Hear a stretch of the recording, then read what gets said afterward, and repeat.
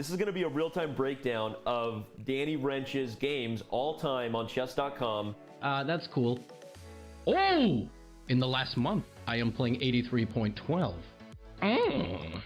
I'm less accurate than them in every stage. Yeah. Man, that stings a little bit. You should okay. do the more game review. Okay. Yeah, thanks a lot. Okay, so Tuesday sucks. I gotta stop playing chess on Tuesday. Oh, it's because it's Title Tuesday. Look how many blunders there were back in December 2020. And now December 2021, 1,600. Don't look at this number. look at this number. Best. Let's go to tactics. Mates. I'll probably need to work on these ones. Yep. Every single rook fork that has presented itself to me, I have found. No one has a higher percentage of rook forks than I do. Yes, correct. These are literally the knight forks that you missed. I missed knight d6? You saw it just now. What the is wrong with me? I could have done here and then taken this pawn, and I'm winning because my pawns get held together. That's probably the coolest part about this feature. Like these positions against Hess. Rook there for rook e2. And he blunders mid and one. Oh my goodness. I'm awful.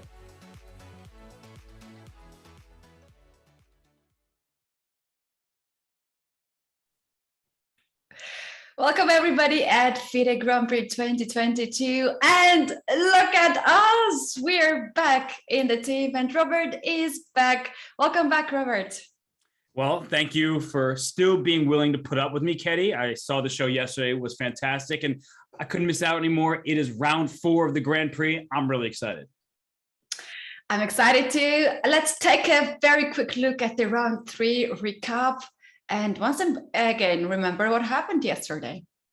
Well, I mean, we got to put the Lev on top because he refuses to lose. He wins his game. He makes Beyonce proud. And now he's at 2.5 out of 3 in his group. Yeah, he had an amazing game. And there was a classy end game that he outplayed very strong Grandmaster, and he's truly leader in this group and favorite of many people. What about Rapport? He's doing well again at this event, and he's trying to catch Radoslav Wojtaszek in his group. He is, and he's playing with the style that we know and love. The chess that he has shown in rounds 2 and 3. In round 2, he put his king all the way up the board to h4. In round 3, that game against Grischuk, I didn't know what was going on. I was looking on my phone, listening to you and Anna, and I mean, what a ridiculous game that was. Fireworks galore. So I think we're seeing Rapport trying to strike back, and today is his opportunity against Wojtaszek.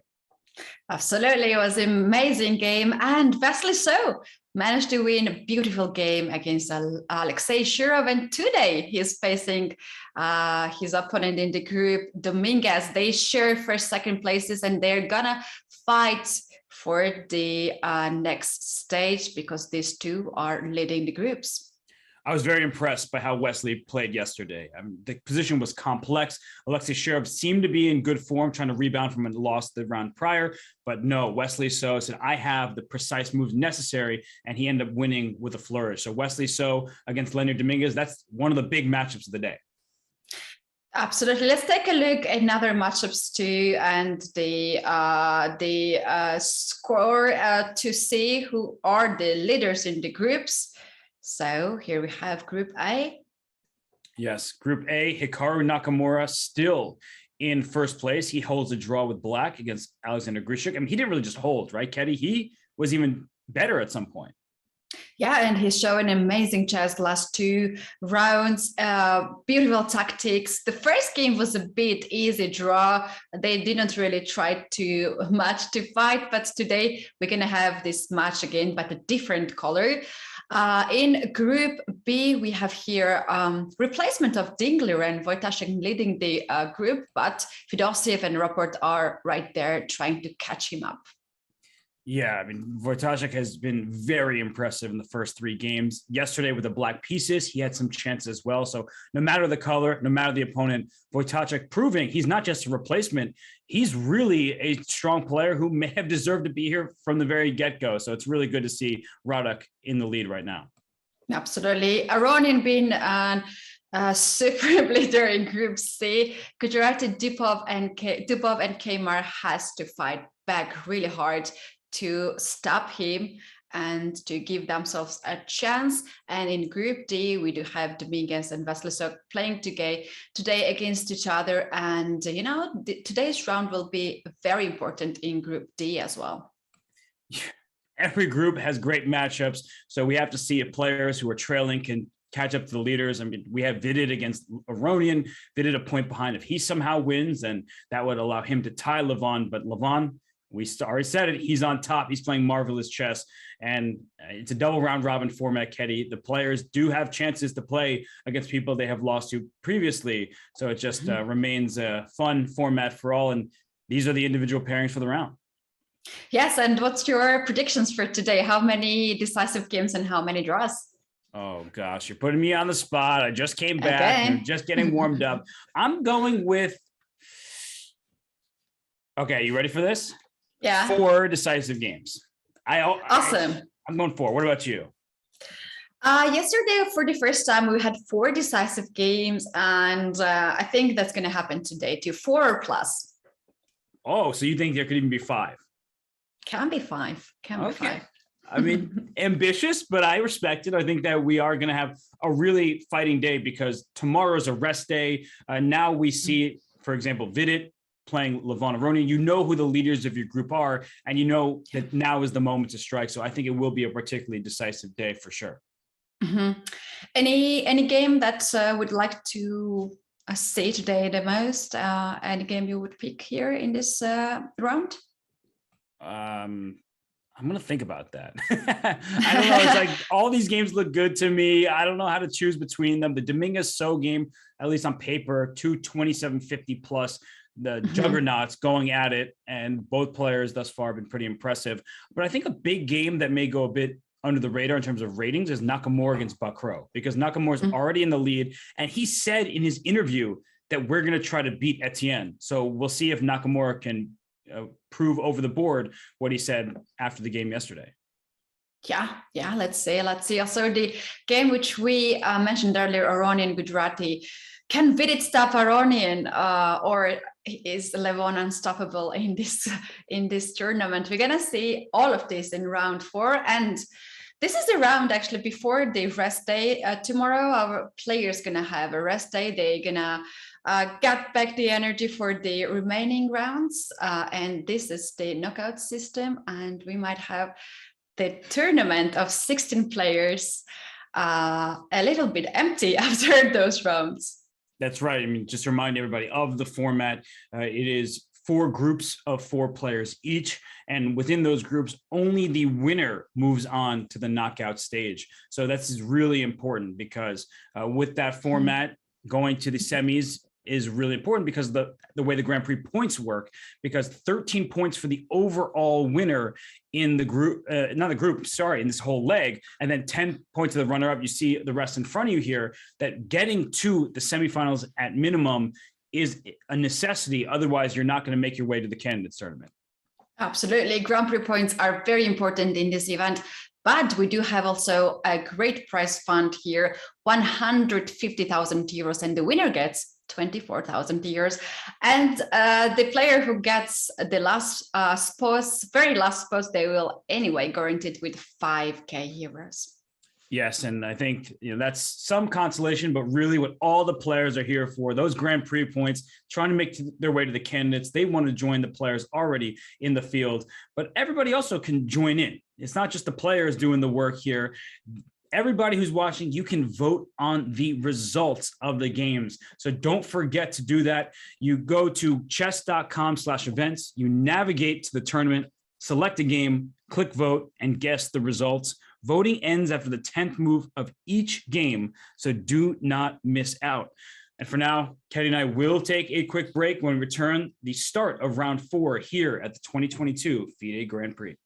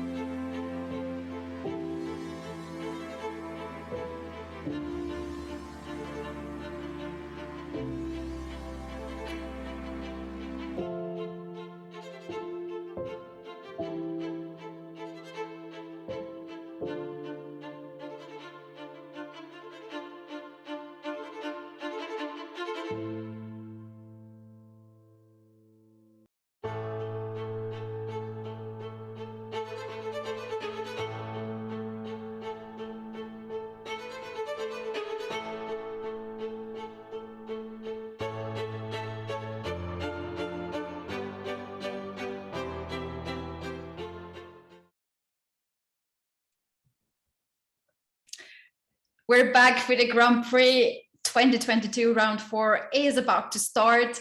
And let's now take a look at the boards. We're going to have first moves very soon, Robert. And do you have any ideas how many E4s and how many D4s or other moves can happen today? We can actually, you know, bet on that.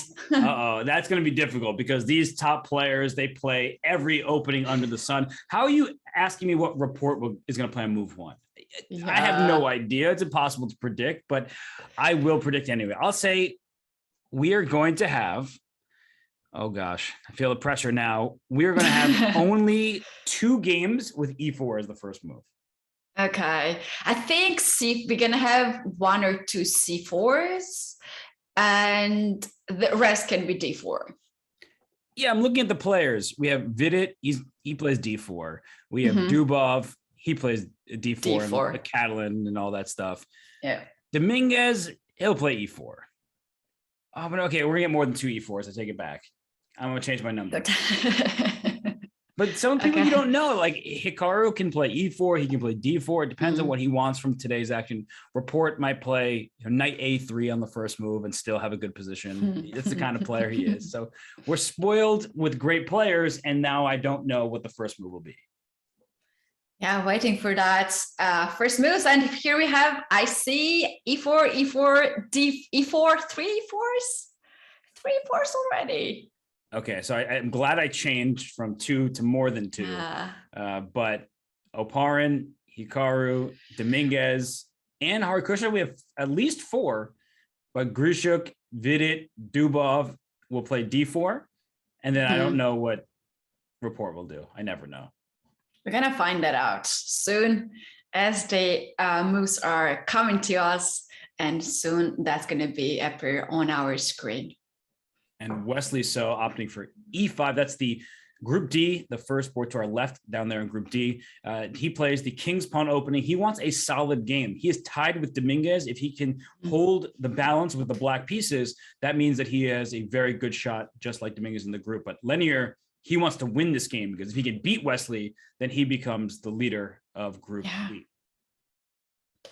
And yeah, he clearly shows how a good form he is for this tournament. But today is very important match for him, as seems like Wesley So is his direct opponent. Right. And it seems that those two will be challenged. We shouldn't count Harikrishna out. He's only a half point behind. He is the white piece against Shirov, who's been struggling as of late. So that's an opportunity for Harikrishna to strike. And I'm looking in the top left-hand side of the screen in the Group A, Hikaru Nakamura, the white side of like French against the player from France. So, Katie, I don't know if you know my feelings about the French. What's your feelings for the French? Say them out loud. Okay, it feels like a very important session here. That bishop on C8 in Etienne Bacrot's position. I'm sorry. I can't stand the bishop sitting back there. So we'll see how the game develops, but not looking great. Yeah, I share that opinion. Actually, the bishop problem on C8 is in many openings, but in French defense, it's very much visible. Yes, it's the light square bishop is a problem for black for the long term. And I mean, Bacrot did play an interesting game against Esipenko yesterday.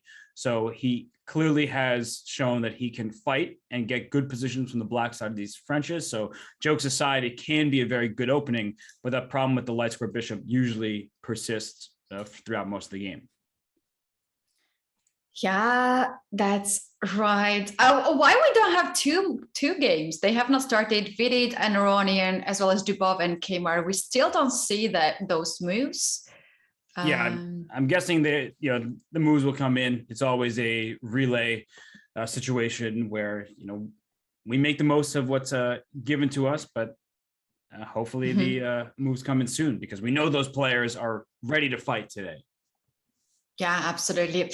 All right, here we have the game on the board. Hikaru Nakamura against Etienne Bacrot. The first round between these two players ended in a draw. It was Berlin defense, and the game was quite dry. Not too much to talk about for us as well, and not too much to play for the players. And they agreed on a draw. Today, here we have a French defense. Do you think it's going to be more fire on the board? There must be, because Hikaru Nakamura, he said that he's going to try to beat Bacrot. He said that's what all he and his 2,700 plus cohort are going to try to do. And Bacrot's, he's not just going to be a willing participant in that. He is going to fight, fight, fight. And if we go through this opening, and they're playing very quickly because this is still in clear theory at this point, it's all against this bishop on c8. So let's go back just to see how we got here. We had a French defense with the move e5, kicking the knight back to d7. And in this structure, generally speaking, you see black's pawn chain from f7 to d5 and white's little pawn chain from d4 to e5. Black likes to strike with the move c5, trying to collapse the pawn center, which is why white plays f4 to make sure the pawn e5 remains defended. And Ketty, as we see the game continue here, it still is standard theory. The move a3 by Hikaru, that's really the first, it's a move that's been played before, but it's much rarer because queen d2 is the main continuation. So a3 by Hikaru, he must be going for something specific. Yes, and I see the next moves has been a3 and then later queen d2. That clearly says that he was not happy. The black's pieces coming on b4 square. It can be bishop b4, pinning the knight on this diagonal. First, he wanted to avoid that, and then he went for queen d2 and in the main lines, in the main position. So he delays the queen 2 by a turn, but there are still similarities here. If black hopes to play queen to b6 and line up against this knight on d4, there's a problem. You see the evaluation bar go up because white has knight a4. That's something that people should keep in mind. Knights on the rim are dim, except when a queen goes to b6. It's often a really good piece to attack the queen, to protect the b2 pawn, and also here to attack the bishop on c5. So queen b6 exists in some positions, but you would have to have the move b5 in first. You can't play b5 now because your knight on c6 is loose. So at this point in time, Ketty, after queen to d2, black can simply castle kingside. Black can initiate trades on d4, but I think this is the clearest example of how the position can go south for black, because if we get all these trades, and let's say we just make all the trades in the world in this position, and white castles, queen takes, rook takes, this kind of situation here, you see that the bishop on c8, even if it gets to b7, it's not a good piece because it stares into its own pawns. And that is the inherent problem with some of these French defense openings, is the bishop for black is so much worse than the bishop for white that can sit on a square like d3. Absolutely. There's going to be an issue here for black. And yesterday, Tim Bacrot was suffering to have light square bishop stuck on c8 against Andrei Esipenko. And Andrei Esipenko just make a good use of that bad bishop. I'm quite surprised to see Etienne plays the position where he is going to struggle in long terms with this bishop on c8. Maybe he just believes in the opening, and you have to give someone credit for sticking to their patriotic pride, because he is a Frenchman. He is playing the French, and the French is solid. So there are plenty of positions, especially some endgames, where if white's not careful, black can claim a good position. And the reason why is this pawn chain is very strong from f7 to d5. A pawn chain is as strong as its base pawn. The f7 pawn is hard to get to. The problem can be in many of the positions, though, is that white with his pawn on e5 restricts black's pieces. So the pawn that is more advanced means that black's pieces struggle for some space. And so I do like the initial look of these positions for white. And if you continue in a good fashion, then you can castle queenside here. Maybe you can even launch an attack on the king side. And black has a much more difficult time launching attack on the queen side, because you're not going to be able to use all your firepower there. White is ready to meet it. Yes, here we have been talking about white's ideas. What's the black's idea? How black is going to proceed the game? Is he going to long castle? Is he going to short castle? I know in some positions there is a breakthrough with f6 to break this structure. There are some positions also, if black going to not castle short, h6, g5. Robert, what do you think? What's the black's plan in this very position? Oh, and here we have it. Well, I'm glad the question was answered by Bacrot, because he played the move g5, going straight for this pawn on f4. And you mentioned the idea, right, of playing pawn at g5. He says, I don't need to use a tempo playing h6, because h6, g5, the pawn is still going to be captured. But the point that Bacrot is highlighting is the e5 pawn is loose. So g5 becomes an opportunity here to say, please take my pawn on g5. I'm okay with that because I will, and you see the evaluation bar going down like crazy. You can take on e5, but you can also now just trade everything on d4 and then take on g5. So the pawn is defended tactically speaking because of all the exchanges on d4 and then the e5 pawn. It sticks out like a sore thumb and becomes a problem piece for white. Absolutely. And if black gets this e5 pawn, then anyway, black gets rid of this center, then he will be free to develop his bishop, push a little bit pawns forward, and the bishop will be free to find a perfect square. And this is not what actually white wants to see in this position. After g5, Hikaru here will try everything to hold the position, hold the center, especially e5 pawn at any cost. That's right. But, I think some players, they see g5, they realize I can't take on g5. So let me just defend my pawn chain. I really like having my pawn on f4. So I'll play g3. But the move g3, well, it's not a bad move. You do need to start calculating things. For instance, this h4, e1 diagonal. When I take on f4, you're going to take back with the pawn, and queen h4 check right away is actually a possibility because there's some tactics here that need to be figured out. Off the top of my head, queen h4, bishop f2, knight takes d4, giving up the queen on h4 because I win your queen right back with this check on f3. And you have to evaluate these positions because we finish off the variation here. Black can get the g file, white cannot because of this great bishop on c5. And I think that this would be as unclear of a position you can get straight out of the opening because white has some pluses, a better light square bishop and a very well-placed bishop on h4, but black gets the open line for the rook, and that can be very valuable. Absolutely. And c8 bishop can also find a way. For instance, pawn can be pushed b5 on the queen side to get more space, and bishop b7 now will create a threat, d4 to open the long diagonal and be more active.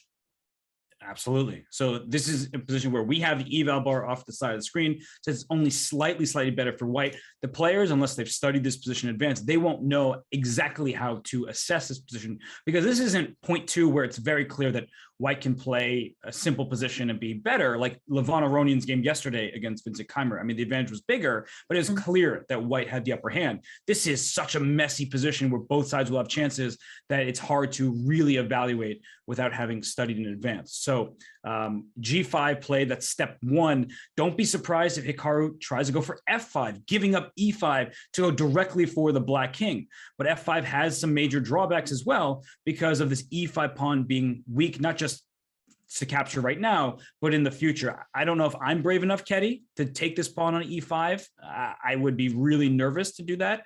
I think that I would be more likely to then go back to plan one, which was trade queens off the board, because in a situation like this, where queen on d4 is under attack, pawn on b2, now when we trade queens, you can't just castle and keep the position closed because the e5 pawn lost its defender. Absolutely. This pawn going to be the weakness in the end because there is no defender close. It ends knight from d7 makes a really good work. I think even queen c7 here wins this pawn right away. Without even trading. So maybe that's what white should be careful not to push this pawn, but we have here seen so many lines g3, f-takes g5 to push we actually discovered 3 lines here for white and we don't like none of them. I'm just uncertain. I wouldn't say I don't like them, but yeah, it's becoming messy. And because Bacrot made this move g5, and we'll see how quickly Hikaru responds, because g5 is a move I think you play having prepared it, not just, I don't think he was inspired over the board. Of course, Bacrot is a fantastic player, has been for so many years, but I have the feeling that Hikaru could be walking into dangerous preparation. So if he himself is not prepared, that's when things start to go wrong. The position for now is perfectly good for white, but you see this move g5, and now it's about how you react. Can you remain calm? Can you say, I'm just going to be objective, look at the board, Hikaru Nakamura previously number 2 in the world, fantastic player. No one's doubting his skills. It's about this moment right here, right now. Can he meet G5 in the best way? Or is Bacrot, in fact, going to be able to seize the initiative and cause some problems for Hikaru Nakamura? Yes, I was just checking right now if G5 has been played before, and I can see only one game in database. G5 was played, and we had F5 next move, and this variation, trading the pieces on D4 and Queen B6. Queen trade, and the game went on after that. So only one game what I can see so far, and this can be the second game. Let's see what Hikaru will come up in here. Shall we go to the other games as well? Because there is a bit of too much updates here in the game of Dubov and Keymer. They are already in the end game, and looks like Dubov's knight on d6 is something that we have to talk about. Okay, let's go over to that game between Dubov and Keymer down in Group C.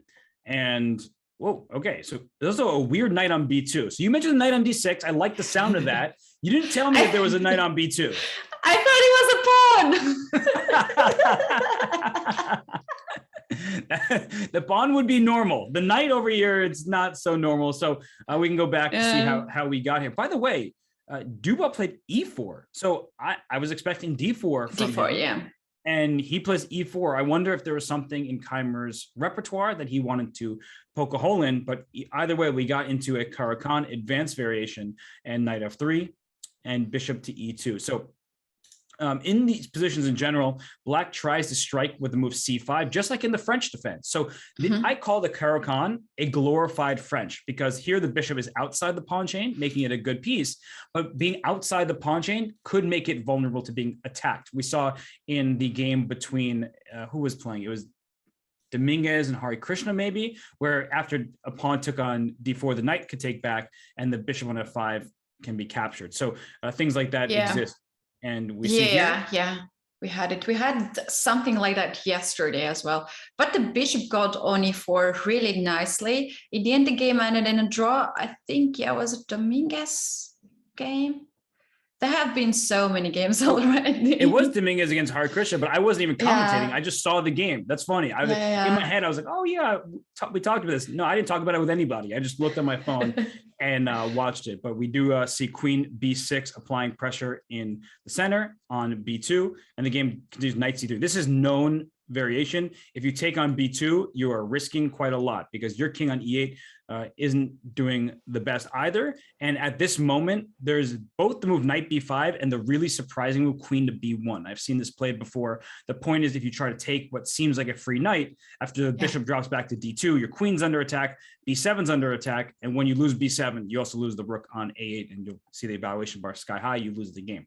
So that's why Keymer decides instead to play knight C6, develop castles, and only then take on B2. And one of the major points is that in the event of a knight B5 move, well, you're not going to be able to fork so easily. The rook can slide away and things of that nature. So queen E1 takes, bishop takes. Was this played in a game in this event? Oh, it was a Shirov against Hari Krishna in the first game.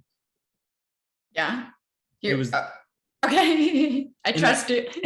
Day one, they had this position because in that one, there was rook b1 takes b4 because this allows the... Yeah, we had this, We did, and Hari Krishna was very well prepared, where it was something like this, and then white played the move c4, and Hari Krishna was able to hold a draw without too much difficulty, so he prepared it very well. Yeah, absolutely. We had this position where none of the sides could push more knight and rook versus bishop and the rook endgame. But in this game, they kept more pieces than Shirov and Hari Krishna. Knight b5, very clear. Go to c7, and after bishop a5, we see how the knight got to d6. Rook b1, the queen moves, rook c1, knight a4. So this has to be deep preparation by both players, and there have been not many, but at least 8 games I see in this variation before. So this is not totally new.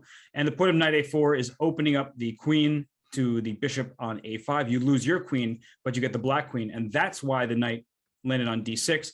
The bishop had to go to a5 to stop knight c7 check with the fork. And this is where the game took us. Knight takes b7, bishop, hold up. Knight takes b7, bishop d8, and then knight takes d8. We're really deep in this game, Ketty, and it seems like both players were expecting this moment. Yeah. Oh, yeah. He took this bishop on the to get then on 7th rank, to give that check and then control with another rook coming on c1. And the point is that if you get this knight back on d6, then black can start to push kingside pawns with f6.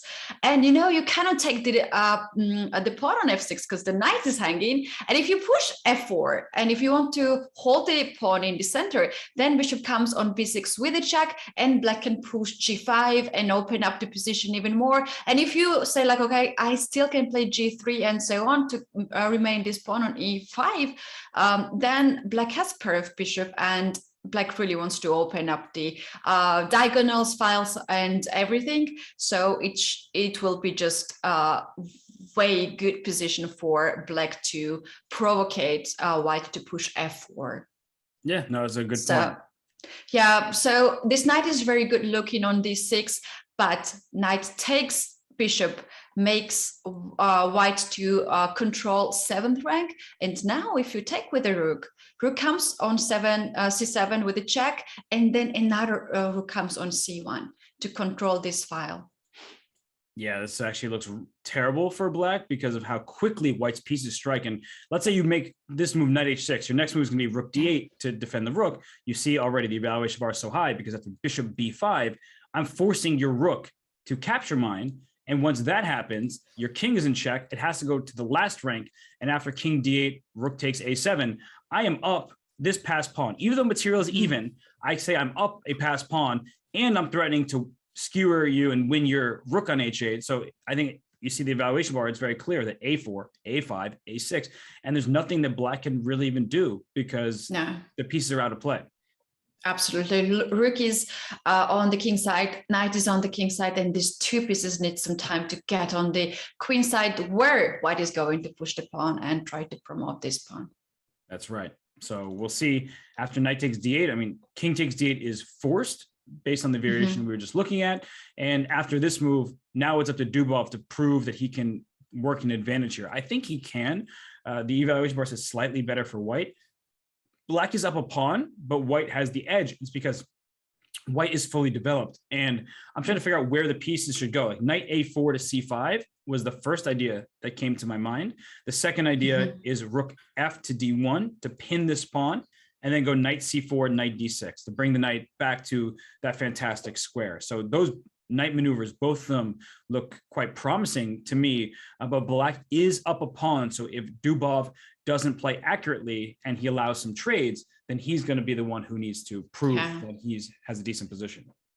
I love this maneuvering of the knight to get better place from B to B2. What I really like here is bishop a6 to activate this bishop, get more space, control c8 square, and next what white can do is to double rooks on c file and try to fight on this file. I like it. I mean, there's so many options here that we just named for white, and for black, it's about parrying the initial threats that white is about to go for. And then after that, you can try to work your extra pawn, but your king is the problematic piece. People think queens are off the board. There are no checkmates, there's no attack. Here, there's a problem for black in that the rooks are not going to be connected because you can't put both your knight and your king on e7, and your king isn't going to go to d7 because it will be, I can't draw my arrows again. Good to see that some things remain the same. Bishop b5 check will force the king back, and king e7 has the problem that you were highlighting before with the rook coming to c7. So I think that black is going to struggle to coordinate the pieces, and Dubov playing very quickly. He came for this specific line today, and that's why he played e4 on the first move rather than his typical d4. Right, we have king d8 on the board from Keymer, and very quickly Dubov plays rook from f1 to d1. He is very likely trying to get this knight from b2 to d6, better square, which this knight gonna create so much threat to black. Yeah, you were talking about controlling the c8 square. That knight controls c8, attacks f7, attacks the bishop on f5, And if black says, I'm going to just stop your knight from coming to d6 by putting the knight on c8, it's really passive, and you see the evaluation bar go up because black stopped one plan for this knight. But what about another plan? My knight can go to c6. It can go to b7 with check, and don't count out checkmate ideas. If you play some random move like h6 or h5, you're going to see the evaluation bar continue to go up a bit, because after knight b7, if the king goes here, my bishop comes out with check. If the king comes to e8, same idea. King e7, in comes the rook, and the king is being forced back away from the rest of the board. And now I just play rook c1. Your knight has to move. Then I still get knight d6. It's the worst possible situation for black. So you don't see your opponent's idea and say, I have to stop that one idea. That's all I'm caring about. You need to think about the full board and the overall picture. Yes, and this what you just showed right now on the screen reminded me of the game of Aronian and Keymer yesterday. That's what actually happened. White got slightly bit of advantage. There was only C file that Aronian had and active pieces, and he outplayed the opponent. It was Vincent Keymer.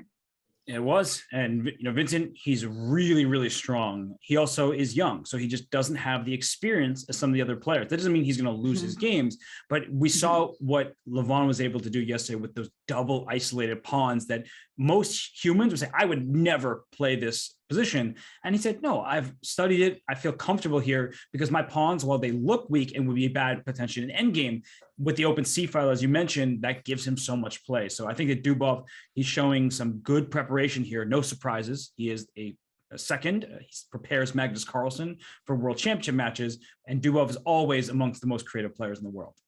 Yeah, absolutely. Absolutely. Shall we take a look at the game of Vidit and Aronian? This seems very exciting position. Okay, we can stay right here in the same group and go to that game. And wow. All right. So some would think Levon is 2.5 out of 3. He's playing somebody a point behind him. He'll play calm chess, try to make a draw. It's not Levon's style. Sometimes when people only play for a result, it's actually the worst possible outcome for them because it's not his style to just play quietly, solidly. He loves the tactical flair. And from the very beginning of this game, we saw c4, knight f6, g3, e6, and here it comes. Take on c4, check. He plays a6. He plays c5. He pushes those pawns up the board. And now, after d4, he makes the move b5. A scary move, Keddy, for most, because there's a rook on a8 and a bishop on g2. Happy to see it. But black often needs the space. You can't just say, I'm going to develop my pieces slowly. We saw actually Jan Nepomniachtchi beat Kirill Alexienko in the candidates tournament, a critical game where Alexienko's pieces just never got out from the black side, because if you don't play b5 now, you may never be able to play it. For example, bishop e7, you're about to see the evaluation bar. There it goes. It goes way up because the queen is actually misplaced on c7, allowing bishop f4 with tempo, and white just is striking first, and black does not get the necessary activity. Yes, that was a good point. And you actually always point before the bar goes up. You said, now you will see bar going up. How you're making that? I know how to make bad moves, Keddy. That's what it is. If I knew how to make better moves, I'd be playing in these tournaments instead of commentating. So. No, we definitely need you, and I think chat will make some noises right now to prove that we really need you to be here and to commentate this event. What's happening after b5? Like, I really feel that it's too pushed pawns here, like too much to push these pawns. I would agree, but then the move queen a7 was played, and to me, I have to just like take a step back because I would much rather my queen be on b6, but I'm guessing it's really important to keep the rook protected. If the queen went to b6, which is a more active square, you're still doing the same thing on the diagonal, but you're on a b file rather than over there on the rook file. It feels like a more natural square, but I can imagine that there are some issues with this rook on a8 being loose, and knight e5 is a possibility here, and bishop b7 is still a viable response. But oftentimes, as you go deep into these positions, there's like a little difference that actually means the world. So the queen on a7, if knight came to e5, you're going to see that now c takes d4 is much more of an option, because bishop a8 would be a blunder. After queen takes a8, you get a bishop. For your rook, you're going to take the knight next. Black would get 2 pieces for the rook and be in a dominant position. Yeah, absolutely. That's for sure is not Vidit's dream to give up that light square bishop and then have this issue of 2 pieces hanging at the same time. Instead of this, did he went for e4? Oh, first d5. Wow, that's a beautiful move. Yeah, it's one of these pawns that you don't take. It's like, it's there. You can go pawn takes d5, with your pawn. He did take it with his knight, but if you take with the pawn, I'm pretty positive the e4 just crushes black. Yeah, these are these types of positions where the king's in the center and you're lacking in development. And yes, I'm up a pawn, I'm doing well. No, you're actually doing terribly because there's already a threat to win the pawn back or to play e5. So if you play bishop e7 to take my pawn on d5, I'm going to castle. Well, you're not going to castle so easily because I'm going to play e5. Your knight, let's say, goes to h5. I'm going to take your pawn in the center and you can't castle because your bishop is loose. And your whole situation here is collapsing. I mean, you really don't have good moves to make as black. After e4, can we keep the strong center and push the pawn forward, like for instance d4? Yeah, I mean d4 is possible, but white can make this move knight d5, and you have to take because otherwise I'm going to fork your rook on a8 and your king on e8. And if you do take, so you don't lose material, when I take back, your king is still stuck in the center. If you try to block the line, I play d6, which also opens up this diagonal. I'm going to put a piece in the e file, and black is up a pawn, but just getting crushed because I'm going to castle and put a rook on e1. Black's king is not getting out of the center. Yeah. Wow, this game will be very sharp and very interesting. That's just the start. That's just an opening, and already there are so many ideas and so much of complication. I mean, even here, right? A4 was played, and you see the very obvious next move for Vidit is to go pawn takes b5, and the rook on a1 pins the pawn on a6. And Levon says, I don't care because my king needs to be safe. If he played b4, which is a natural looking reply, then you still have to worry about your d5 pawn, which is going to quickly become a target. E4 still has a problem against this pawn on d5. And yes, you can play d4, but now you've given white all of these light squares and the long-term initiative on the king side because we cut the board in half. That's what I like to do when I look at pawn structures that are not symmetrical. From the A through the D file, black is up 2 pawns. Black is up 1 pawn overall, but 2 pawns on this side of the board that don't seem all that important yet because white controls all the light squares. And on the other side, from the E through the H file here, white has an extra pawn, which means e5, which may mean e6 just to go at this king. And if you castle, I have an attack ready on the h7 pawn. So it's zeros according to the engine, but from a practical point of view, when you think about over the board chess, it's now becoming a situation where black needs to be careful despite being up material. Yeah, absolutely. I agree with that. And the positions over the board and positions even online chess can be so different. And I'm sure no one would feel comfortable to play that kind of pawn structure position over the board chess and classical chess. No, that's why Levon plays bishop e7, showing good preparation. That it takes a pawn, so now it's equal material. And then he calmly plays queen b6, stepping out of the pin, and he's attacking this pawn. And that is sometimes what's necessary, that instead of just taking pawns and trying to keep material and be greedy, you give back your extra material for something else. And what's that something else here? Let's say white says, I don't want to go down a pawn again, so I take on a6. You're going to see that black's pieces come to life. Rook takes a6. Now your rook on a1 is under attack, so you castle to get out of that issue. And then black does the same. And we see that black has a very healthy pawn center here, and white is castle, black is castle. The material is even, but black has gained some activity, pressure on the isolated b2 pawn, strong pawns in the center, no attack against your king. So I think that it's well worth it what Aronian is doing, and Vidit now needs to figure out how he can actually play for an edge, because I think that Levon is very, very well prepared. Yes, I'm sure Levon would be very happy to have this position with black pieces, so much of activity, and maybe Vidit has to find something else, not to have such a calm position at this point and try to find something else. I don't know, it can be e4, it can be knight h4, it can be knight d4, just to attack the central pawns rather than to simplify the position and allow black to castle on the calmly on the king side and develop all these pieces. I mean, all the moves you mentioned, moving this knight out the way to get the d5 pawn. I think that's in the cards, and we'll see what Levon has prepared against that because he's spent almost no time.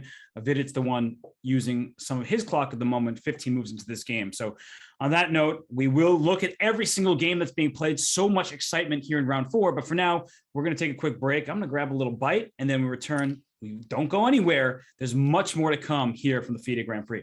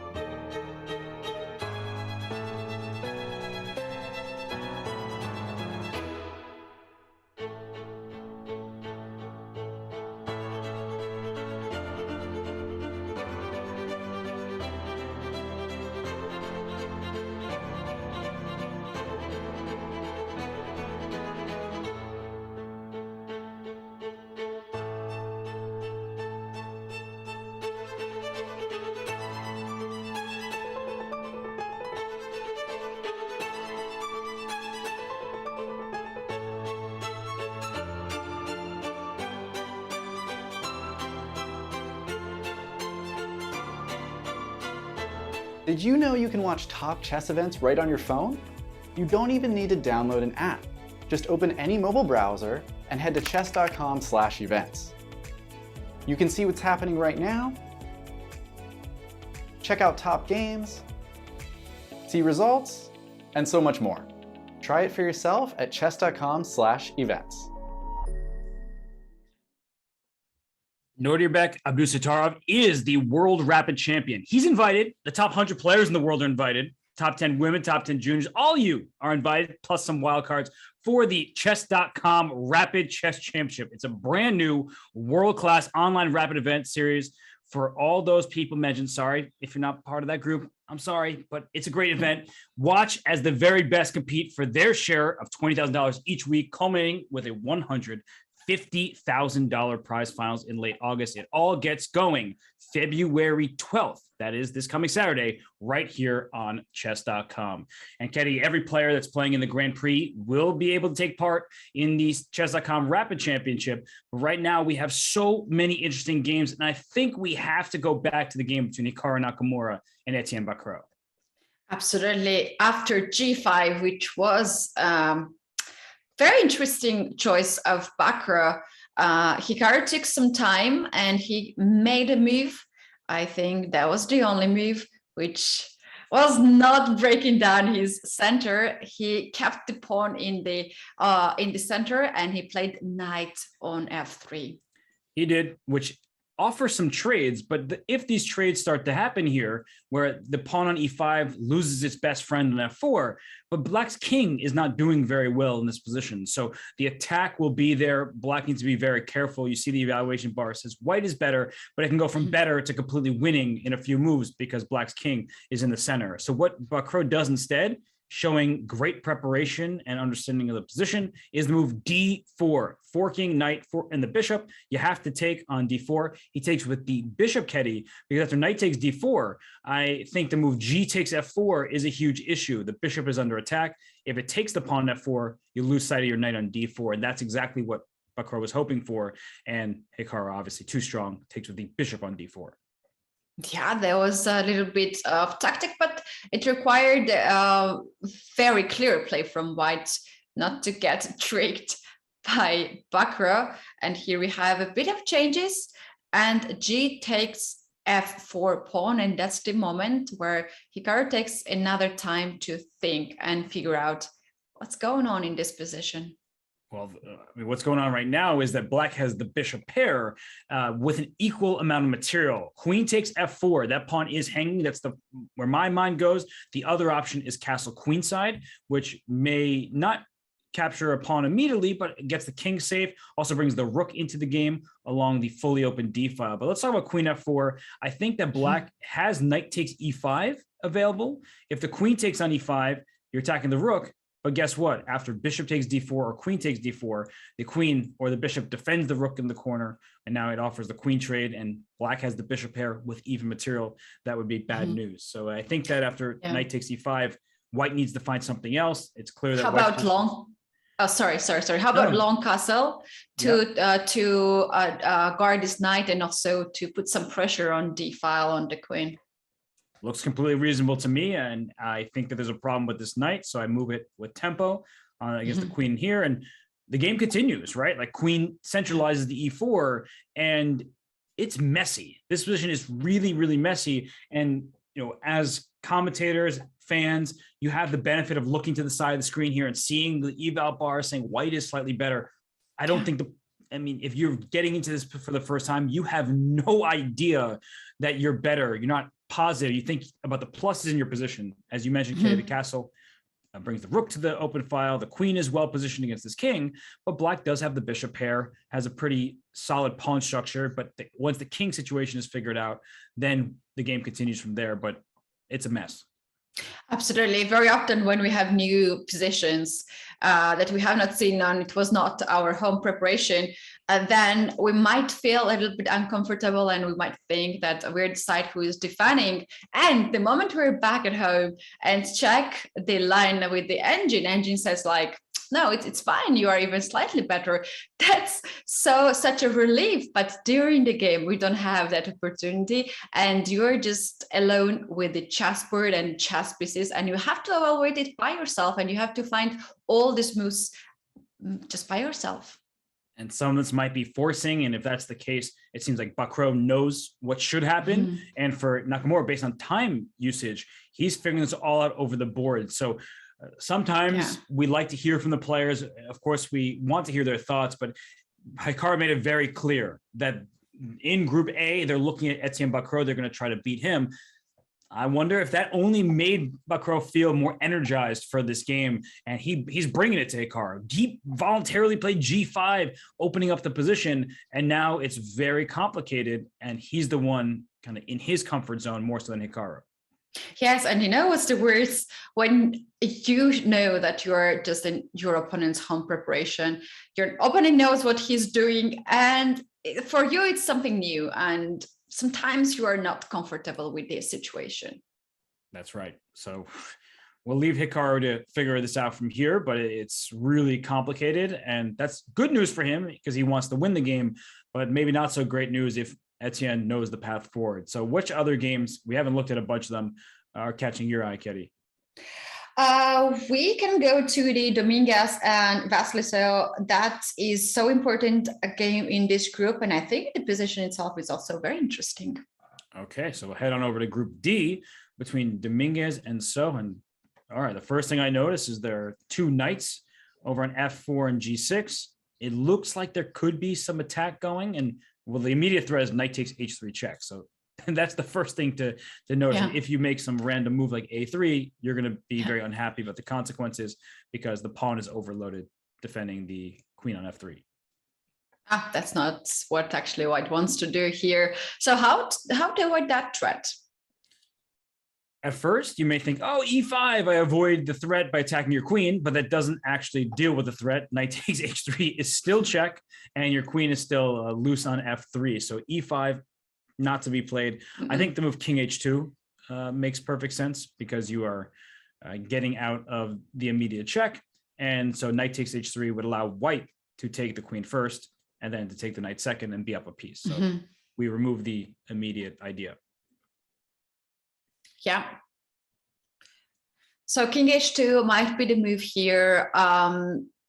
It can be also that queen can go somewhere, Queen C7 or Queen C3 to also target the pawn there.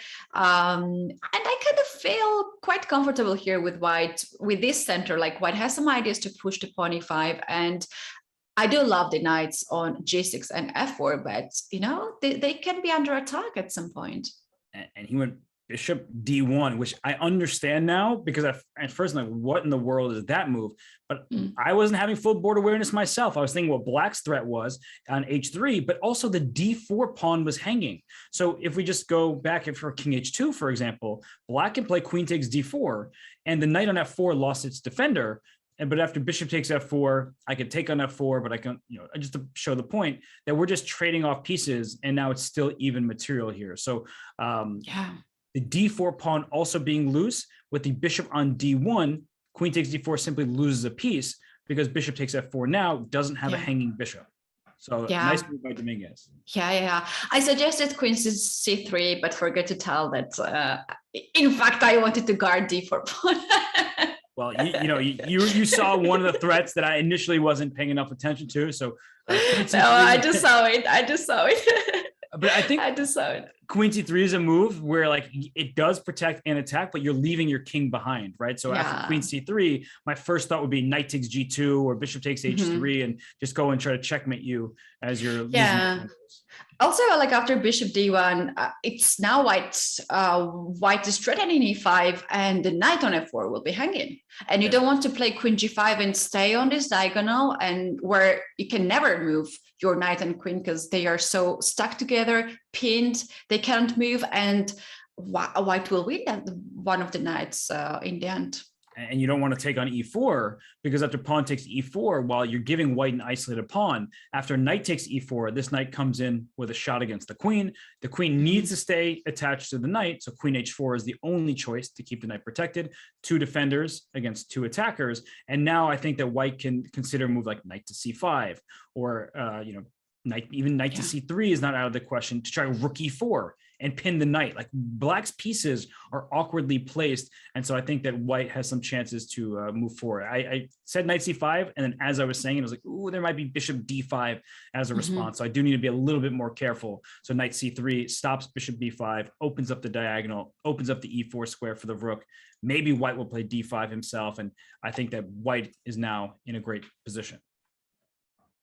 Yeah, it seems like, although the time what we have right now on the clock seems like black played really fast and white took some time to come here, as the difference on the clock is quite decisive. Yeah, it is a big lead there for Wesley, who he's a well-prepared player. Dominguez also tends to be well-prepared. And if we just quickly stroll through the opening, it was an Italian game. So nothing too special for the early stages of the game. A5, it's one of those critical choices, Ketty, between A6 and A5. A5 stops B4, but it gives up the B5 square, which can be important in some positions. But I mean, pretty solid game to start off with, at least it looks like to me. Yeah, looks like, and I really wonder how those knights got on the king side, just like that, to stuck to each other and to support each other. Yeah, the knight reroutes the g6, and the bishop came to a4 to not allow c6 with a tempo, and the bishop can reroute itself. And here is where things started getting heating up. E takes d4 by Wesley. So that shows preparation. You do not make the move E takes d4 without being prepared, because you're handing white the center, and he took with the knight to attack this bishop, and then he gives up his bishop pair. He gives up the center and the bishop pair, Ketty. He obviously has studied this position. Yes, and he has a lot of time on the clock, so he's showing off his preparation. It's so funny how chess works, right? When I think about the principles, two bishops advantage, more pawns in the center, that must mean that white is better. And yet the evaluation bar says, slightly better, not a big deal. And Wesley played the move d5, which makes perfect sense, challenging the center, queen f3, and then queen f6. This is where we're back in the game. So it's not decisions that I would make lightly. Wesley did not make them lightly. He came with a plan in mind. And right now he needs to follow it up, because sometimes, and I'm not accusing any top player of doing this, of course, they study deeply and understand the complexities better than I do. But sometimes you know that a position should be about equal based on the engine number, but you can't remember everything. You can't study every opening 25 moves deep. So you think, okay, it's good, I know it's solid, but then you don't actually know the continuation. And when you have to figure out over the board, which is all chess players must do that, that's where a mistake could happen. And right now it's the type of position where I feel like Wesley needs to continue showing accurate chess, because white has all those pluses with the bishop pair and the strong center. Absolutely. And I kind of looking forward to see here some move which shows that Wesley is still in his preparation, and he knows what he is doing. And all this, what he done, give up the center, give up the bishop, matters, and it's okay because of this reason. But for now, I don't really see what's the reason for that. Yeah, I'm also trying to rack my brain and come up with ideas. I think perhaps that, so if I take this from direct moves into more of a thought process, that e5 is the move we talk about, and the queen will have to go to h4. The bad thing about playing e5 is that I know black will try to play f6. So if I'm now going to first state that again, e5 will allow black to play f6, and the rook will develop in its place. So let's say I play c6, just defend my center, and you play e5, and black plays queen h4. You already see the evaluation to go in black's favor, because you're helping black attack your king by this move f6. That once the pawn is out of the way, the first rook is happy, the second rook will join the party, and that's a problem for white. So I think, we all use these shortcuts in mind, like these are ideas we want to do, but then when we dive a little deeper, we see that black is the side going for the attack, and so playing e5 would actually be a mistake, because you can't push pawns backwards, and now black will push his pawn forward and open up the lines for his rooks. Yeah, if this happens in the game, and if that's what he black here planned, all the black pieces will be on the king side in attack. Look at this, 2 knights, queen, bishop, and the rooks. Then what else you can ask with the black black color to have the position? You got everything you wanted and more. Yeah. To quote Beyonce, surrounded by the embrace of all the black pieces here, but it's not really a warm embrace. It's a menacing one. So that's not a decision you make lightly. And I don't think Lenier is going to go for this E5 move, no matter what black plays, like C6 or otherwise. I think E5 has to be prepared rather than quickly played. Yes. We will come back to this game, and the thing's gonna be heated up by that time. Shall we see the game of Rapport, Richard, and Wojtaszek? Because in this group, these two are sort of competing each other, which one will get more scores. And now they are playing this round. And this is quite interesting situation, right? The queen from A3 pins the queen. Yeah, and black has this pawns in the center. What's going on here? Yeah, I mean, you need to warn me. You didn't tell me about Dubov's knight on B2, and you didn't tell me about Rapport's queen on A3. When pieces are in weird places, I need to adjust. I need to be mentally prepared. I do like Rapport's position for multiple reasons. You mentioned the pawns in the center for black and this pin. If at any moment white does decide to take on C5, black is left with this isolated pawn on D5. So that's not something that most players want to have. And so I think that it's smart to keep the tension since there's a pin on the diagonal, but at some point D takes C5 with control of the square in front of the isolated pawn will leave white with an advantage. I would start by castling here, of course, and then move rook to D1 and eventually try to take this pawn on C5. Mm-hmm. This position seems to be coming from London system, where the dark square bishops were traded on D6. Let's take a look how we got in here. Okay, so it looks like a London with the bishop on F4. It was one of these early decisions, and we had a trade. And when I look at this, it just looks like very simple chess, almost like you don't have a plan in mind. And of course, Rapport always has a plan in mind, oftentimes really creative in ways that I don't necessarily understand myself. And he went knight C3. He brought his queen to B3, but he was encouraged to do so by this move. And after knight D7. So this is still opening ideas that make perfect sense. Don't just go take pawns because you think they're free. A rook will land on B8 and you'll lose the B2 pawn, and the king on E1 is in bad shape. So knight D7 does not blunder anything. H3 and simple chess. Develop queen A3.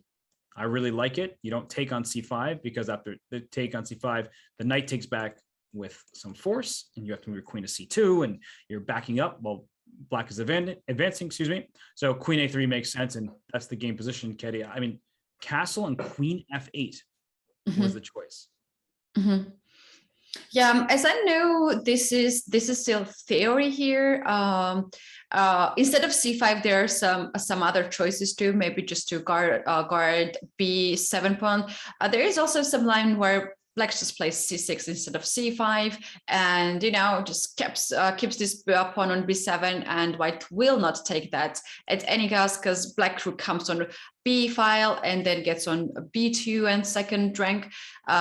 And this is the position, very standard position of Cuthbert structure. Cuthbert structure, and black just pretends that my pieces are fine and I'm ready to play normal Cuthbert structure. But instead of this, Wojtaszek here went with C5. He wants to bring more complication in the center, and he was fully prepared for this queen A3 because we have seen that he now went for queen F8 just to have this queen not pinned anymore, and very likely he's ready to push C4 to block the center, and then maybe to start the queenside attack with B5, B4.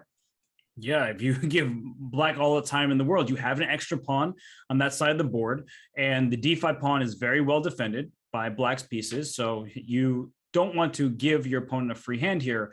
My immediate instinct is to take on C5. We've been talking about it because let's say you take with your knight on C5, going after this bishop on d3, I will give you the bishop. The position isn't one where there's a bishop pair because a pair of bishops has already been traded. But let's say I bring my rook f to d1 because maybe my rook should go to c1 and just continue this variation where we trade queens, you take back, I go rook takes d3. This is a bad endgame for black. Not a losing endgame, but it's bad for black because white's play is simple. Put a knight on d4, and I'm operating against your weak light square bishop. That bishop doesn't have a good diagonal, has nothing to attack. So white will first put a knight on d4, bring the pieces to the center, maybe a rook to d1, and you just reroute your pieces and organize them in a way that will continue to restrict black's pieces, and everything is well positioned for white.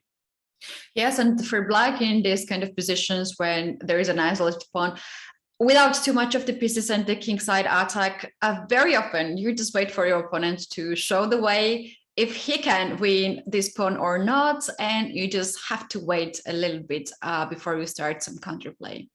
And white can push those pawns as well once the knight goes into the center. So it's a bad situation for black. This is not what Wojtaszek really wants.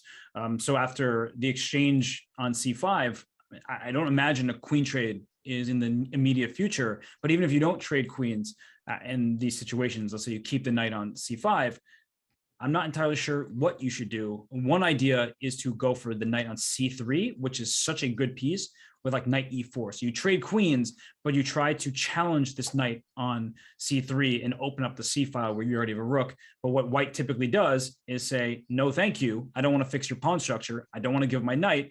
And I play knight e2. My knight's still coming to d4. I can put a rook on c1 and trade a pair of rooks if I want. I mean, this knight comes to d4. This knight might come to f4. White is just spoiled for choice in these positions, and black may hold. It's just never ever fun. Yeah. How about just to keep this position and the pieces on the board, and for instance, after d takes c5, to capture this with a rook, I keep this diagonal just like this, and black's idea can be to play a6 next move and rook a to c8, and to try something like, I don't know, rook c3 at some point, knight e4, and just to keep the pieces. And I'll just force white to have queen on a3, which is not so good if it's just stuck there. I agree. I think keeping the queens on the board makes sense. The downside for black is that the issues are still not going away. So let's say I play the move rook to d1. I like moving the f rook. I don't think matter too much at the moment. Rook d1, you play a6. So you're trying to make your rook go to c8. I got you. So I'll play rook d2. You'll play rook c8. And then I'll say, well, I'll bring my rook to d1 over here. And where do you go next as black, right? Like you lined your rooks up, but the one pawn and the knight stop your rooks from making progress along the c file. And so it just seems like white continues with all the pluses. The knight can still come to d4, and I'm just worried about the long-term potential black's position. It's solid for now, but white has a more or less free hand in these types of positions. Yeah, absolutely. White just captured the c5 pawn. Very likely we're going to see either this continuation to take it with a rook or with a knight. And soon we will see if black is trying to bring something in this position, or he will just play with the isolated pawn. Yeah, it's a strategic nightmare for Wojtaszek, and he's great at handling strategic positions, but it's just he would obviously prefer to have the white side of this, and so he will work his way back into this game. So we still have many other games going on. I don't know where to take us. Can I suggest another g5 position? Let's go back to Dubov and Keymer, because we do have in that position g5 pawn on the board. Okay, let's go to that group. And this one is, I love to say this, really unexpected. Like if we just go back here, so rook d1, rook b8, knight c4, and then g5. So is this like a long-term plan to stop white from playing f4? I mean, why g5, I wonder? I love this move. I think one that can be that it stops the pawn coming on f4. Next, maybe he's also planning to play f6 and just to break the center like it happening in the other game too. And also he has to develop his king side, and that's the way how he's struggling to do it. And he found this fancy move. And I guess after knight d6, you're just going to bring your bishop back to g6 to make sure that your pawn f7 is defended and you're not getting captured here, because if you ever had to capture back, you would lose the d5 pawn. So that makes sense. But isn't this slow? I mean, it's a bit of a rhetorical question, because you were telling us earlier about doubling the rooks on the c file, controlling the c8 square. Yeah. Doesn't white have like everything that you had asked for? And a move like rook c5, I can double rooks, go to the 7th rank, or play rook a5 and go after your pawn. Maybe there's something here for black. I'm nervous about Keymer's position. Yeah, me too. And I'm more nervous because this is the second round in a row when he's getting slightly worse endgame. And we have seen what happened last time when it happened. Yeah, what's your reaction? Oh, sorry. I mean, you were talking and I just had this like epiphany. G5 is brilliant. I love the move G5. At first, I was like, what's going on? But you know what he's going to do? Okay, let's take a step back. We were talking about various things. And sorry, I didn't mean to interject there, Ketty, but I just had this like... No. I want to hear this. I love the move, but I don't know why it's so lovable. So please tell us. I had this moment of understanding. It just all came to me at once. So we talked about positions where the king goes to e7 and the rook goes to c7 with check. What this king, the future for it is on the g7 square. That way you can connect your rooks in the back rank. So in the event you play king e7, king f8, you're kind of stuck if this bishop is, let me just show. Let's say I make a move like h6 and knight d6 happens and I play here. My king can't get out, and you see the evaluation going really high for many reasons, but white can just go forward with the typical plan, because if your king goes to e7 and I just throw a check in, your king goes to f8, you're not escaping. Your rook is useless on h8. But if this pawn were on g5, like in the game, your king is running to g7, and not only that, the h6 square is free. I'm going to pull back up the game position here. That after knight d6 here, rook c5. I'm trying to do this whole thing. King right away is a little risky, but I have king f8. I have king to g7. My knight can go to h6, and finally, this rook can get in the game. So the whole point of g5 was for an evacuation of your king to escape and run to g7 to allow this rook on h8 to play in this game. That's it. Yeah, absolutely. I love this idea that king has an escape square, and then black's pieces can finally work together and be connected. And in many of the lines that you were shown earlier, the black's king really was struggling with the space.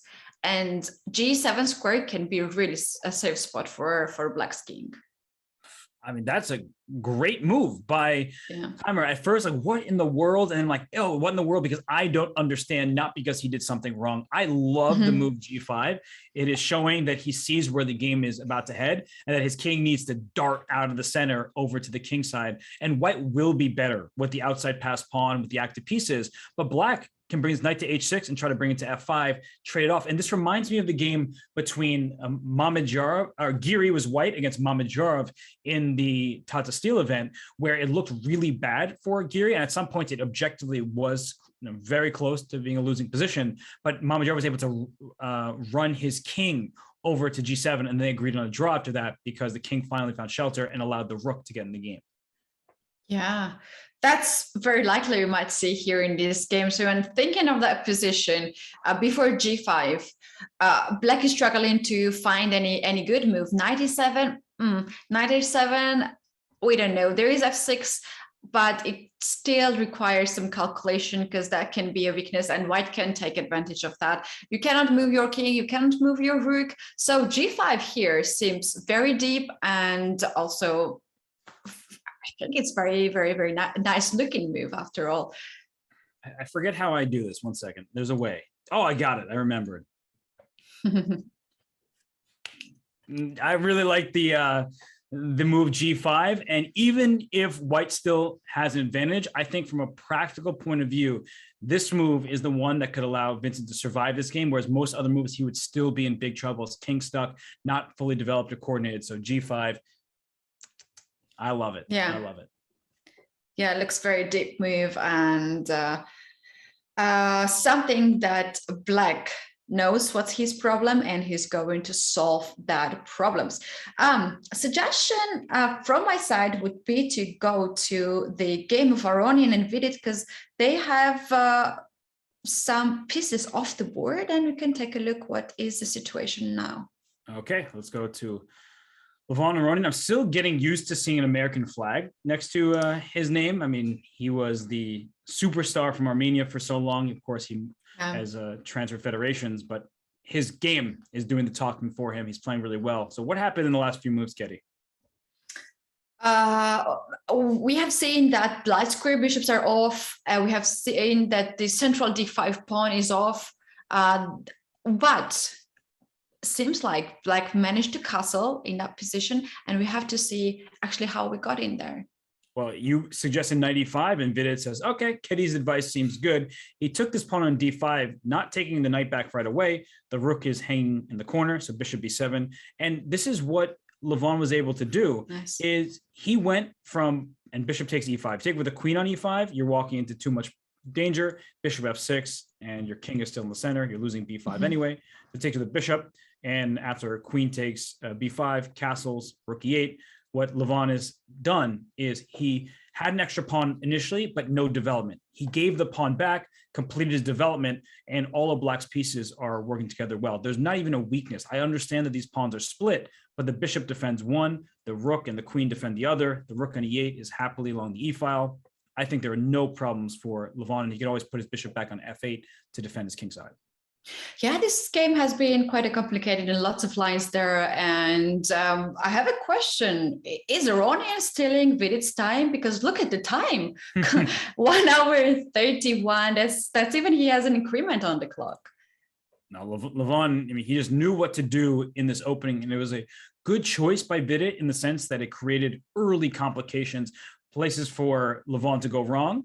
But Levon, I mean, there's something about his play in this tournament thus far. He seems inspired. And part of what I'm getting at here is he when he transferred federations to the US, it was not an easy decision, obviously, but he felt like he would get the support that he needed to still compete for a world championship match.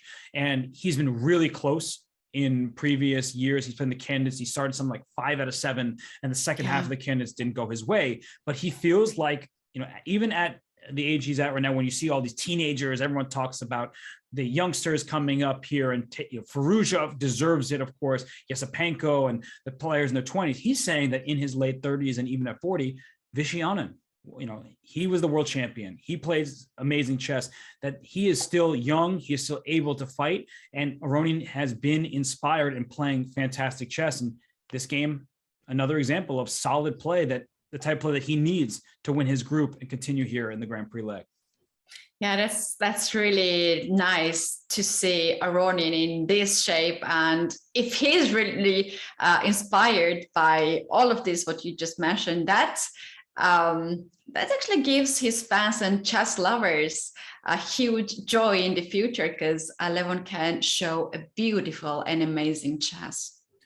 For sure. Well, Ketty, we are appreciating the chess. We really haven't been able to dive into every single game. For example, I'll just flash the game on the screen. The game between Oparin and Fedoseev, still very solid for both players. Nothing too major has happened just yet.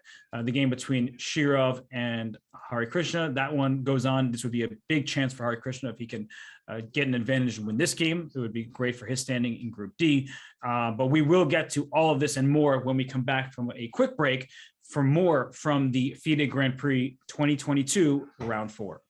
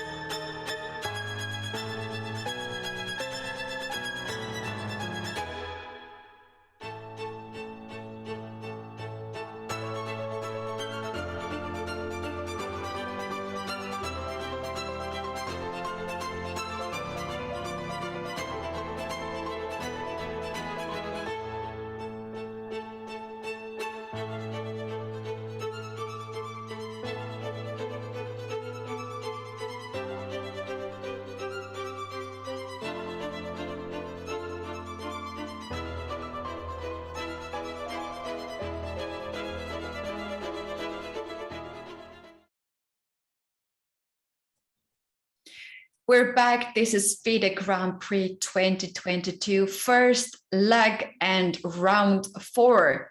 Round before the rest day for the players, but very important round. And we do have all the games still in progress. No easy draws, no fast draws. No. They are fighting. This is a knockout system, and all of them want to qualify, and all of them want to have as much Grand Prix points as possible, because only 2 spots are free at the candidates tournament, which going to happen in June in Madrid 2022. And after that tournament, we're going to know who will be next challenger of the current world champion Magnus Carlsen. So this is the tournament, just the road to the world championship match. And here we are in round 4, just in round 4. We're going to see all these things happening in very near future. But today we have these games on the board. Yeah, it's going to be a really long and challenging journey for the players to make the candidates and then fight through the candidates to try to play for the World Championship match, but it all starts here. And we have the game between Hikaru Nakamura and Etienne Bacrot up. We will quickly go through some of the last moves before we head to the other games that we haven't given enough attention just yet. That's what happens when there are 8 games. We want to catch it all, but we're not Pokemon trainers, right? We do our best, but we sometimes miss. Performance. Absolutely. But also there are sometimes very interesting positions, which is happening right now. And other positions are still theory. We know that's theory, and it goes a little bit slow. So we have our excuses. Yeah. Did you see the last move that Hikaru just played? Bishop God. Bishop What's takes that? All right. So just to go through the last few moves, knight e5 happened, and Hikaru decided to bring his knight to b3, knight g6, queen f3, and here bishop a7. I mean, I can't possibly blame Bacrot. It's the move I would want to play as well, keeping my bishop on the long diagonal here to stop white from ever castling, because with white castles, the rook and the queen will line up on f7. But it appears that bishop a7 was worse than bishop e7. I don't know. I also would have played bishop a7. I have to be honest. That's the move that immediately came to mind. To keep the bishop close to the king, because Black's king is still not castled, and there can be some weaknesses close to the king, right? That's what I would play bishop e3 for. Bishop e7. Yeah, I mean, it's so tempting though to go for the attack in this position, the open board, and Hikaru says, "I'm going to take your pawn on a6." And the point is that if pawn takes bishop, you lose your rook over here in the corner, and that's of course good for white. So, but I think Bacrot, if he did this on purpose, like if he didn't just blunder that bishop takes a6 was available, he'll castle kingside. The bishop probably should move now. I don't think you want to leave it here for too long, because maybe I'll be able to distract your queen or even take your bishop, and then your queen has to go in the corner. But in a position like this, the question is, does Black's bishop pair compensate for the pawn that was just lost? My initial read of the position is yes. I do think that Black has some really good counterplay with the queen stopping the white king from castling, but a pawn is a pawn. Yeah, absolutely. Pawn is a pawn. Is there a chance that Black now claims that, okay, you have this pawn, you can't castle on the short side, and now I'm going to stop you castling on the long side, starting maybe even for with check first. If you push g3, then I come on a g5 or g5 looks nice, or h6 also looks decent here. Yeah. And your king goes nowhere. No, that king is stuck in the center.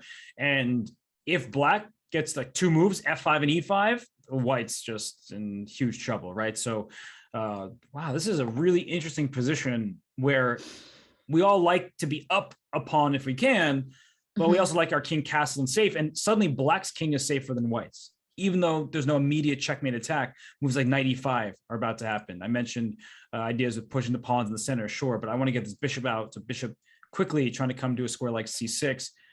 Yeah, this could be really dangerous. Yeah, this is amazing group. Bishop d7, bishop c6, just to get control over this diagonal. And the main question once again is how white is going to castle.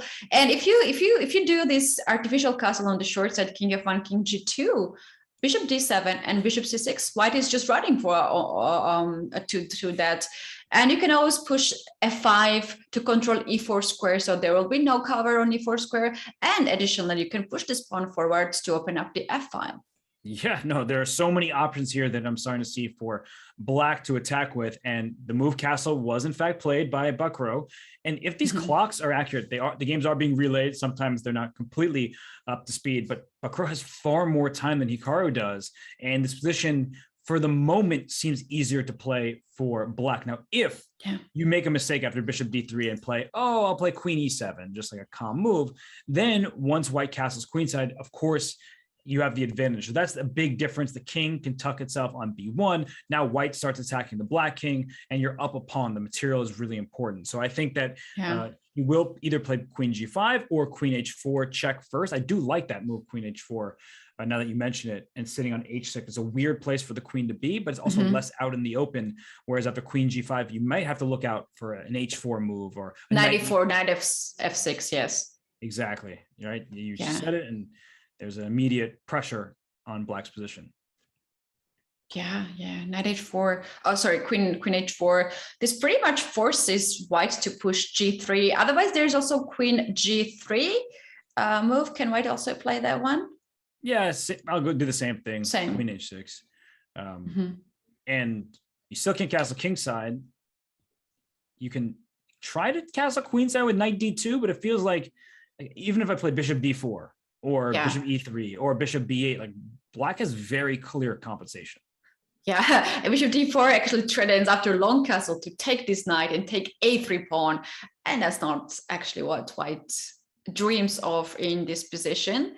Black can also start to take a3 pawn and then knight to keep the dark square bishop. It's just the matter of the taste. You can do both things. And you know, if you move your knights on e4 to guard c3 knight, then you cannot castle any long on the long side. That's right. And you see the evaluation because f5 still available. You mentioned the idea before, Katie. It's black's pieces are all just going after white's king and some of the weak spots, and white is just trying to castle somehow. But the bishop on a7, this is why I was saying, like, bishop a7, that retreat made sense to me, even if it gave away the pawn. I think from an over-the-board perspective, that this is the type of position Bacrot wants, because white's life won't be easy. That said, it's Hikaru Nakamura. He's really a tenacious defender and a great tactician. So we'll see how he continues from here. Yeah, this bishop a7 seems to be like double trap. Like, you know, I don't see, but if even is hard, he was like, oh, please take a6 pawn, give me this chance to play very sharp and active game, and then I will show you my best. That's right. Yeah, no, he didn't want a quiet bishop e7. He wanted an active bishop a7. So we'll see how this one continues. But which games have we not given our attention to? Several of them, unfortunately. So which one should we choose at the moment? The game that we haven't seen at all is Hare Krishna and Shirov. Maybe you can take a look at that. Okay, let's go to Group D. Hare Krishna with the white pieces against Alexei Shirov. And we are 16 moves in. And what's been traded? A pawn and a knight. So it's starting in Spanish. We won't spend too much time here in the opening because a lot of theoretical discussions that can be had and a lot of Magnus Carlsen influence in general with recent trends, but b4 rather than the rook b8 type of moves that Magnus was playing. B4 has been known for a long time, and d3, d6. So one thing I will say is that there are times where black plays a move like knight a5. The pawn on e5 is hanging, so it's not very good right now. But the point is that there are times where black gives up a pawn, and what you want to do is like close in that bishop. So that is an idea that comes to mind from black's perspective, but you need to play d6 first, and then the knight came to d2. So you had no time to get away with this as the knight and the bishop are teaming up on these light squares. Yeah, that sounds very nice. An interesting idea here to stop that b3 pawn coming and stuck in the queenside pieces, just like that. And I mean, look at this. He was knight c4, getting rid of black's most active piece. And we saw a trade, c6, and now the h3 was played. So a kind of a quiet move from Hare Krishna. You know that black wants to play d5. The last move was c6. But the problem with ever playing d5, or at least not the problem, but the drawback is e5 becomes loose. So when you make a move like d5, you have to think, for now, I'm not losing a pawn because I'm attacking this bishop, and I understand e5 is under attack twice, but I'll play bishop d6 as my next choice. But you need to be really careful, because let's say I just retreat my bishop to a2, and you try to take on e4 thinking we're just trading, you see the evaluation bar go up because knight takes e5 is staring in two directions, and black is losing a ton of material. Black has to be careful for that tactic, but instead of taking on e4, can black play bishop d6 there and claim that I have very good center, I have very good pieces, and I'm the one who's gonna play here for a win? Yeah, you definitely at the moment do, and I'll play bishop g5. So I'm quickly trying to get at your center, and these are the big questions that the players are going through right now. Is not, does d5 immediately lose a pawn? The answer is no, it does not. But does it get you in trouble? So now after d takes e4, you would think that the pawn has to take back, but maybe the rook can also take back because your knight is pinned. you lose your queen if you take this rook here. And now look whose pawn structure is better. I don't think it's black's. Whites are connected, and so a little bit healthier pawn structure for white. And it says 0.1 better for white, not a big deal, but we know that Shirov doesn't.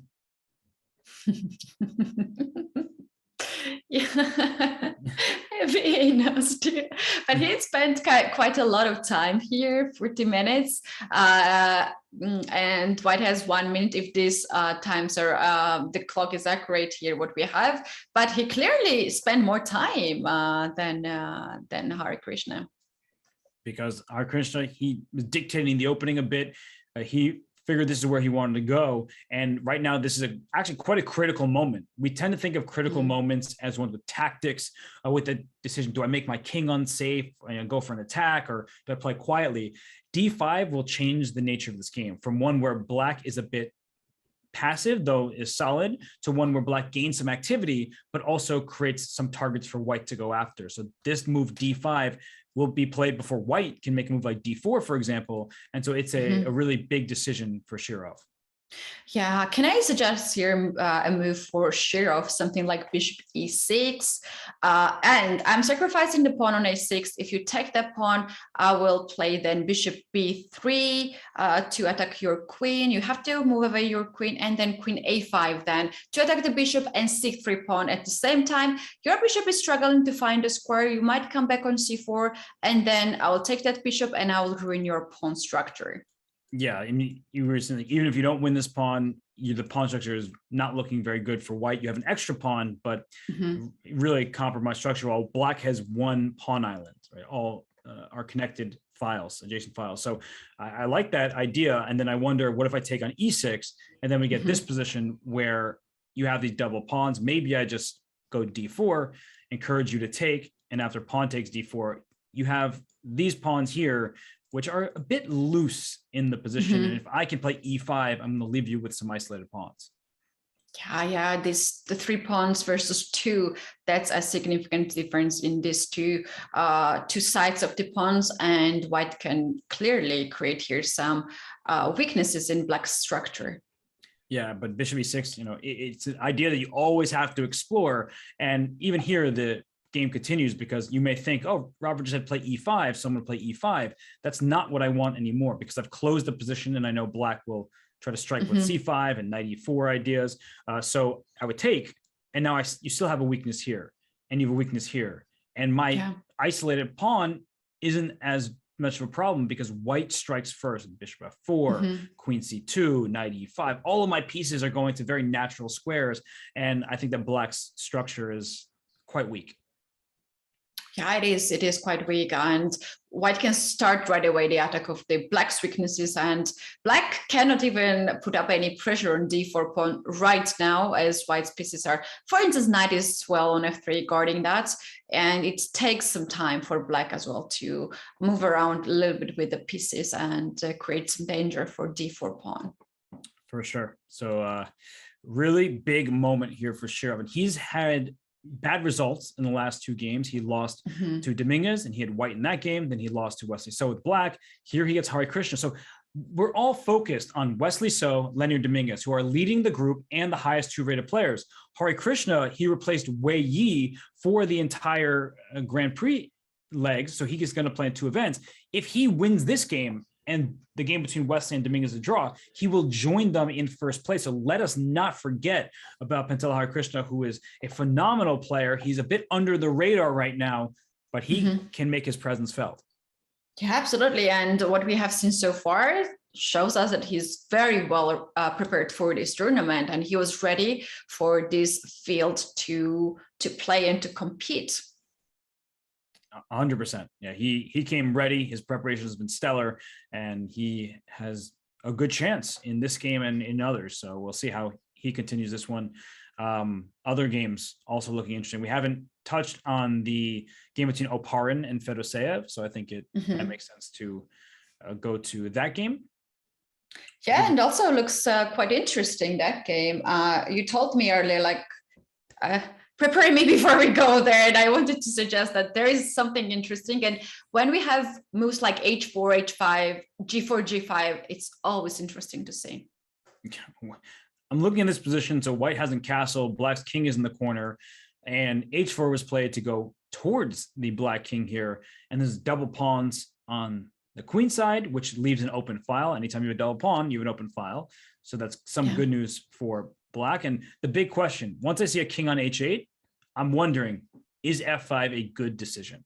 Yes, that's so funny. Actually, I had in my head too, king h8 is clearly a move that black wants next move, f5. And white is not going to stop that pawn, but white, on the other hand, push h4, and he says like, please play that. And then you will give me a very good chance on the king side to attack that lovely king on h8. Yeah, that's the goal. But what if black says, I'm going to protect my king by gaining space for myself? The queen has now an open line. You do weaken your control over e6 and the diagonal, but there's a knight on d8, a bishop on c8, which are not very active, but they are covering those critical squares. I mean, I would be nervous for sure. And for everyone watching, you think knight g5, I'll kick your knight out with h6. h6 doesn't threaten anything, because if I make some random move like king f1, just to show you the point, that if you take, you get checkmated immediately in the corner. Lovely. So a knight could sit on g5 for a while, and that's not something that you're particularly comfortable with when your king is in the h file. Absolutely. That's a nice idea to keep the knight on g5. Also, it's limits black's pieces. For instance, black cannot develop his pieces on e6 to eliminate the bishop on c4. So this knight is here untouchable. Well, look what happened instead. He's going for a checkmating idea. He put h5, give him two moves. I'm going to give those two moves because I want to show everybody the point here, that here, knight g6 check, the king cannot move. And if you take with the queen, you lose your queen. But if you take with the pawn, you lose the game, because whatever you put, I will eat. And then it will be checkmate thanks to, nope, arrow, bad. There it is, arrow, good. Checkmate in the corner. Lovely. So h5 was met by bishop e6, and Fedoseev quickly deals with these kind of checkmating ideas. Of course, if the knight went to h4, you can always take it. You don't tend to want to give up the bishop pair in an open board, but I like the move bishop e6. I think that Fedoseev is actually playing very solidly despite the sort of opening of the board. And look at the clock, Hetty. He's well ahead. Yeah, he feels safe. He plays fast, and he says, well, there is this just h-pawn move going forward, and I'm not afraid of that at all. That's what he says. I would be afraid of that. You know, he's not allowed to talk during the game, but he's still speaking to you apparently. So he's he's finding out ideas. In h6, you need to keep the h file closed, so the move g6 would be played quite quickly. And well, if we get a trade on e6, I mean, look at black's position. The king is safe in the corner.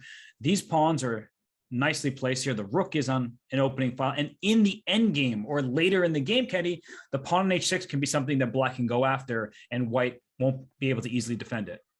Yeah, absolutely. In the end game, this pawn can be a target of black's king even. Like, just imagine king gets back on g8, f7, then pushes g5, gets on g6. And this is only not one weakness. On the other side of the board, there will be another potentially weakness in the end game, because this pawn for now cannot be pushed and also can be attacked and blocked in the future. That's right. The pawn's already under some pressure. The rook, especially the bishops, come off the board, or the minor pieces. The rook can sit on a5. Another rook join the party on the a file. So it's looking like Fedoseev knows exactly what he's doing, and Oparin is the one in some trouble. But you mentioned, we saw an h4, h5, mentioning pawns going forward and for an attack. Let's go back to the game between Hikaru Nakamura and Etienne Bacrot. We're thrown around across the different groups here, but we have to, because this is such a big moment here. And the move h4 was played after queen h4 check. The queen went to h6, so Bacrot showing either some deep preparation, that he knows exactly what needs to be done, or coming up with great ideas over the board, maybe a combination of those. And f5, is his choice. H5 looks like it just wins a piece. The knight cannot move, but the bishop slides back to B8. The queen can't stay on the G file, which means once the queen moves, say to F2, now the knight is free to jump in the position. Maybe knight E5, maybe knight F4, both moves looking very nice. The white king still cannot castle. You don't castle into danger here, which also loses material. So I would prefer black's position for sure. Yeah, after seeing all these things, I would also prefer black's position. And, you know, no matter how far we go and how long we go, this game drags us back because it is so interesting, so many ideas, so many threats, and so many open files and diagonals.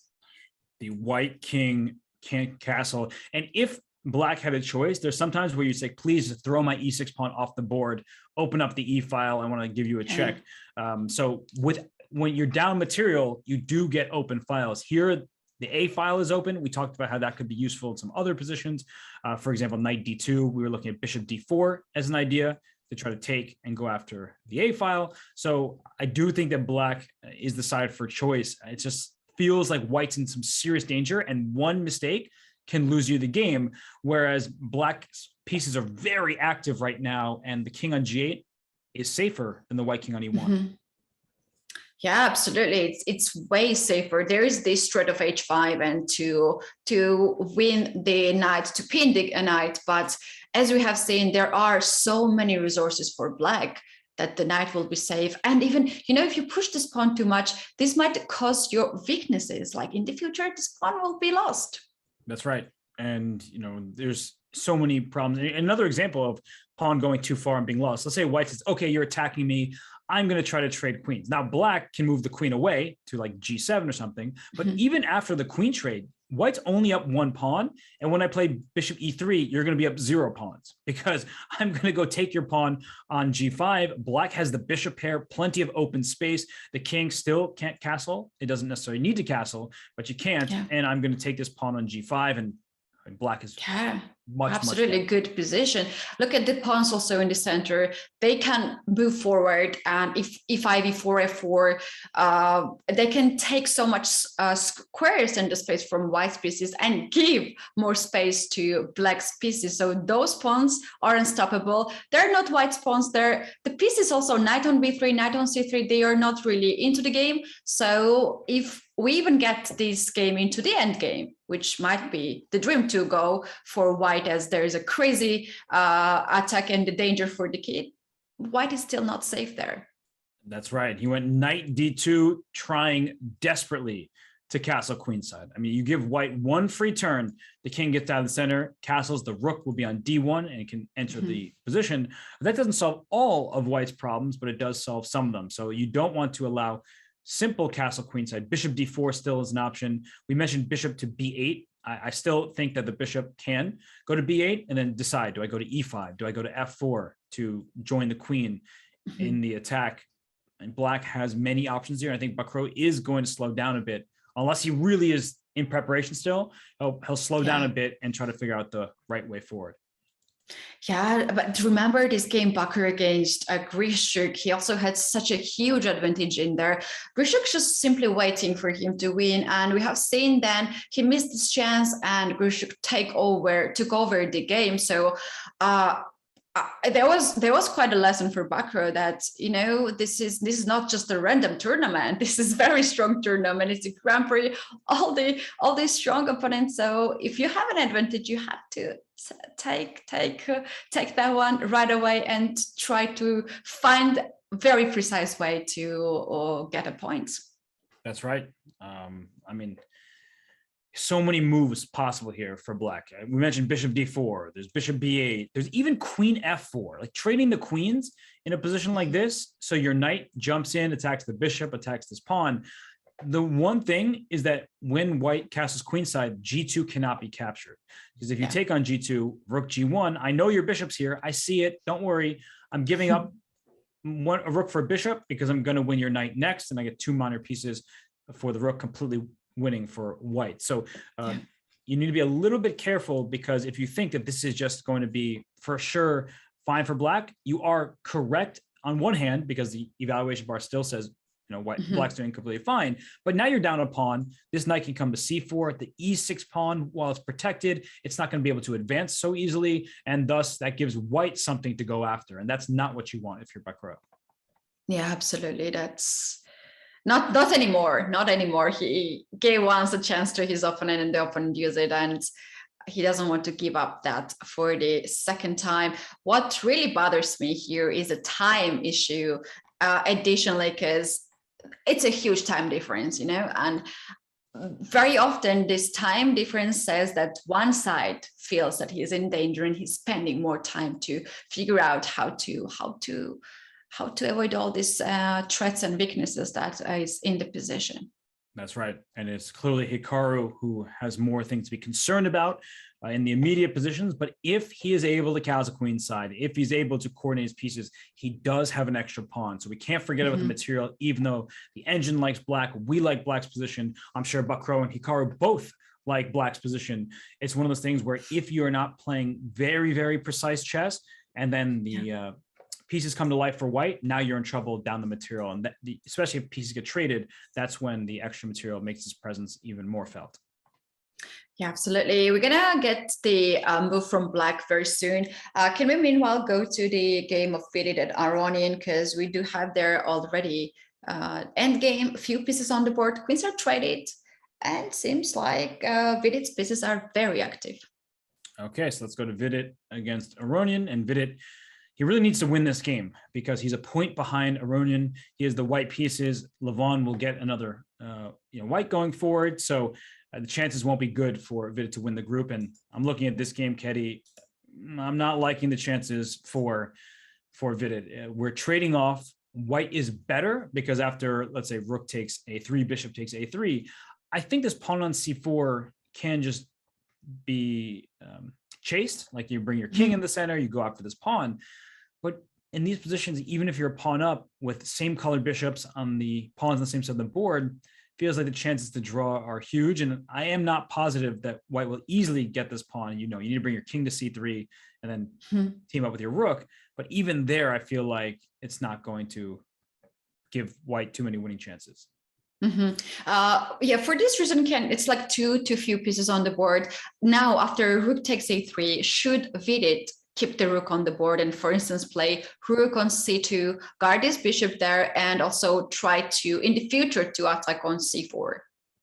Yeah, one of the reasons why I'm going to say it doesn't matter too much, and this may seem odd to people, but let's say I go bishop f6. I just want to sort of make a point that even if you win this pawn, and I'm going to give you the pawn, that this position, not when you blunder your rook, when you mouse slip, it doesn't work out. But a position like this is known to the players as being a draw. Like the players have studied tons and tons of end games. The move h5, just keep your king on g6. And this position, despite the extra pawn for white, despite the isolated and double isolated pawns for black, this position is a known draw. 4-on-3 on the king side like this. It's not going to give white the winning chances you would like from an extra pawn position. So that's why I believe that the game should be quite an easy draw for Aronian going forward. And now, especially the trade, my next moves can be bishop e7, f6. And let's say I don't want to double my pawns. I can play bishop f8, pawn g6, bishop g7. Even if you win c4, I know the 4-on-3 endgame is the draw. Now, Kasparov himself has lost a rook and 3 versus rook and 4 endgame to PK. So it's possible that even the best players in the world lose those positions. I don't think Levon is going to be losing this game. Yeah. That can be too easy for him to hold 3 versus 4. So although we have seen many players losing that, myself, I had very tough game, and it's not that easy when you're playing with 3 pawns versus 4, but not necessarily. It's hard for everyone, especially for Levon. Yeah, I think what you're saying is right. It's not easy necessarily, but Levon has studied it. He's played it. He has that experience. And in Kasparov, you could make the same argument for him. And in a single game, if you just forget or make some mistake, you can lose. I'm not dismissing as a possibility. I just think that what we've seen from Levon this far, look at his clock. I mean, he's playing amazing chess and doing so quickly. He's confident. And I think that he will not be making any mistakes going forward. Yeah, absolutely. And we have all the reasons to think so, because remember the game of Dubov, he so easily gave up the piece and got himself into the end game of Rook versus Bishop. I would not do that easily because I'm afraid to play that against Rook and the Bishop versus Rook, because I have seen so many loses, but he knew that it's a draw and he knew the way how it is a draw. It was so easy for him to play. He was even getting some time on the clock, and it was like ridiculous 40-50 minutes on the clock in that end game. And it's a great example because Rook and Bishop versus Rook has been lost by so many top level grandmasters. It happens. It's not that easy. But as you said, Dubov said, I don't care. I'm going to give up my knight. I'm going to take your last pawn. And I know how to make this draw. It just goes to show the experience, the practice, the hard work that these players put in. And honestly, I think right now I'm going to go need to study some end games because we should go on a little break. I'm going to get my mind wrapped around these end games. Maybe I'll pull out Dvoretsky's end game manual, and then we'll be right back with more from this end game and the other 7 games here at the FIDE Grand Prix.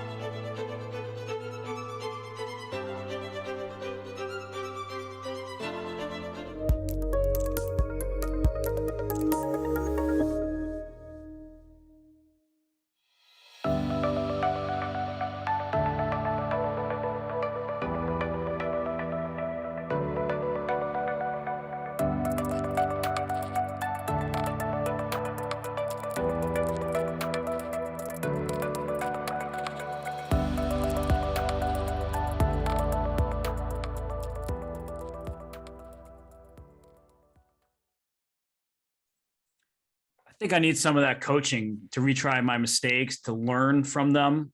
I heard that's a useful tool in getting better, because Title Tuesday, there are 2 of them every single Tuesday. Triple the prize fund at 8 a.m. and 2 p.m. Pacific. You can see your favorite title players and myself try to battle it out right here on chess.com. But double the action means more studying necessary. The players are so strong in that. Hikaru Nakamura, he won the first double Title Tuesday. I think he's gonna be skipping the second one. Wait a second. Tomorrow's Tuesday. It's a rest day. Keddy? Keddy? You're gonna play. I bet you're gonna play both of them. I just went big brain. I was like, Title Tuesday, tomorrow's Tuesday. You said tomorrow's the rest day. I think Hikaru might be playing in Title Tuesday, but we'll see how he does in this game, because I'm sure that will impact in general, Absolutely. players, right? They want to enjoy the day off, relax, and try to get in the best shape for the next game. So as we get back to the action here, within the same group that Hikaru is in, I wouldn't be surprised if he plays, but also today's results really will impact things going forward. Absolutely, I agree with that. It's so important for chess players to have the rest day peaceful, and to have some mood to get ready, to have a chance to fight, because these players, they're fighting to get into the next stage, and it's just not a round robin tournament or Swiss tournament that you are just collecting the points. You need to kick the rest of the team out, and you have to get to the to qualify in the next stage, right? So not fun at all, and you need to have a good day, good game before the rest day. That's right. They say that second place is just the first loser.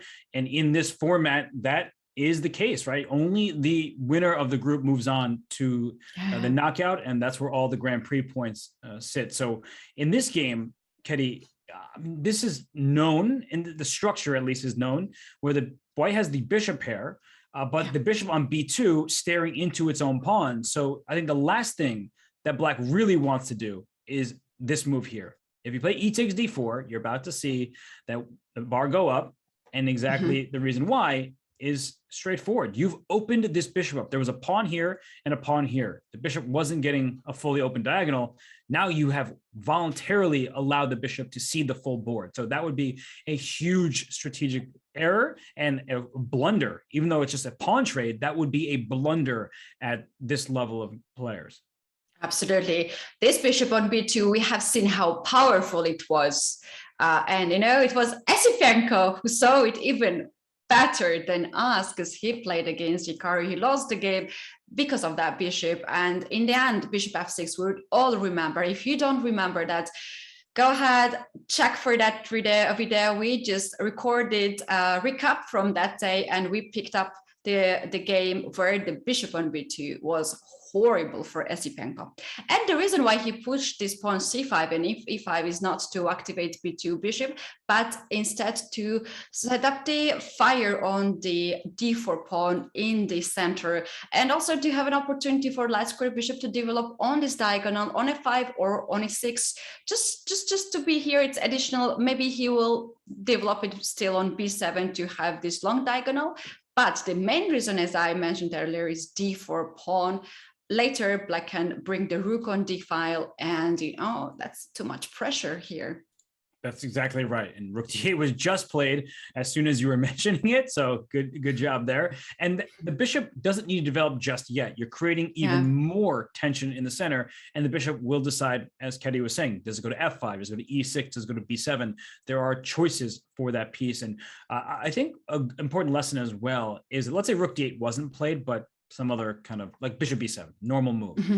We're talking about improving this bishop. So you say, well, Robert and Keddy said we want the bishop to be open. Let's play the move c4, for example. Yeah. You can already see that that's not a great move, because now when we trade pawns on d4, if the knight were to take on d4, you're walking into a pin. And even if you weren't walking into a pin, you still have created an isolated pawn for yourself. So it's not like the position where we first looked at, where if black were to have taken on d4 by himself. Yeah. Then after takes, we have a very healthy pawn structure, and the bishop has an open diagonal. So it's the worst possible situation for black. Yeah, absolutely. This bishop here is just a bonus, and you don't need to sacrifice something to have this bishop, because then you're gonna have weaknesses to take care, and your opponent gonna have some target too. So for this reason, to push the pawns in the center is not very smart here. It is better to have this c3 e3,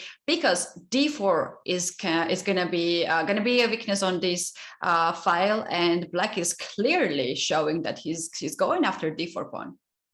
That's right. And white can think of pushing to d5, but you see the evasion go down, and it's not because you're going to pin it. It's because the bishop came to b7. But I was going to make the point that in some of these positions, even playing d5 could be a bit risky. But here it's clearly risky because, well, your queen is under attack, your bishop's under attack. There are too many tactics. After queen c4, I just kick your queen away. And here I play them with e4. I'm just very straightforward. It's a problem. But not good. Rook d8 doesn't even give white the chance, and queen c2 is the response. So no more bishop f5 because the queen's here, and now the bishop needs to make a choice. Do you play bishop b? Nope, that's not b7. That is b7. Play bishop b7 and try to be on the long diagonal, or do you play e4, which you do play sometimes, and bishop f5 and try to create some initiative of your own on the king side? Yes, what I would do here if I were black, I would keep this bishop on this diagonals, h3, c8. Bishop e6 is very often in this structure comes with idea of knight a5 to control b3 and c4 squares, because those squares are weaknesses here, not necessarily at this point as e5 pawn is hanging, but you earlier mentioned e4. That's something that white has to take care of as well. If black decides to close the center and then to find a way how to attack on the king side, or still keep it go and play over all those weaknesses on the queen side. Yeah, because white's minor pieces have all sort of left the king. So if you're not looking out for it, and oftentimes what black does, h5, start pushing some pawns on the flank. And if this queen could get all the way over here, then white's king is really in some danger. And c4 ideas still will not work out because d4 is under attack. So you can close the center for now, release some of the tension, but white's bishop on b2, it's not getting into the game just yet. And that's really what the dynamic is all about.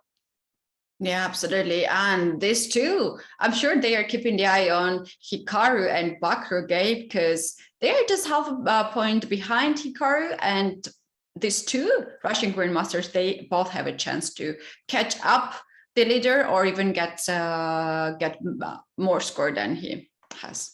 Yes, for sure. And well, Hikaru's position, it didn't look that appealing previously, and it looks like the game still is going down lines we were discussing, so we can go back there eventually. But there's just this tension in this game, and for Grischuk, he's a very experienced player. He needs to score a victory. He has the white pieces against Esipenko. He is going to get the black pieces after the rest day against Hikaru Nakamura. So you would want to go into that matchup tied for the lead rather than being a half point behind, because when you feel pressure that you have to win with the black pieces, that's when you start playing the Pierce like he did against Bacrot, and that was a bad choice. He ended up drawing the game, but it was not a game that he wants to repeat. He never ever will play Pierce, I'm sure with that.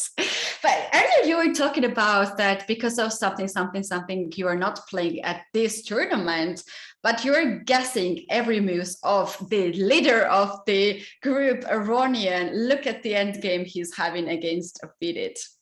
Okay, so I see why you want me to go to that game. It looks a little familiar. I won't say who brought this up, who mentioned it, but yes. Who predicted it. He does have the end game that we were looking at, where his pawns have become doubled, and he played a very straightforward way. Bishop e7, bishop f6, takes, king d2, and here Levon brought his rook over. So this is even better because he's not giving up his pawn, as there's problems to solve for white with the pawns on the king side. So king c3, he checked, and this is a nice move because if had he played rook a2, think, well, I'm just going for your pawn straight away, but rook d2 is the response. You do not trade rooks. That's how you lose this game, because the extra pawn in a king and pawn endgame is completely winning for white. But with the rooks on the board, you can't just push all your pawns at the board. The rook will stop it, give you checks, and attack your remaining pawns. So that's why I think king c3, rook a3 check.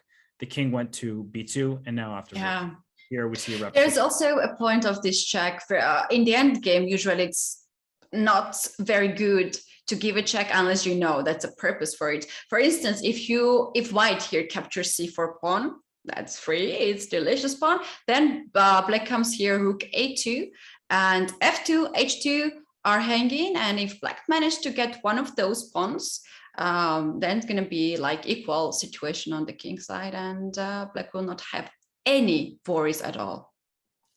That's right. So that's why the king instead walked back to b2, and we've seen the players repeat moves, and the game is officially a draw by repetition. A very well played game by both players, but in particular Levon Aronian. He wanted this result with the black pieces. Vidit, he tried to strike in the early stages of the game, but Levon, too well prepared, understood the ins and outs.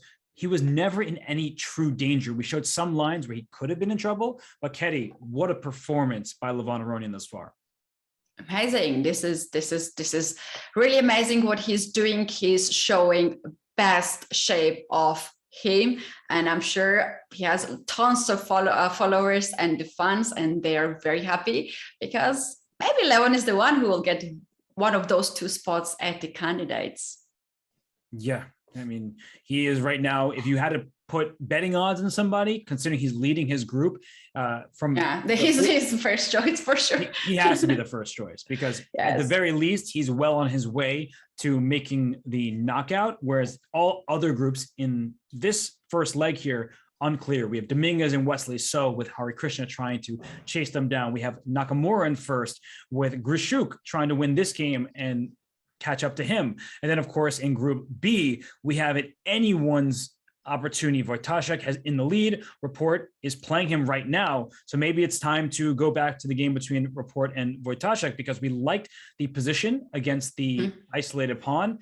And I think we still have to really like his position against the isolated pawn. Yes, look at this situation here. Black got all the heavy pieces on open file. That's on the open file. It's always good to have the control over the only open file. But here they targeted the main issue of black is the isolated pawn, and white simply ignores that open file, and he's going to go after d5 pawn. Can start with rook d2, rook d1, knight f4, and bishop e2, bishop f3. All these pawns simply attacking, targeting d5 weakness. It's really hard to see what black is going to do here. And this is an open file. You've all your pieces there, but what squares do you control? Not c4, not c3, not c2, not c1. So like what? You got nothing for yourself. So one idea for black in a position like this is to play bishop b5. It is white's turn right now. The last move played was a6. And it's not to play pawn b5 or anything, but bishop b5. Let's say I make some move like rook to d2. Now I would immediately consider the move. One move is considered bishop b5, but in general, when you get a position like this, here it's not going to be so pleasant because the knight comes back to c3 very quickly and attacks both of your pawns.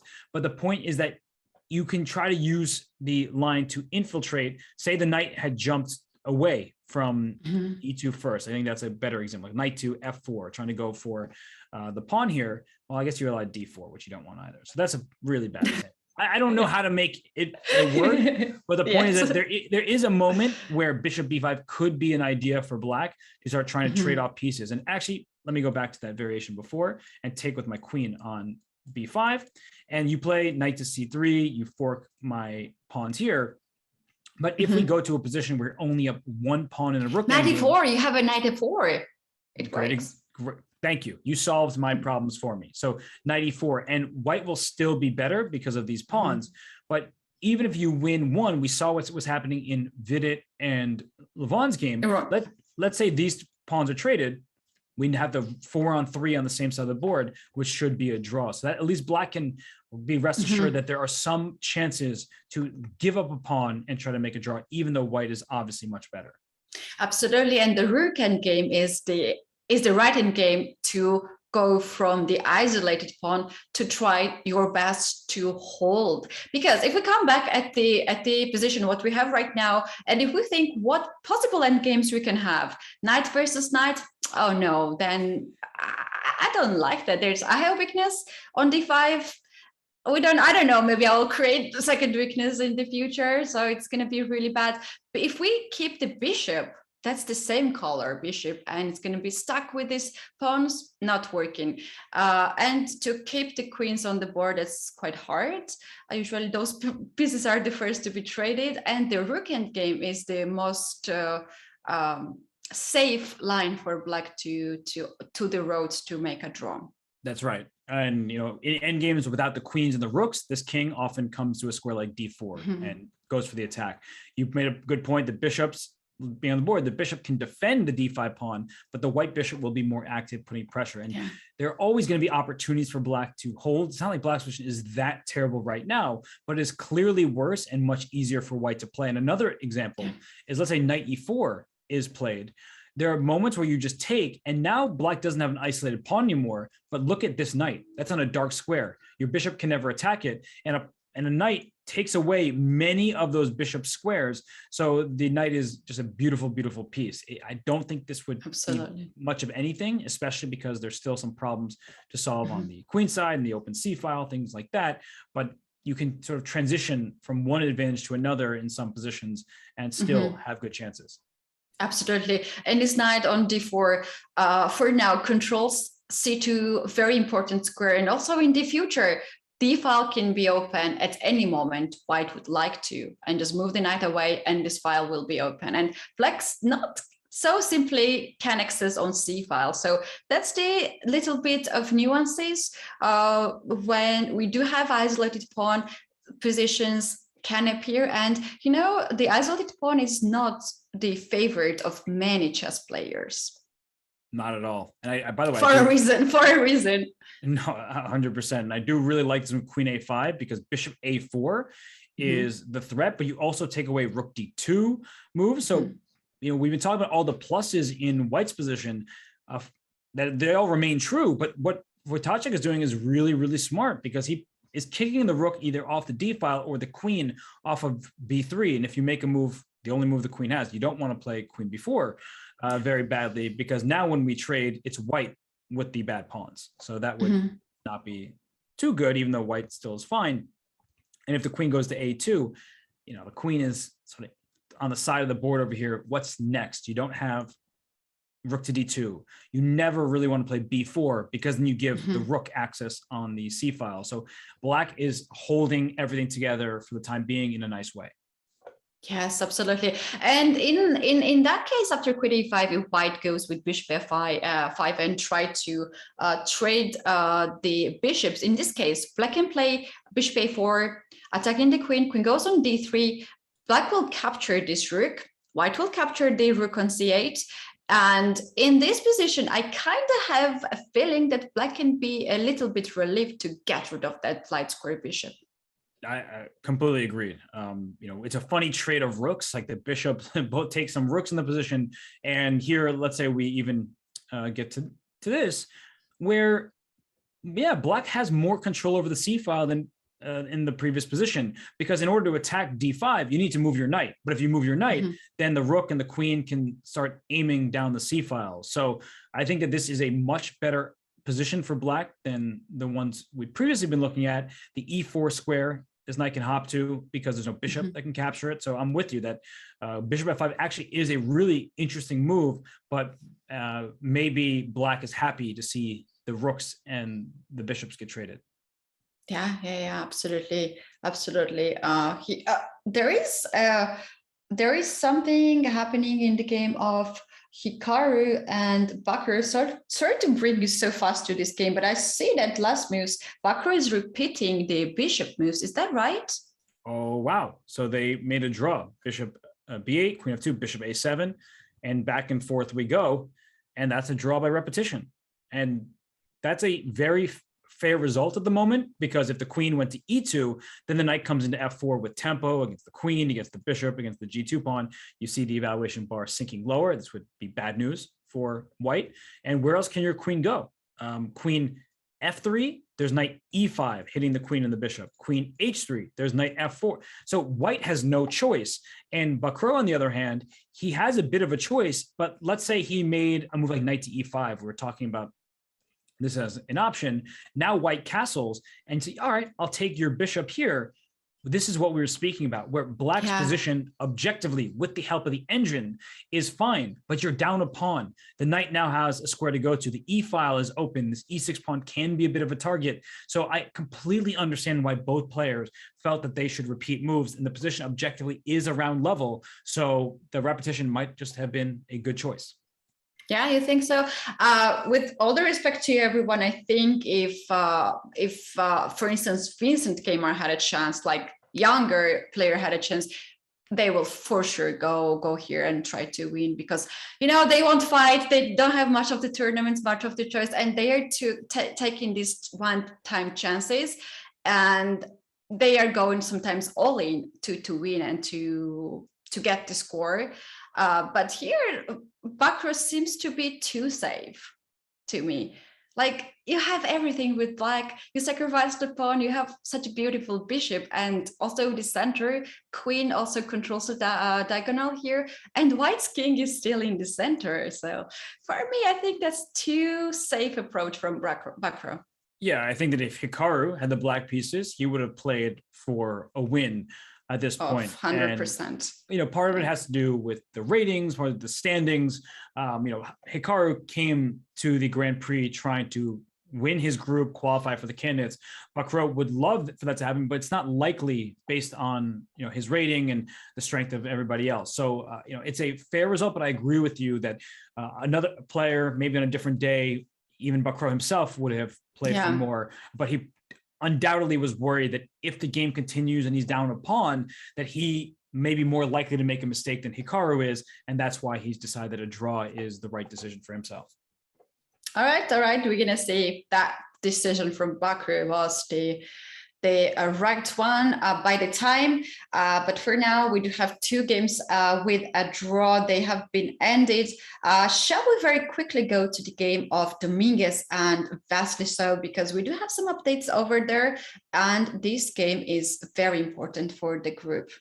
Okay, at first I was like, what about knight d3 that just wins in exchange? But the move bishop c2 is going to be the response after knight d3. Now, how did we get here? We left off at this position, queen f6, bishop d1, queen h4 was played.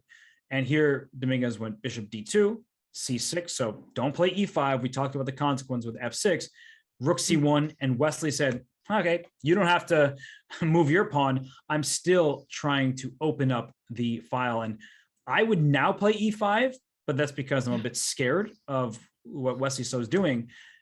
Dominguez takes, and we see a trade of pieces here, and then he makes a move queen g3. So that move is actually not great according to the engine, but I wonder what he missed, because knight d3, bishop c2, if you take either rook, you're in trouble here, and you're just losing because you're losing a piece. Like knight e1, bishop f5, your knight is trapped. Yeah. Yes, and in other way, it happens the same. Now there is a2 pawn hanging, but rook comes on a1, and if you go knight on b4 anything, that's safe territory. Bishop can capture that knight, and in the end, the rook is not guarded and hanging there. And there we see Wesley has played knight d3. So based on our analysis right here, you may think, wait, so white's doing well. Why does knight d3 work? And he has, after bishop c2, the move rook f2, which is a wonderful move that I'm sure Wesley is going to see, and Linear is going to be in some serious danger. The rook attacks the bishop on d2. It's protected by this knight on d3 over here. And if you take the knight and I take your bishop, now your bishop on d3, your pawn d4, and rook on b2 all are under attack. So this one rook does the heavy lifting for black, and that's why Wesley would have a really big advantage in this position.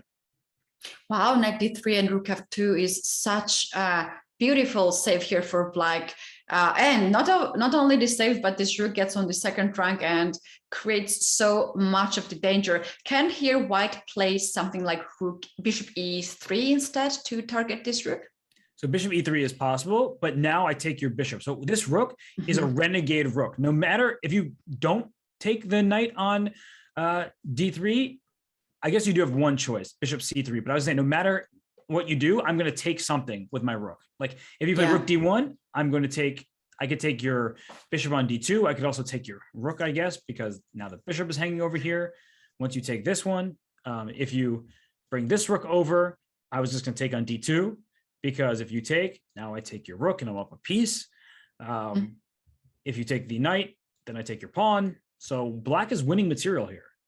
Absolutely. And also in these lines, in that position, after rook f2, bishop goes on c3, some safe position, and hopes that, you know, if you move your knight, your rook will be hanging on f2. We might have here something like, I saw it before, I cannot see it now. I saw it before. Take on c2, for instance. Rook takes, knight takes the rook, bishop takes the rook, and here we have this position. No one wants to play here with white because d4 pawn is isolated, the same color as the bishop. There is the pawns, double pawns on g file, and there's not any future on this flank that white can create a pass pawn. And black has very good knight, very good pawn structure on the queen side, and very soon black will occupy the open file. It can be e file, centralize the king, and very slowly black can get huge advantage here. Yeah, the material is even by number of pieces, but when you look at the board, it's like black is up a pawn, because the double pawns mean that you're not going to create a passer. And on the other side of things, you have this healthy pawn structure for black that can still move. You mentioned rerouting the knight, rerouting your pieces. You have all this time to figure out where your pieces belong. The e6 square looks like a great one, putting pressure on d4. Maybe once the king gets to, say, the d7 square, the knight gets to e6, you can think of playing b6 and c5 and start trying to push your pawns forward, because you don't have an extra pawn for white, but you do for black and the c file here. So yeah, this is a really bad endgame. It can be held with absolute best play, but it requires a heroic effort in some of these positions. Like Capablanca back in the day, he was so good at winning positions like this. Dominguez, if he had black, I would have full faith in him as well. And Wesley So, I mean, he is one of the most accurate players of all time. So he is going to push and try to win this game now. Yeah, absolutely. And so far what I've seen and heard at the interviews, these top guys are really fond of the classic chess games, classical chess games, and they have studied a lot of the games of the world champions and the great chess players of all time. You know, it's true. And one of the things that the best players do is they find a way when their position is bad to make it as manageable as possible. And I'm trying to think, which bishop do I want to give up? Because after bishop c2, rook f2, I have to choose which bishop does white want to keep. And I think white wants to keep the light square bishop. And the reason why is, though the dark square bishop would protect the pawn on d4 more easily, a light square bishop is not on the same color as his pawns, which means it stares into more territory. So let's say I play, how was I going to make this work? Okay, let's say I play, rook e3. If you take my rook, I take yours. We've seen the consequences of this decision before. So you're going to take the bishop on d2. I will take your knight on d3. And if we exchange here, now it's even material, though black is still better. This knight can try to reroute itself, which it should. But I felt like having the light square bishop gave white some more chances. But now that I look at it, just the knight moves and the d4 pawn is so weak that maybe it's still just a big problem for white, no matter which one. It is a big problem. And what makes this light square bishop so useless is the black's pawn structure. b7, c6, d5, no weakness at all. And white bishop has not a target at all. Yeah, this is, just zero fun. That's how I'd put this. Wesley is going to push forward, no risk whatsoever. He can play without any fear. And for Dominguez, every single move could be the move that costs you the game versus holding a draw. So Wesley So right now, he's looking to take control of Group D and then make his way to the knockout. This would be a huge moment for Wesley, and not just in this tournament, but for his career. Yeah, absolutely. He had a bit of a slow start at the beginning. Also, his games were draw. He was struggling to do it, but now look at this, showing such a good preparation, because this is the game where he first gave up the center, then he gave up the dark square bishop, but he knew what he was doing and he got himself into this endgame where he has very good position. Yeah, really good tactical eye in addition to having a positional bind. Wesley So, he is, I would say the chances are very high he wins this game, just because White's position is that uncomfortable and Black's game is that easy going forward. But I'm looking across at other games, Ketty, and some people don't have a very easy task. One of those players is Vincent Keymer. I'm pulling up that game now and look at, I gave the exclamation points for G5, but unfortunately the king is still here. So I need that king to be on G7 like yesterday. The king is not there, which means that the plus, was it +7? I can't even read the exact evaluation. That seems like it's just clear. Yeah, that's, I look how Dubov is playing here after G5. He played some move like Rook D4, as I remember. Yeah, Rook D4 looks so nice to get this Rook on A4 to attack the weakness on A7. And if I'm Vincent here, I thought his idea was brilliant to bring the king away, but then he didn't go forward with his idea. And that's why he is in such trouble, because he can run his king to G7. I know you're losing the A pawn. I don't want to lose that pawn either. I get it. But after king E7 first, Rook A4 or Rook C7 check, not as good because the back rank. King to F8, Rook takes A7, Knight H6, King G7. White is obviously better. White was going to be better in these positions, but at least your Rook is connected with the other Rook, and then this Knight will try to come to F5 to trade for this one on D6. And I feel like Black has some chances here. And obviously in the game, well, what we just saw is not looking very good, because after Knight E7, G4, he went Rook B6, and that seems to be the losing move, but I'm not sure what instead he should have done. Yeah, G4 stopping Knight coming on F5. Just in any case, if Black tries to trade the Knight on D6, looking so good move. And also in some lines, maybe White wants to get the both Rooks activated, and there will no longer be the issue on the first rank. So your king will be safe. Your king are gonna have the square on G2. G4 move looks very nice for White as well. And Knight C8, the engine shut up, so that gave me a hint. Rook B4. Oh my God, what's because if you take the Rook, you lose your Knight with check, and behind it is this Rook on H8. I think that is what the point of Rook B4 was to stop Knight C8. And what a tactic Rook B4 is available here. And that means that there's some move here. Maybe is it A5? Like, it looks like a bad move because you're giving up your pawn, but I'm stopping Rook B4. So if you play Rook A4, I can now think about playing Knight to C8 and trading off your Knight on D6. But what an idea by Dubov after a great idea by Keymer. And chess can be fluid like this. You find a great idea, you keep the balance, and then another idea pops up and you have to meet that one. Yeah, there is also some funny line. For instance, instead of A5, if Black tries to activate the Rook, that can get really dangerous for Black. For instance, Rook B2, attack on E2 bishop and A2 pawn. You might think that, oh, I'm winning something. How about Rook A4 here? You accidentally blundered that bishop on A2 and Rook A7. I don't see a way how Black is going to get rid of all these mating nets. Rook A8 is coming with the idea to pick up that Rook, which never moved from the starting position. It's so losing here for Black. Yeah, no, that's a nice line as well. You're going to pick up material. You give up a bishop to win a Rook or to checkmate on D7, right? If you are a little careless, Rook takes E5, you run right into checkmate because the Knight takes away the other squares and the Rook on D7 will do the rest. So, wow, that's another funny nice looking line. Checkmate.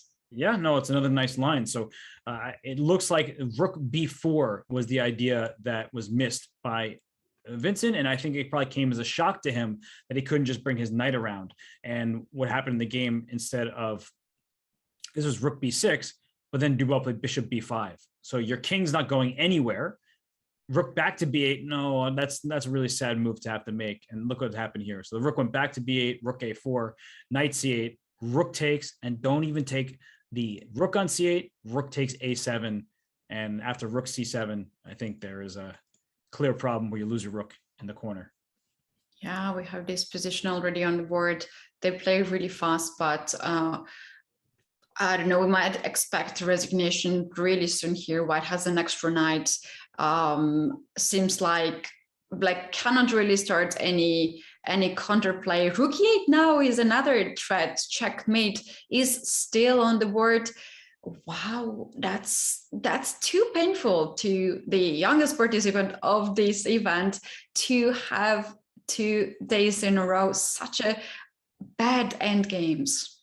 Yeah, and I think that Dubov learned from Aronian, because what Levon did was he put Keymer in the situation where he didn't have much mobility for his pieces, and everybody likes to have access to squares, options. But here in this game, just like the game against Levon, Vincent just didn't have access anywhere. He was really struggling. His pieces were restricted. And on the flip side, White had all the fun, and 2 games in a row that's been the case. So I think that both Levon and Dubov showed tremendous preparation. And for Vincent, he needs to work on these openings a bit to find a better way out, because this is not it. And he's so young. He's a teenager. He's great. But he needs to find those openings that will allow him to play the style that he wants to play. Absolutely, and Aronian and Dubov additionally show the experience which comes by the age and by a lot of practice and a lot of tournament, and that Vincent unfortunately is missing, because the moment he became a Grandmaster and he became a rising star, pandemic hit us, and he's not having as much tournament as it should have at this age when you're just raising up. That's right. So he'll have plenty of opportunities remaining. This game, I'm guessing, is just a move or 2 away from resignation, considering he is down a full piece against Dubov. And sometimes people play on, not because they think they have a chance, not because they want to be disrespectful, nothing like that.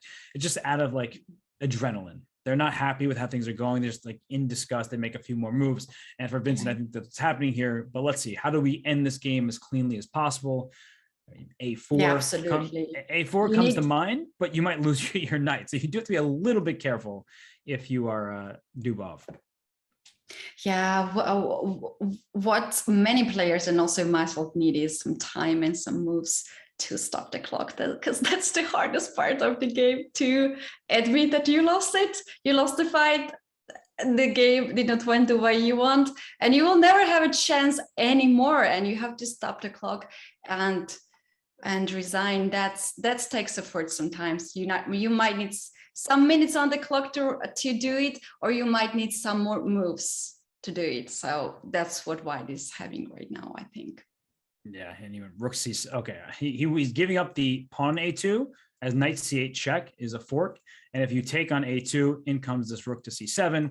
If the king comes to d8, we've seen this checkmate before in just previous analysis. If you go to f8, you lose f6, and I'm going to checkmate you anyway. So, yeah, the game is over. It is official. Daniil Dubov wins the game over Vincent Keymer, and he goes to 2 points out of 4. He is still a full point behind Levon Aronian.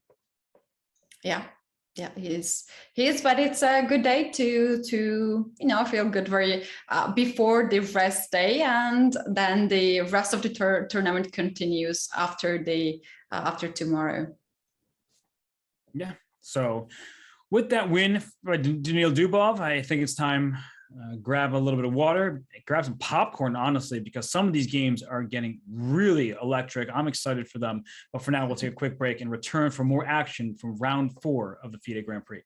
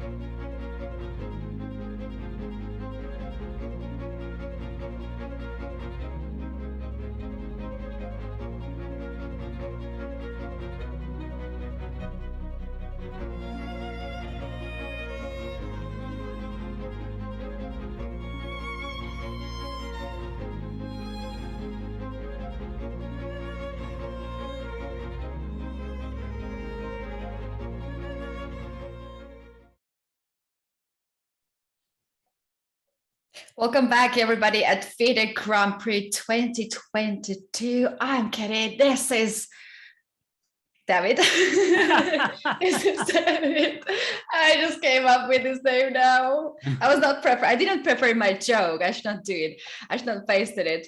But what's very important here is that we have 3 games already down, with 2 draws and 1 decisive result, and it was Daniel Dubov who won the game against Vincent Keymer, and we have other games in progress, and we do have very interesting game which is now on the screen.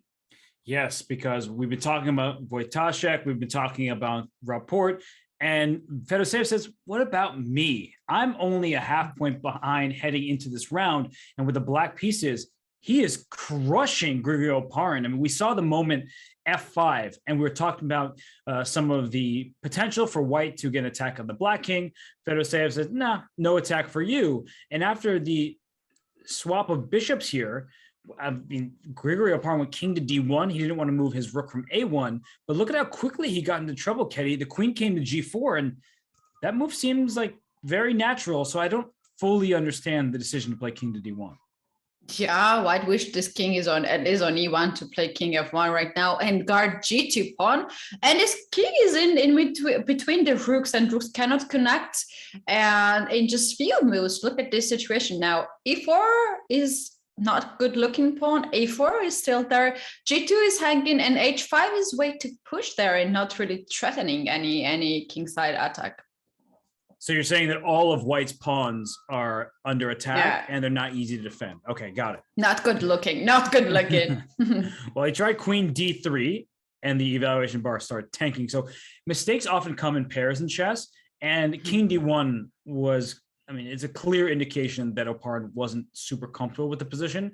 At this point in time, I guess you have to play a move like king C2 and then try to run away, but you know, you're giving up this pawn on G2. Doesn't look very appealing either. Not, and then F2 will be hanging as well. Rook will get on the second rank. Look at this queen and the rook being both of them on the second rank. If knight goes on H4, then you will take it with queen, of course, but still 2 pawns off. Why this should be so bad position for black? Yep. So instead queen D3 was played, and then C4.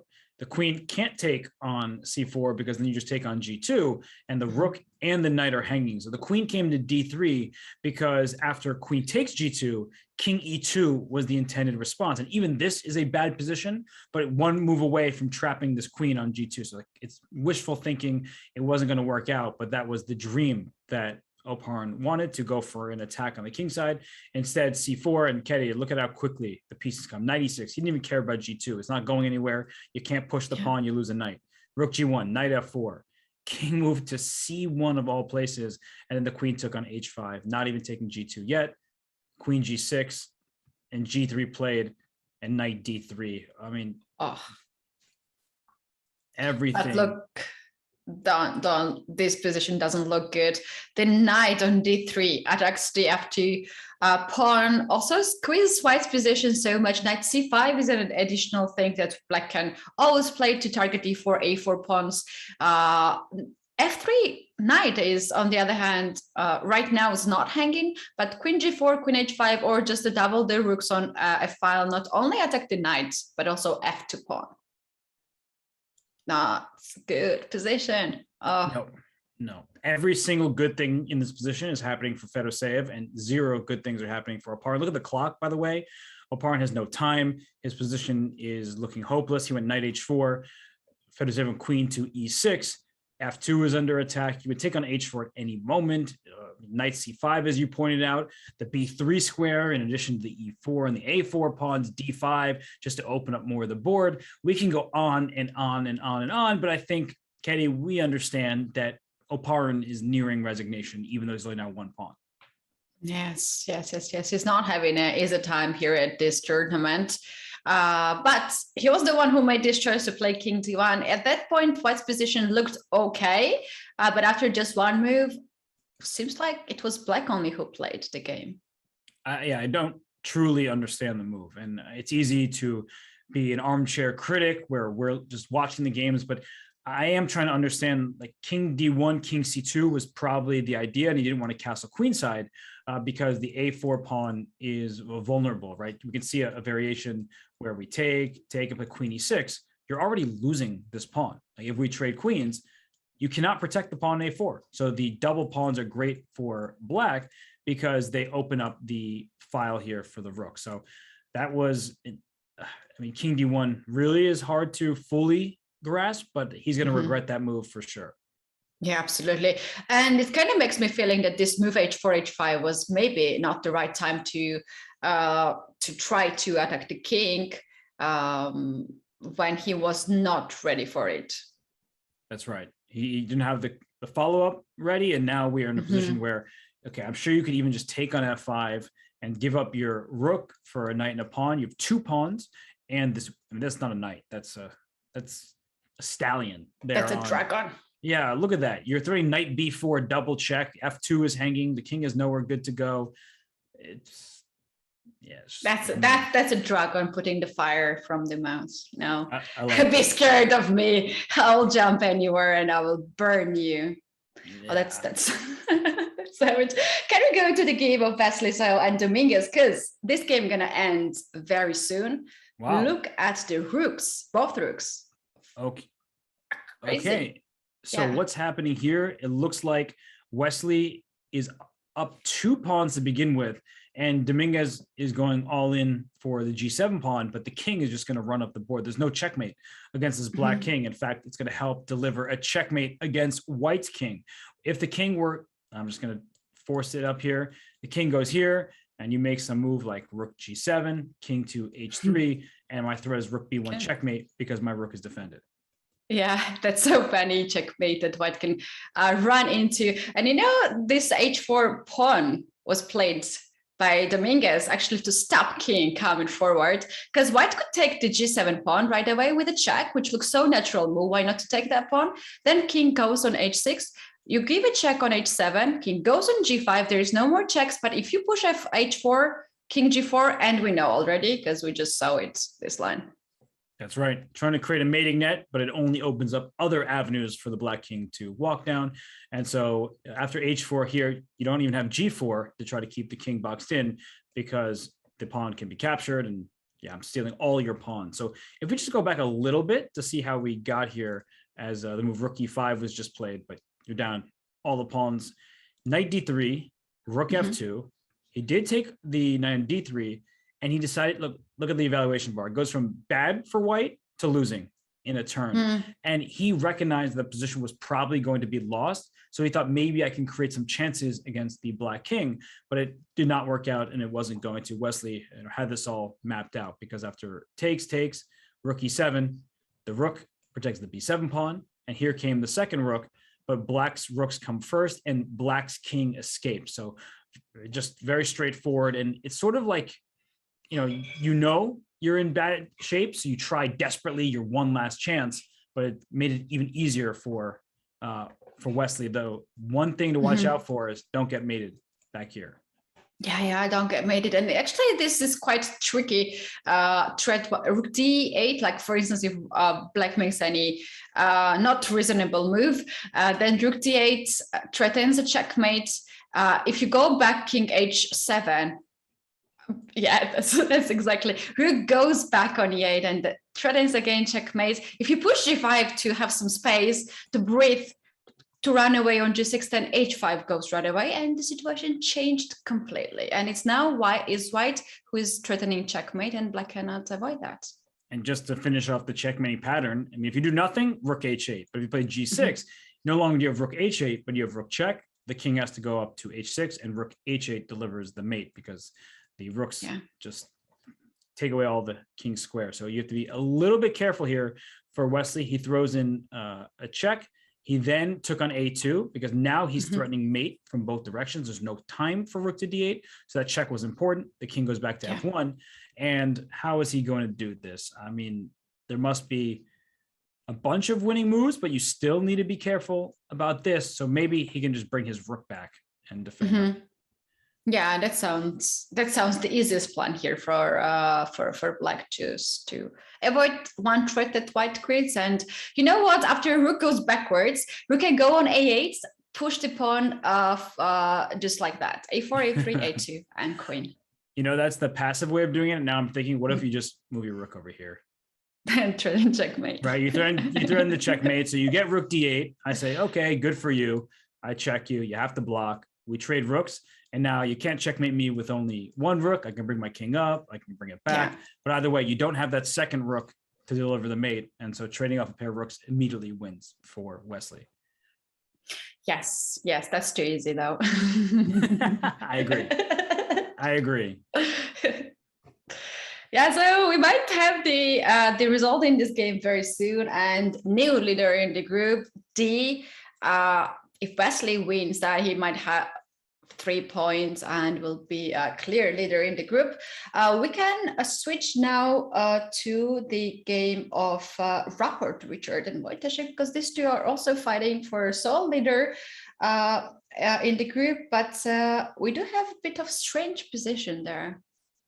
The queens did get traded on b4. I was saying, we were saying earlier how queen b4 maybe gives some chances, but look at the moves that were played. So this is, trying to explain this. This is one of those moves where you look at rook a1 and you're like, what are you doing? Like, why is your rook going away from the d file behind your own pawn?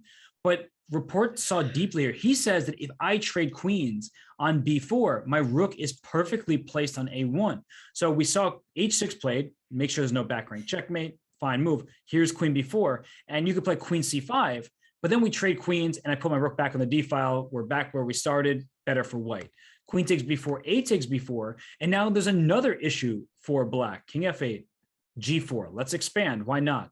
The knight came to e4. Now you don't take on e4, because if you take, this pawn on b4 is a problem. The rook will come to c4, and you are probably going to lose this pawn. So that's why it's a different position, but there's no knight c5. There's nowhere that dangerous for the knight to go. Rook d1, taking away d2, not hopping in. h5, king g2. Have my pawn. Please take twice, because f3 just simply forks your pieces. So you shouldn't do that. It says only slightly better for white, which means that you take the rook for 2 minors, but this, practically speaking, has to be very good winning chances for white, even if it's the bar isn't that high. Yeah, that might be the reason, because the pawns are doubled on the B file, and maybe that can be a bit of issue because those pawns will be attacked by the rooks. Is there any other way not to give up 2 pieces? I mean, he would knight, you mean in that position? Yeah. Like here, bishop h5, because any kind of rook h1 is met by knight f6, but that still leaves black's pieces in awkward positions. But I think that, yeah, I don't know, I would take here and just assume essentially that white is better, but I guess the engine says, not a big deal. But Wojtaszek says, no, that's a big deal. I'm not going to take. He goes knight d6, bishop drops to e2, knight c4, b3, and here we are, knight to e5. So there's been a lot of maneuvering. The king should come to g3. This rook has the c3 square, but the knight on d4 still holds everything together. So I think black is going to try to play rook c3, knight c6, and get rid of this really strong knight on d4. Yes, I was thinking all this time, why rook a1? Like, I still don't understand fully why rook on a1, but yeah, that's the square that this rook is aiming to get this rook from the 5th rank and to attack d5 pawn that way. And the second rook is already standing on d file and targeting the weakness from there. Yeah, I think that black needs to rely on some activity, but after rook a5, you have this issue on d5, and maybe there's still knight c6 and trying to go down a pawn in this position. Like sometimes you just sacrifice a little bit of material and hope that all works out, and you get the b3 pawn. So maybe this is what Wojtaszek is relying on, and yet white is still better. We take the pawn. This rook can come to the b6 square, either now or in the near future. I don't need to rush that necessarily. A bishop can come to f3, for instance. I want to push f4. So if I can protect the e pawn and push f4, f5, that also looks very appealing against this bishop. So I do think that white still has good winning chances, but Wojtaszek is playing great defense. Yeah, I agree with that. I agree with that. He's still keeping White to think how to improve the position and how to use the advantage. And it's not just like he's just making some moves which are guarding the weaknesses, but instead he's creating some danger to White. That's very nice to see the active defense from Wojtaszek. Yeah, no, it is a job well done. Like the knight, right? It went from f6 to e4 to d6. My arrows got deleted. But the knight went all around here back to e5 and then trying to go to c6. The knight has gone everywhere on this board, and it may get rid of this really strong knight on d4 from White. Yeah, absolutely. We're having the round of knights, dragon knights, traveler knights. What kind of knights we are looking for more? Knight, it can be the piece of the round. And look at the game of Oparin and Fedosiev. This is so nice position for Black. Don't make me do it. I can't bring that board up. It hurts to look at. It's the last time, I promise you, because this game gonna end very soon. So which square is the dragon going to go to?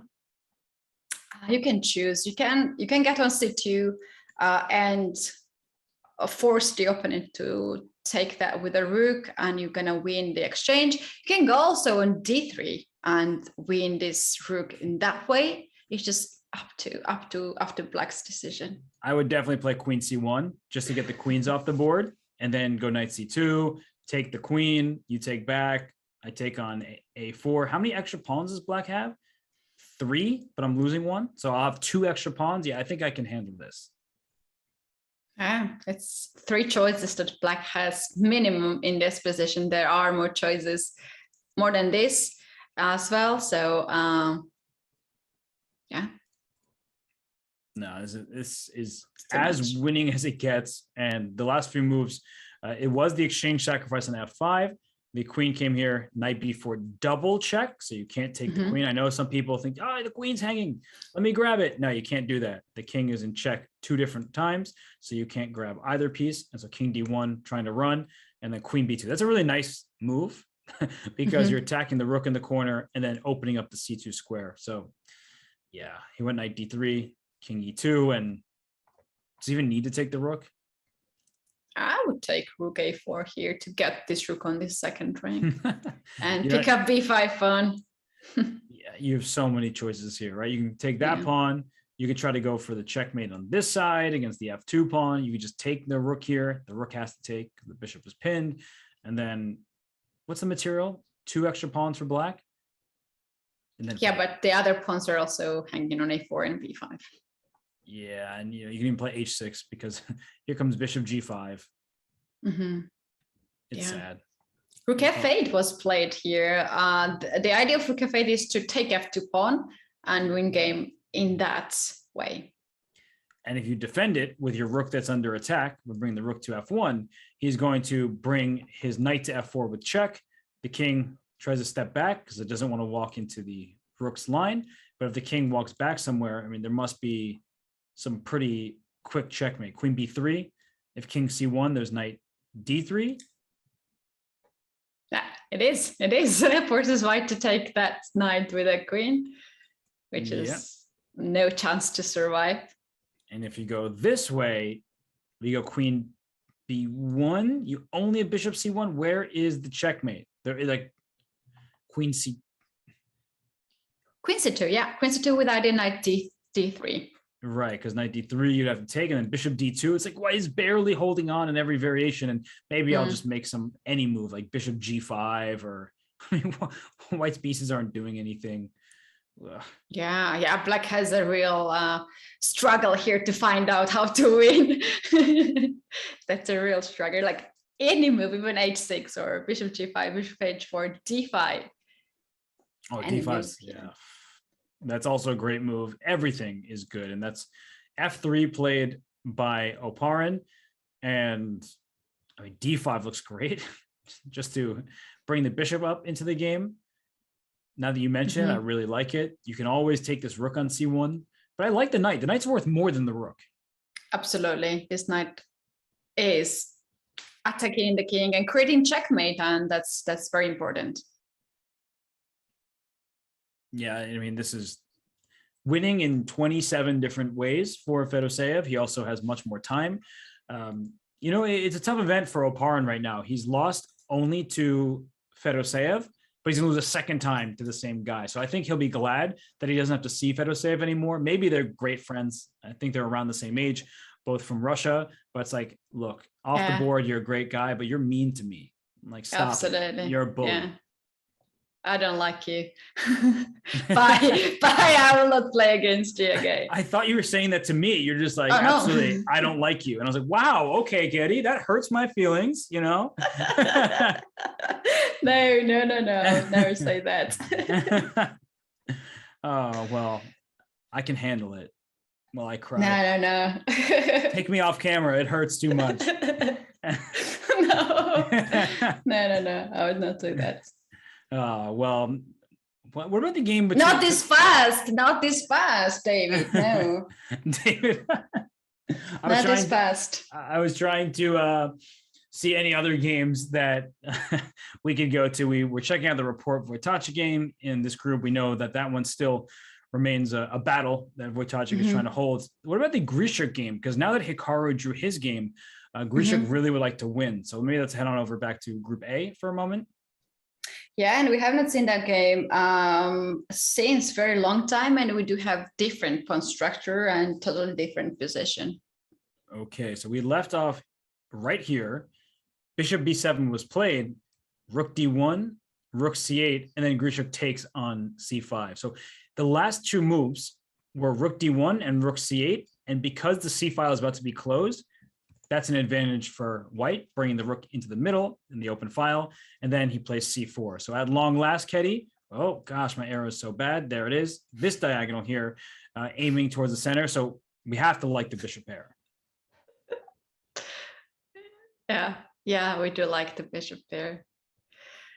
For a reason, actually, because it gives you more opportunities to play active game and to target more pieces than knight and the bishop or two knights can. Yeah, I mean, the knight on f6 is not threatening anything. The knight on c6 can't move with the e5 pawn loose. So there was a trade and rook to e8. You can't play rook d8 without losing a pawn in the center of the board. You need both the knight and the queen to defend. So after rook takes d8, one of those pieces is going to go away and you simply lose a pawn in the center. And that's not good. So rook e8 played. And now look at this maneuver, knight h2. Knight g4. He is trying to trade off his knight for this knight f6 because after takes bishop g4, now you aim towards the d7 square. You still have this great bishop. Your rook is on the open file. e5 is a target. I like what he's doing. I like what he's doing to you. And if this time is correct, it says that Grischuk has very similar time as Esipenko, and we don't have that very often happening that he's not having this crazy position at down 1 minute or seconds. Yeah, no, that's what he usually has. He said today, all right, 10 minutes, more than that is good for me. It's move, 22? So they still have 18 moves to make, and they're in time trouble because the position is very complicated. Checkmate 1 is not very complicated as a threat, but how to deal with it. Do I drop the bishop back to f1? Do I take before dropping the bishop back to f1? Do I play f3 just to close the diagonal, but also make my bishop a little worse? These are not easy decisions. Yeah. Sorry to interrupt this your variations, but we do have one game ended Dominguez against Wesley. So Wesley won that game and became the sole leader of the group D. Wow, he just took the pawns. He's up 3 pawns. I can count correctly in the final position. He's threatening back rank checkmates, and there's nothing that white can do. Rook e1, first of all, that means your rook can't join the other rook in the attack, but you can do this very forcing sequence. If the king goes here, it gets checkmated. If the king goes to the corner, this is a well-known, I skipped the move. Check, king here, and then you play rook h1, king takes, and rook takes e1. So you trade rooks by checking, and then you're up a bunch of pawns and you've passed a pawn, you win the game easily. Yeah, absolutely. And white Even Miracle cannot save here a White's position. There are too many extra pawns. Exactly. So Dominguez, he had the white pieces. He had been playing well in the tournament, but one bad game can ruin your event. And for Wesley So, he seemed a bit dejected. He drew his first 2 games. I saw his interview with Dina Belenkaya, and he didn't seem very happy. He said draws make him a bit sad. And then he decided, okay, if I'm sad, let's get happy. Let's win 2 games in a row. Yeah, absolutely. I think the reason why he started so slow might be that he had to travel quite long, and he had to get into the different time zone. I don't know actually when he arrived in Berlin, but it might be an issue that he's now playing and living in different time zone, and sometimes it can be really big, like 9 hours, 8 hours, and 7 hours. And it can be a problem of a chess player to break your daily routine when you're playing very strong tournaments. So it takes some days to get used to the time, get used to the new climate and the new food also, and new sleeping schedule. Well, I think he'll sleep quite soundly tonight because he won a nice game. Wesley So jumps to 3 out of 4. He is in first place in his group. We can quickly go to the game between Shirov and Hare Krishna. We haven't tuned in there in a while, and that's a really important one because if Shirov makes a draw, let's say, or wins, then Wesley will be a full point ahead of the players chasing him because Hare Krishna entered the day at 1.5 out of 3. If he wins, he's only a half point behind Wesley. And right now, we have an even position by material, but not even in terms of the quality of the pieces. We have an outside pass pawn for white. We like that. The knight on f3 is actually posing some direct issues to some of black's material, whereas the bishop is more of a defensive piece for now. So, Katie, I look at this and I say that Hare Krishna has great chances to press for a win. I agree with that. I agree that the bishop is not really good looking. Maybe this bishop has to come on b6 to be more active, to get on d4, to try at least to get on d4, then c5, attack f2, and to find a way how to improve the position of the black. White has very strong pass pawn on a4, which is already pushed. Rook is at the right place to support it. And c6 pawn, for now, doesn't seem to me to be a pass pawn, but it rather looks like a weakness for black. That's a huge difference in the position. White is a pass pawn, rook behind it. As you said, black's pawn is a weakness. And the last thing you really want to do is play a move like c5, because your bishop becomes even worse. And the light squares, like this knight, its dream is to somehow jump to d5, right? That would be a light square that, well, now it forks everything, but more importantly, black can't kick it out of there. So anytime you move a pawn, you give some squares up. And rook d8 was played by Shirov. He's trying to get rid of this rook in the open file. I could think about rook c1. I could, in fact, trade the rooks and maybe even can he trade queens, because if you take and I take with my knight, I'm already getting ready to play a5. My knight is coming to c4. This is really dangerous for Shirov. It's not the position of dream for Shirov, because knight versus bishop at this position, knight is superior. The pawn is already advanced. All white has to do is to get this knight on c4, pawn on a5 or a6 even. Rook is at the right place, and white needs to bring the king in the center. King can get all the way to f1, e2, d3, c4.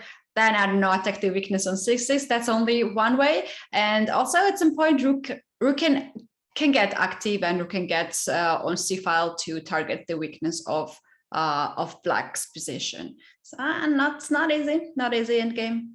No, this is, you trade off pieces, hope that it makes your life easier. In fact, it might even make it harder. So we'll see how this one continues. We'll see how all the games continue. For now, short break, and when we return, we'll be right here for the time trouble as the players try to reach move 40 and gain those 30 extra minutes. We will be right back here for the FIDE Grand Prix 4th round.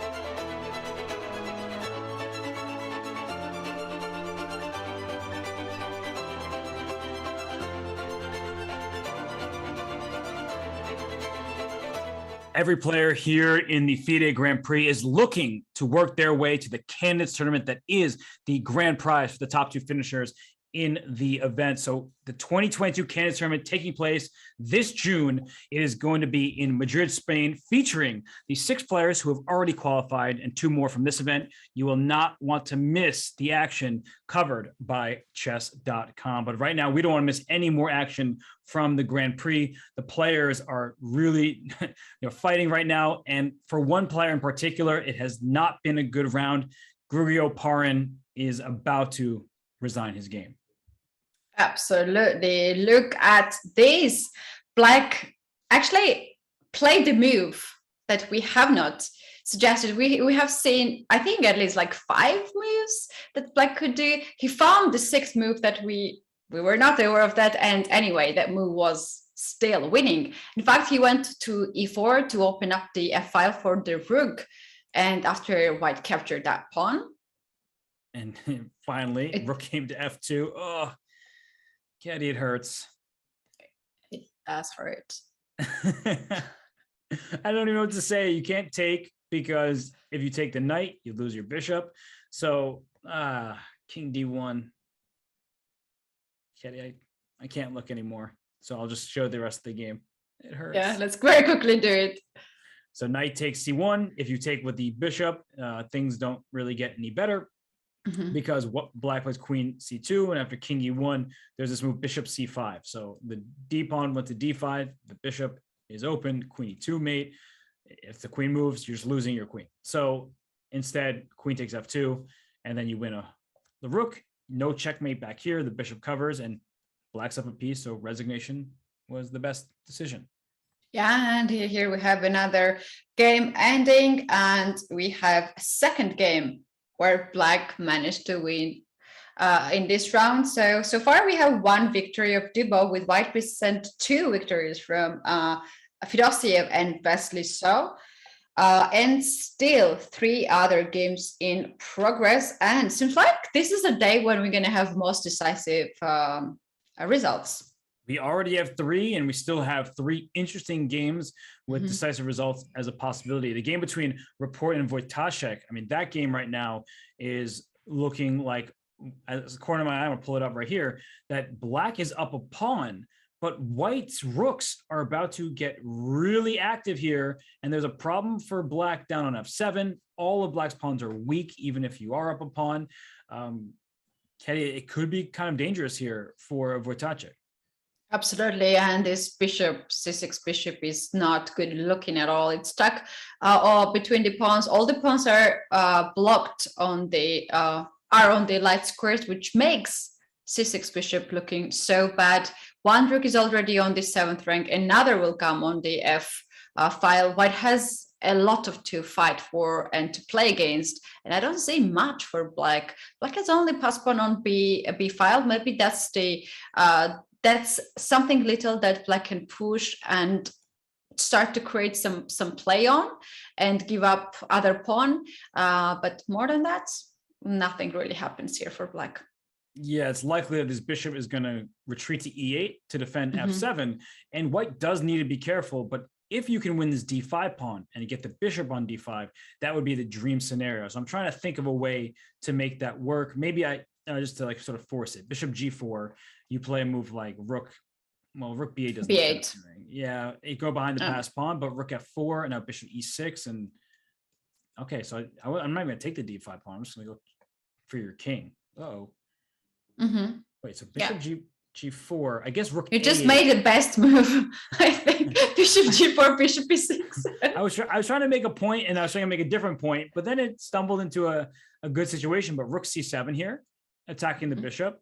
Bishop e8, and this is what I kind of wanted to get to, was bishop takes d5, and white has all of the initiative. Black does have this b pawn that if you could push it, that would be great, but you're not going to be able to, because once bishop takes d5, you hit the rook, you hit the other rook, you hit the f7 pawn, and black's king is not that safe. Absolutely. And another problem of black is that the black's rooks are not connected, and there is no any link between these rooks, and for this reason white is dominating on the 7th rank and all over the board with this very strong cooperation between the pieces. And it looks like bishop f3 was chosen first, and now rook f4 is the threat, followed by bishop takes d5. So actually this looks like a promising option as well, because this bishop likely is going to be relegated to the e8 square. It does not really want to go there, but it needs to defend f7. And yeah, I mean, the way Rapport is handling this, giving up a pawn, and we can see where he did that right here.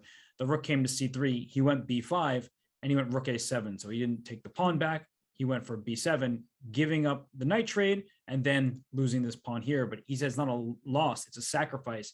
And now we see how the game continued. So really interesting position. White is better, but black has very good chance to hold. And Wojtaszek has been playing accurately all game. Yeah, absolutely.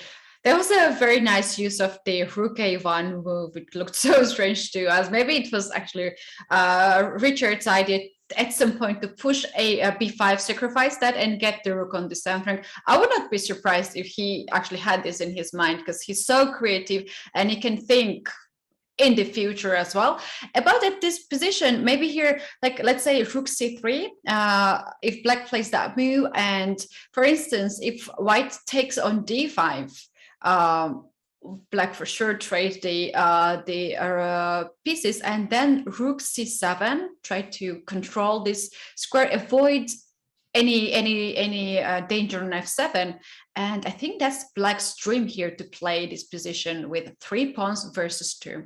Right, we're looking at something like this in the Vidit game against Levon Aronian. These players, they know their end games. This is a theoretical draw. not too difficult for somebody as experienced, as strong as Wojtaszek. So this is what Rapport doesn't want. He doesn't want to win a pawn if it involves trading all the pieces. He would prefer, say the move Rook C3 was played, to play a move like Rook F4, because now your bishop comes to E8, and then he takes the pawn. He's not up a pawn, it's equal material, but he has some pressure in the position. So that's what he would like to do, is keep more material on the board, because he will be able to try to attack the king. Yes, the rook comes back to C7, but if you keep pieces on, you still have an attack available to you later in the game. Absolutely.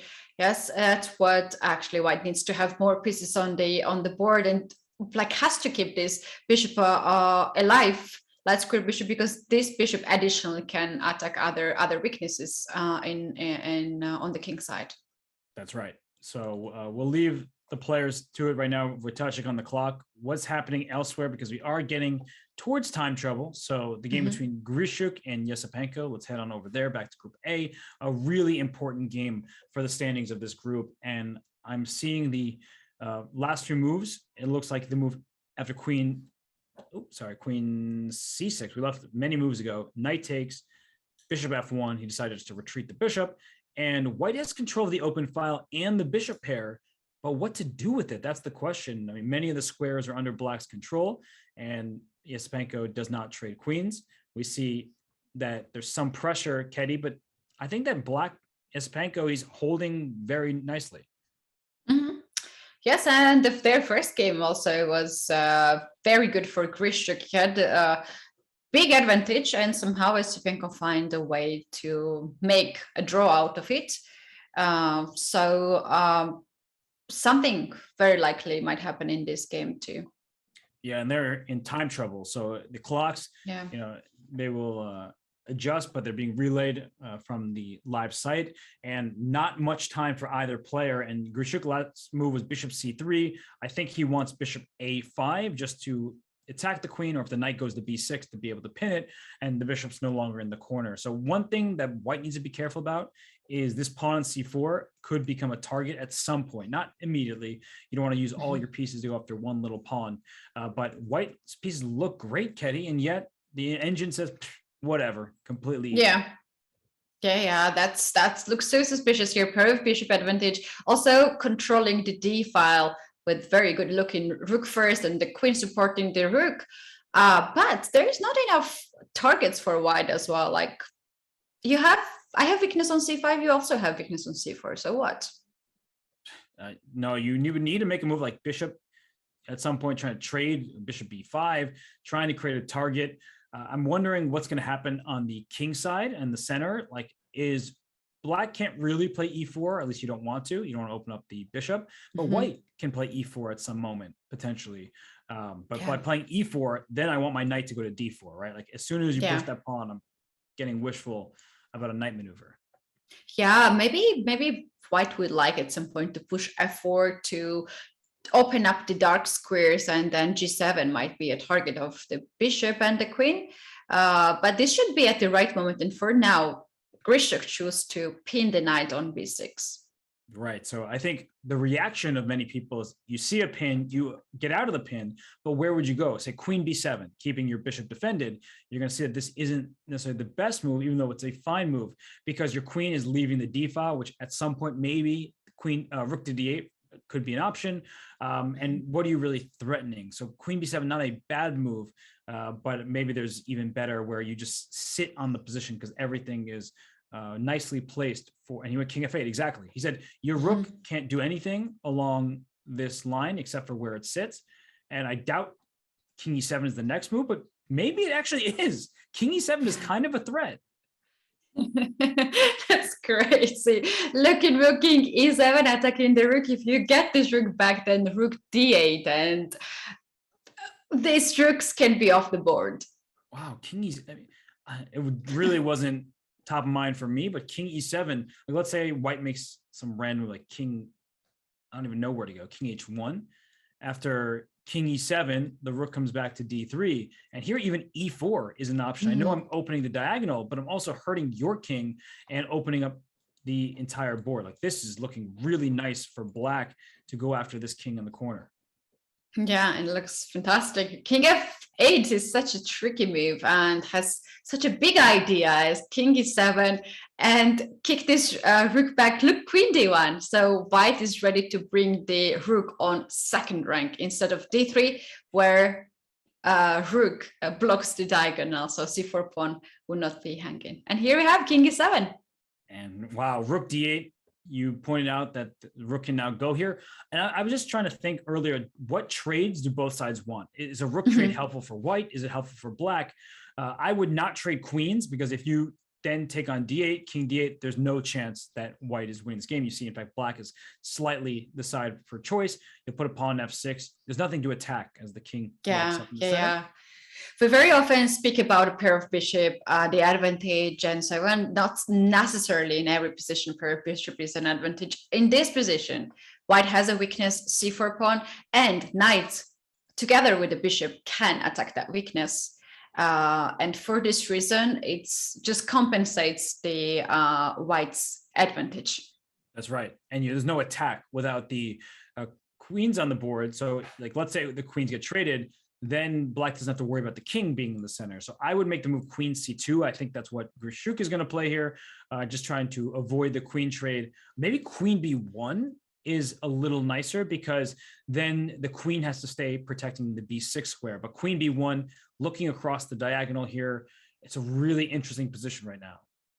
Yeah, queen to keep the queen on the board makes sense, especially as the king also is on e7. It's endgame, but queen and the both bishops are still on the board and can be a little bit maybe not so safe. That's right. And so they're playing quickly. The queen did come to b1. He's keeping the pressure on b6, the pin. As mentioned, queen come to h7. Queen sit on f5, because there are many pawns here that black needs to defend. So right now is a big decision. You can make the move e4, which you don't want to take as white, because then your pawn structure is really not pleasant looking. It's not bad for white, obviously, but I wouldn't like that. I'd rather play f4. And we're talking about the dark squares. Like, can white make use of them? It's not entirely clear how, but at least the d file is under white's control, right? This queen on d8 looks strong, but it can't get in. Yeah, absolutely. Instead of e4, can black find some other way to activate the light square bishop? Because for now, this bishop on c6 don't really do much, and maybe something like rook bishop to get on d7 e6 to target that pawn. Yeah, I'm a little worried with the king in the center, but that's something that black definitely wants to go for at some point. Like if you play bishop b7 now with the king here in the center, I'm looking at moves like queen h7 or queen e4, putting direct pressure on this pawn. My queen can slide into b7 if you're not careful as well. So there's just so many access points that white has in this position that I think black needs to be really, really careful. Yeah, absolutely. And even this king f8, king e7 seems to be a good looking move. Maybe it's be now at the wrong place. How about to get this king back on f8? Yeah, I mean, I'm still looking at queen h7, but you have this move queen g5, which is very fortunate, attacking e3, and because queen h check would force the king away from g7. Yeah, but here I think, yeah, queen g5 does hold everything together, but it looks like by a thread. Yeah, and here white has to play king f2 in this position to guard this pawn, and we might have something like knight c4, bishop c4, queen h4, and win that way, or just queen h4 right away. Black can move around. But the knight can't move. That's actually really critical, because your tactic is awesome, but unfortunately after queen check, yeah, nice. That's nice. So that's so nice move. But it's like so unexpected, right? Like, you know, yes, the bishop wasn't doing anything. And look, he went e4 because he didn't want to deal with all these complications. I mean, who wants to allow this queen maybe to h8, maybe to b8 later? It's scary. So he plays e4 in the position, and Grischuk quickly plays f4. And this pawn e4 blocks in the bishop. So that bishop is just a defensive piece. A white can expand with g4, king f2, king g3. And we talked about it, right? No squares for black to get into. So white is very happy. Yeah, and black turned to be the white rook before. Like, it was a very good looking rook, but couldn't get any of the important squares on the black's position.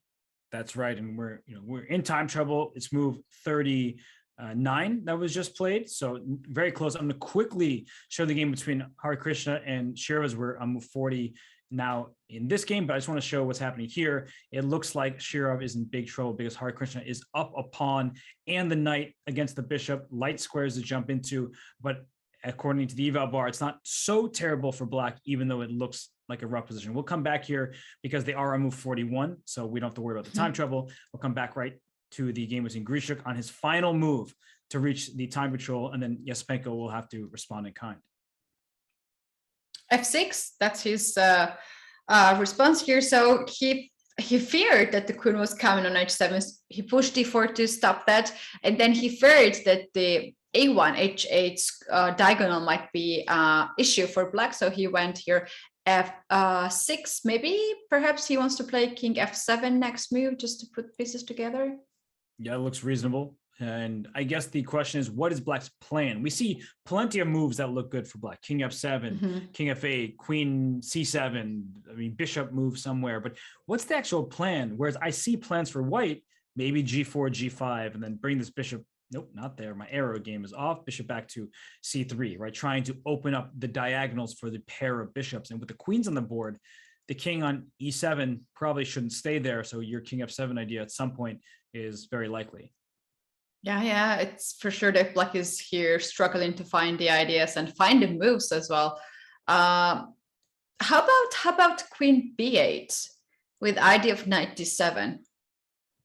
That's a good one. We were talking about how the queen trade would be in black's favor, and I think queen b8 is an excellent move because there's nothing down the d file, so let's go down the b file. I like it. Yeah.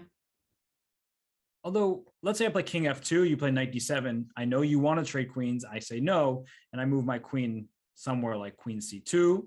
What's the next idea for black, right? Yeah. No, not easy. No access. Just no access on the b file, no access on the d file. So it feels like white just plays on and can play for g4 if you want, or maybe bishop g4, try to bring the bishop in, and black just has to sit and wait. Yeah, absolutely. King d7 was played. Wow. Okay, he's bringing the king to c7 so he can free up his queen. That's a well played by king. First to solve one problem, now he's solving another problem of the pin and the knight on b6. Mm-hmm. I mean, there's so many different ideas, and I don't know which is the best, but g4, bringing the king up to g3 is an idea. It's not out of the question that white plays h4, h5, or in the end game, if this king can go up to h5, right, trying to go for to make progress near. There's just plenty going on here, and the players now have reached move 40, so they'll gain 30 minutes to sit and think about the possibilities. Yeah, was that knight king d7 the 14th move? King d7 was move 40, yes. Wow, that's really brave move to make. Yeah, the last move of the time control is bringing your king into the line of fire, but he just wants to play king c7 and keep everything safe and sound. Yeah, there has been some years when I was making mistakes, the very bad mistakes on move 40, because I was struggling on time and I wanted to make one last move before the time increment, and it was the worst move. And after time increment, I had to resign, and there was no way to continue the game. So it happened many times. It happens to every player in the world. Those moves, move 39, 40, 41, even the move after the time control when you're still nervous from the stress of having just minutes or seconds on your clock. But here, king d7, it does make sense. I think Grischuk, he can push g4, h4, try to go for g5 eventually. He has time on his side, both in terms of the clock, but more importantly, the position. I don't see how black is going to attack anything. And so Grischuk can first play g4, gain some space, and then see what he wants to do from there. Mm-hmm. Yeah, I like that. Well, I was thinking, how about bishop g4 and bishop f5 to attack the e4 pawn in that way? Looks completely reasonable as well. The queen will have to come to e7, let's say, and you did lose sight of the c4 pawn, but the knight is pinned, so you don't really have to worry about the c4 pawn for now. So yeah, this also is very reasonable. Mhm. Wow. Yeah, there's not much of the like moves and ideas, but slowly White can get a little bit of advantage on the king side, and then you can even go to the end game, trade the queens, and to try to activate your king and win game just like that. Yeah, no, for sure. With the bishop active like this, that gives some chances. The c4 pawn will always need an eye kept on it, and that would be the biggest downside, but White still has good chances no matter what. So yeah, it's going to be interesting to see how Grischuk plays from here. We still have 2 other games as well. And every game is in some sort of end game. Yes, it is. The game of Rapport and Wojtaszek, we have this position which we thought could happen. So bishop is on d5, and yeah, the rooks are attacking f7 pawn. So rook c7 is like one of the rooks. I'm not sure which one. The c7 feels like the obvious move. I wouldn't even really calculate anything else. I think third makes more sense, not to allow White to get through k8 at some point and pin the bishop. I think I know why Wojtaszek hasn't moved, but yeah, rook c7. I mean, it looks like Black is holding everything together. You have this pawn defended a million times, and by a million I mean 3. You can put the rook to b8. If we start trading rooks, even if you win this pawn on b5, we talked about this. You'll have to give up a bishop trade, and then the rook endgame is a draw. So the one thing that White wants to do is like start pushing the pawns up the board. That's the hope, to try and win a position like this, but it's just a hope. It doesn't feel legitimate. But if Wojtaszek doesn't even want to calculate, I think he can make this move, rook c5. Bishop takes f7, looks really scary. Take with check, and after the king moves somewhere, I thought there was rook f5, but maybe I'm walking into more danger than I realized in this position, because after takes, I don't king have G5? to trade bishops. Yeah, king g5 is coming, right? So bishop e6, king up, this pawn. Maybe I was hoping for a trade of bishops to say, I can hold this. I think this is okay too after king g5, is not? Here after king g5. Yeah, it's close, but I think I go rook c2, and then I go after this pawn. So yeah, and here like no f3 to keep the square for king maybe. And the point is that rook will come on the 5th rank to guard both pawns, like after rook b7. Yeah, I can go in the 5th rank. Play rook c5, rook b7, and then just shuffle my king around, and somehow there's no progress to be made for White from here. Yeah. But I think that this is what I had in mind when I was thinking of rook c5.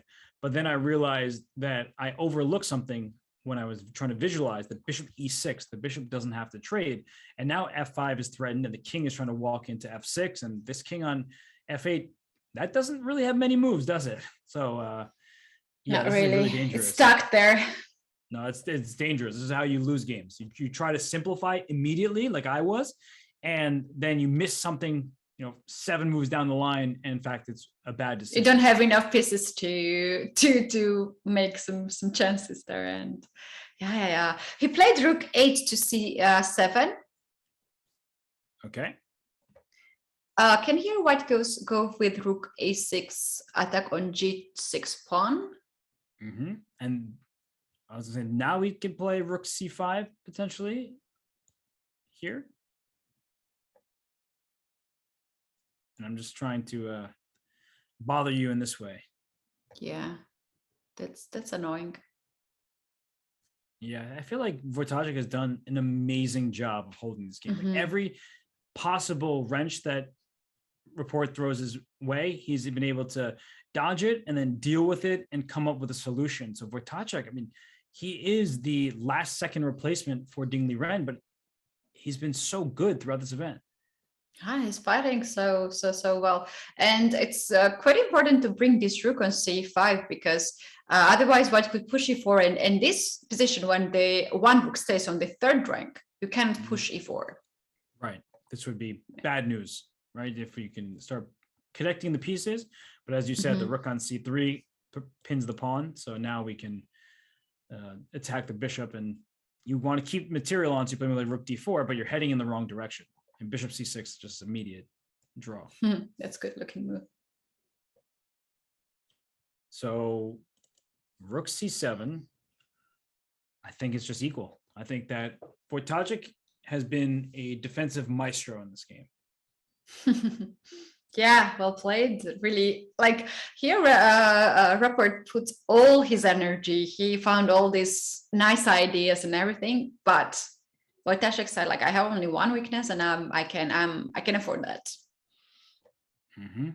And wow, f7, b5, all guarded. Nothing. The bishop on e8, even though it's a bit passive, it's doing a great job of defending everything. So this game, it looks like Rapport will try a little bit, but there's not much more left in this position. And if he tries too hard, there is an outside b pawn that could be a problem to deal with. So ultimately, a well-played game by both, but Wojtaszek deserves credit for the defense. Yeah, absolutely. Absolutely. And this is very nice idea to right away attack the bishop and the pawn on g5. And it seems like white don't have much to avoid this this plan of black. Nothing. Right? If you go rook a8, rook back to c8. So that's why he brought the 8th rank rook, because he brought the 3rd rank rook back to c7. Then this rook can go, say, to a6 for starters to create some problems, or anywhere. But the thing is, after a move like rook c5, now white always is e4, and you see the evaluation marks creeping up a little bit, because this configuration of pieces with rook takes g6, the idea you mentioned, Ketty, it's not very fun for this king on f8. Yeah. And in this case, even if king goes on g7, white has an additional plan like rook h4, and to get another rook on h5 and start to get there and annoy the opponent. It can be something additional. And you can try to bring this pawn up at some point to try to attack the king. Yeah, it's not safe just because there are no queens on the board. You still have your work cut out for you. So let's go to the only other game we have left, since all games have reached time control. We were looking at the game between Hikaru and Shirov earlier, and that's a really important game, because if Hikaru doesn't win, then Wesley So is going to feel like he's going to win his group. But right now, Shirov is clinging to this position for dear life. And once again, Ketty, the first thing I think about in this position is if these pieces that I'm putting in red are traded, we have a draw, right? A theoretical draw with rook and 3, rook and 2. So that's the dream for Shirov. How to make that a reality is another question. Just can we go one move back? Because at this point, before rook a4, the bar was showing that white has very good position and big advantage. Is that a reason that white could actually capture g6 pawn, gave up a pawn, and then try to here either push f or h pawn and try to make some sort of like mating nets? Yeah, I mean, I guess you can bring your pieces up like this, but let's say even we get to this position, knight e5, c3. What's the idea for black? Trying to figure out where, I mean, white should bring the king over, and isn't white just gonna go after this pawn and try to corral it? Yeah, knight will go around, attack the c3 pawn, and that's it. White will get the pawn. And on the king side, there are 2 extra pawns, and king cannot do anything against them. Yeah, so knight g6, rook takes a4, I mean, rook c2, you can play bishop b4, but now your pawn is stuck, and your point is a great one. You're just up 2 pawns. They can start going up the board.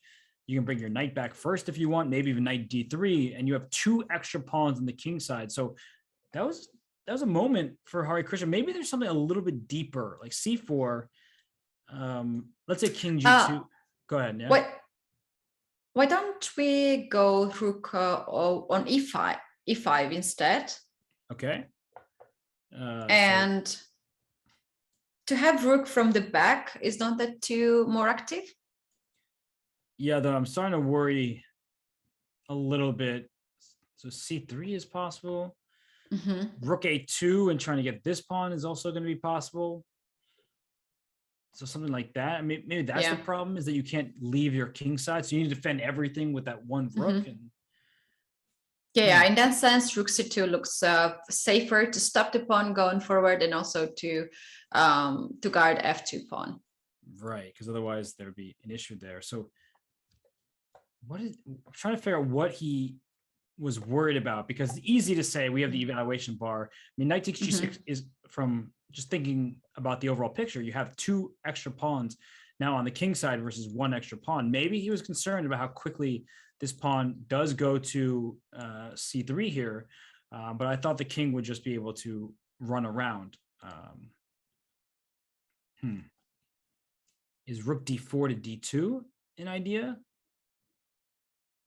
Rook b4 to b2 also an idea? Yeah, that rook b4 can be stopped by not can be really stopped by the knight d3, because then you come knight d4 and you attack knight and rook d2 comes right away. Right. So like if you say, okay, no rook to b4, you rook d4 and rook d2. That's not going to be good. So I think that's what the concern was. And if you make king g1 and rook b4 still is possible, because the bishop protects the pawn on c3 because of a check, right? You give a check and you win the rook. So there's something here that Harikrishna was worried about. The engine says, no, nothing to be concerned about. You probably just bring your king to g2 to defend this pawn. And then from here after rook d4, maybe just... How about knight g4, knight d3? Also look, but there's rook, no, not rook d2, because knight e3 looks good. Yeah, no, I'm with you. Like this looks like some serious chances for white, while still also seeming a little bit difficult for white to press forward. Sorry. I think the white position looks good, but also not clear how to go forward because the bishop does protect the pawn. You definitely don't want to trade rooks because the king is too close with the knight helping out. But it's one of these positions that you're not certain are my chances to win greater than the chances to draw. So I understand not playing it, but it does seem that he still has an advantage in the game. But the engine says there's not really much of an edge here. Black should be okay. Yes. Oh, well. There was decision that Harikrishna had to make, maybe in the time trouble. As I see now, there's 4 minutes on the clock. If this time is correct, and maybe he just wanted to keep the a4 pawn, and he thought it's c5 is a weakness, and I'm gonna attack that pawn instead of just to play against this pawn.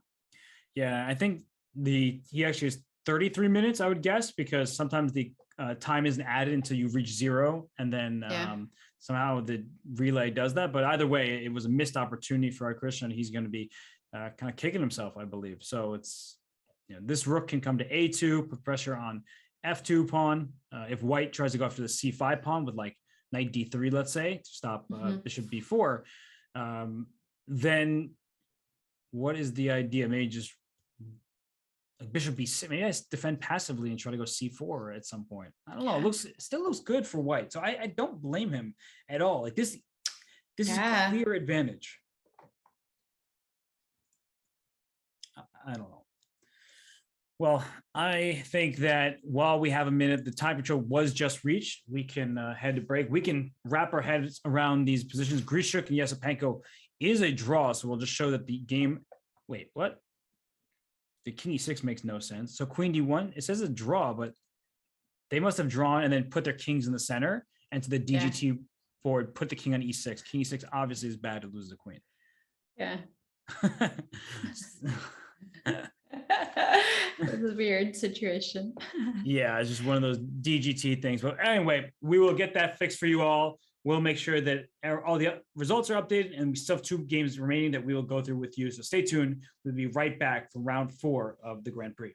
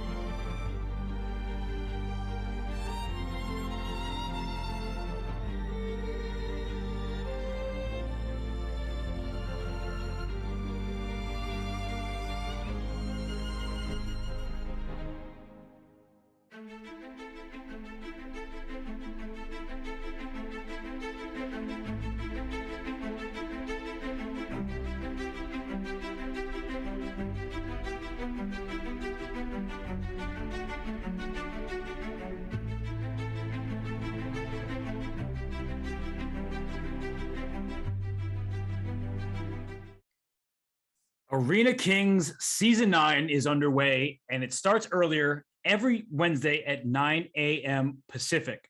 Stream and play for a piece of the $45,000 prize pool and earn points to qualify to participate in the championship at the end of the season. You'll want to compete against the likes of Hikaru Nakamura, the Chess Bras, Min Lei, and many more, as it is such a great event every single Wednesday. But Ketty, today is not Wednesday, but it is round 4 of the FIDE Grand Prix. We have 2 games remaining, and both of them are deep in the end game. Right now, we have Rapport against Wojtaszek, and we can switch it on over as well to the game between Hare Krishna and Shirov. So which one would you prefer we focus on for the time being? I would prefer this one because we have Rooks off the board, and let's once again evaluate if White has any chance to create something or Black actually manage to get rid of the problems in here. And then we can go to the next game because we have more or less similar situation in the other game as we had before. For sure. And I think, here in this moment, we see the rook on f6, the bishop on d5, the pawn on g5 anchoring in that rook on f6. It looks like a great position for White, but this b pawn, it can be pushed at some point. You can play a move like bishop a4 to try to push this pawn to b3. And it seems like even if you win that pawn, you're going to have to trade off the bishops.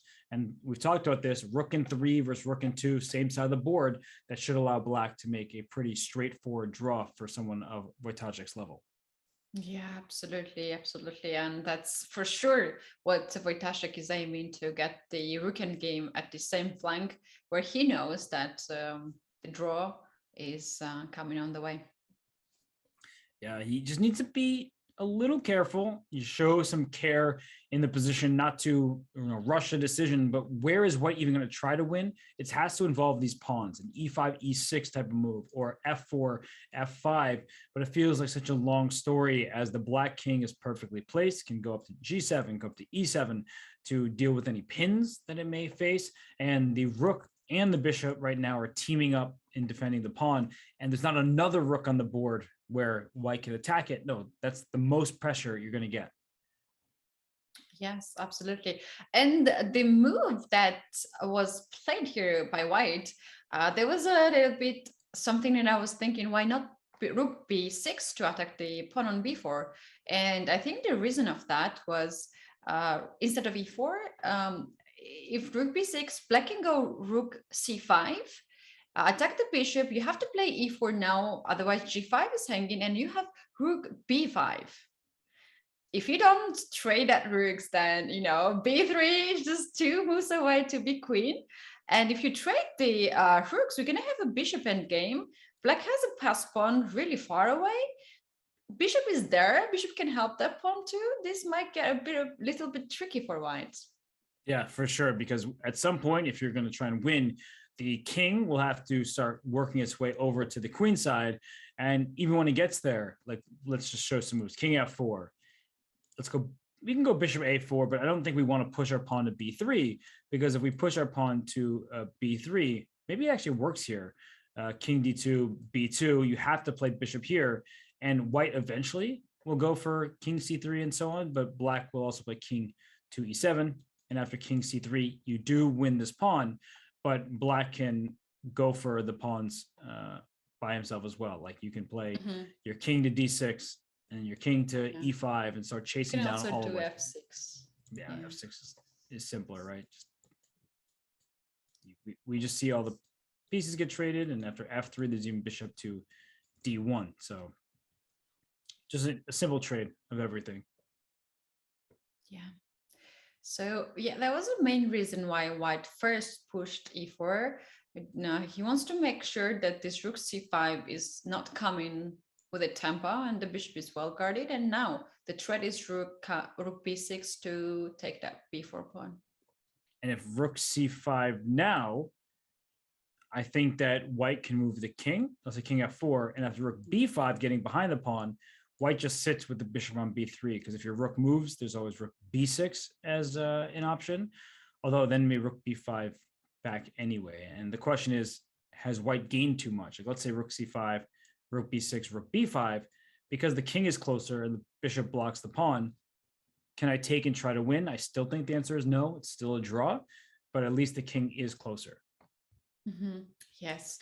We can come back at this game and check it out later, but the game we're gonna see right now is Harikrishna and Shirov, because white captured the pawn on c5 and black was like, I'm okay with that, and I will take f2 pawn instead. But there is 96 check in between moves, so what's going on here? Wow. So the last few moves, we saw knight takes g6. Apparently, it has a huge advantage for white. Not that surprising, but it definitely requires accuracy. I'm sure one mistake and all of a sudden your advantage disappears. We are looking at these positions where we thought rook to c2 made sense. And then you get a situation like this where black has this passed pawn protected by the bishop. So I can understand why Harikrishna, even though he has a 3-on-1 advantage over on the king side, he was worried that this configuration of pieces should lead black to having good chances to make a draw. So I get why he didn't go for this, even though we see with the engine that it should be a winning situation for white with proper play. But instead, he went rook e4, thinking he'll just maintain his advantage, right? After king g7 to protect the pawn, knight d3, it looks like black has to make some kind of passive move like bishop b6 or something of that nature. But look at this move by Shirov, rook a3, kicking the knight away. And after knight takes, bishop b6, Ketty, all he's doing is going straight for the pawn f2.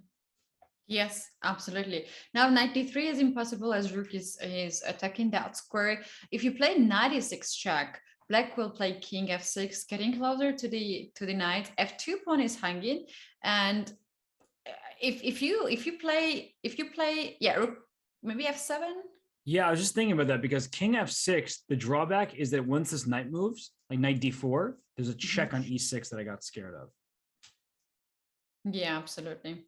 But even here, I mean, like rook, let's say rook a4. Yeah, rook a4. So rook e6. There's rook no f4. Oh, that's funny. I mean, the king only has these squares to go to, and no matter where your king goes, my knight checks you. That's actually really surprising because king f6 is the instinct, like being more advanced. But I thought, rook e6 check. But you're right. That this would just be a draw. Rook takes b6, rook takes d4, 3-on-2. We know this is a draw, but rook f4 check. And yeah, no matter where the king goes, it gets checked. Yeah. For this reason, here Shiro went king f7. He plays really safe. There's no more check. The 8 square is controlled by the knight. And in these same lines, if knight comes on d4 to close this diagonal, you now can safely play rook a4. Right. And rook f4 check. The big difference is this king can go back away from a check from the knight. If the knight could deliver a check, you'd win the rook. No checks. So if you move the knight now, I trade rooks, I take on f2, and yeah, that's going to be a draw. So, Ketty, it does seem like Harikrishna, he missed his chance. And it's one of those positions where if you're going to win your group in a Grand Prix tournament, you have to play that move knight takes g6 several moves ago. I understand why he didn't, but that's still, at this level, you have to make the most of your chances when you get them. Yeah, you have to accept the challenges, even if it seems to be risky. You have to go because this is 4th round and there's already a leader in the group, so you really need to catch up. You can't rely on any of the other play. You have to do it by yourself, and there's a chance, and it should be taken. There is one funny line. If, for instance, here rook goes on e2 to guard f2 pawn, and black decides to take bishop f2. Anyway, I'm going to take it because knight is hanging. Knight d8 is intermediate check. King can get closer to it. And next, white will pick up the bishop on f2, and white will win that endgame with extra piece. Yeah, it's one of those blunders that you immediately realize the knight can still move, so they don't have to take the bishop. So instead, after rook e2, black can take on a4, but this game will continue. That's the thing about this, is white is still up a pawn. So it's not like there's one simple move that forces a draw immediately. If the minor pieces get traded, then yes, it's a draw. But that's what Harikrishna is going to avoid. He's going to keep moving his knight away if you attack it, and then try to bring his king closer, maybe push some pawns. And black should be able to hold the draw. But if all players could do what the engine says should happen, then there would just be all draws in chess. So this is still work left for Shirov. Yeah. That's gonna be the end game on the same flank, and should not be really hard. Although there is like, if knight and the bishop are off the board, it's more easy to make a draw here. But knight is still very tricky, and this is the end of the day. You might feel a little bit tired, and we have seen already some tricks with the knight. So I don't think that Hare Krishna will offer here a draw. He will try a little bit still in this position. And he went knight f4, so he's giving up the f2 pawn. And this is a different type of endgame. Let's say bishop f2, g4, bishop g3. It's like, well, didn't Robert and Ketty just say that if we trade the knight for the bishop, then it's just a draw? This still should be a draw with proper play, but notice there's an outside pass pawn that you need to deal with. However, the rook on a3 is perfectly placed behind it. So this actually also makes a pretty easy draw. It's just not the same in terms of the easy theoretical nature. Here it's just, you look at the board, what can white do? If you remove the king this way, you lose a pawn. If you don't do anything, black shuffles with the king back and forth, and you're not making any progress. Yeah, absolutely. There should not be any problem. Instead, I think after bishop f2 here, what white is going to do is knight e2, just to get a little bit passive, but make sure that nothing is hanging, and white wants to keep a passed pawn. And that's exactly what happened, knight e2. So still the pass pawn. The rook is good on e4.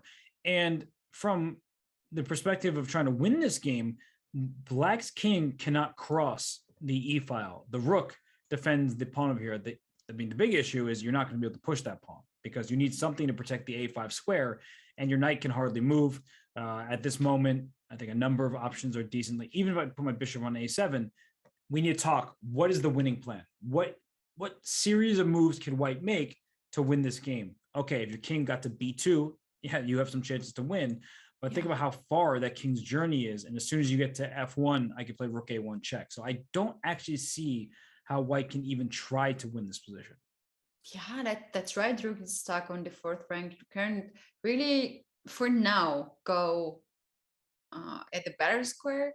Like maybe in some variations there can be rook check and then to get in front of the pawn, but still that's not enough when king is cut it, and this king, white's king, cannot really get anywhere because the third rank is cut it.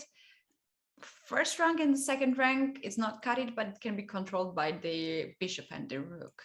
Yeah, you can give white a bunch of free turns. The only thing you can't allow is, hey, let me move my knight into a square where it can be attacked. So that may mean, hey, rook c4, let's try that, get the knight active.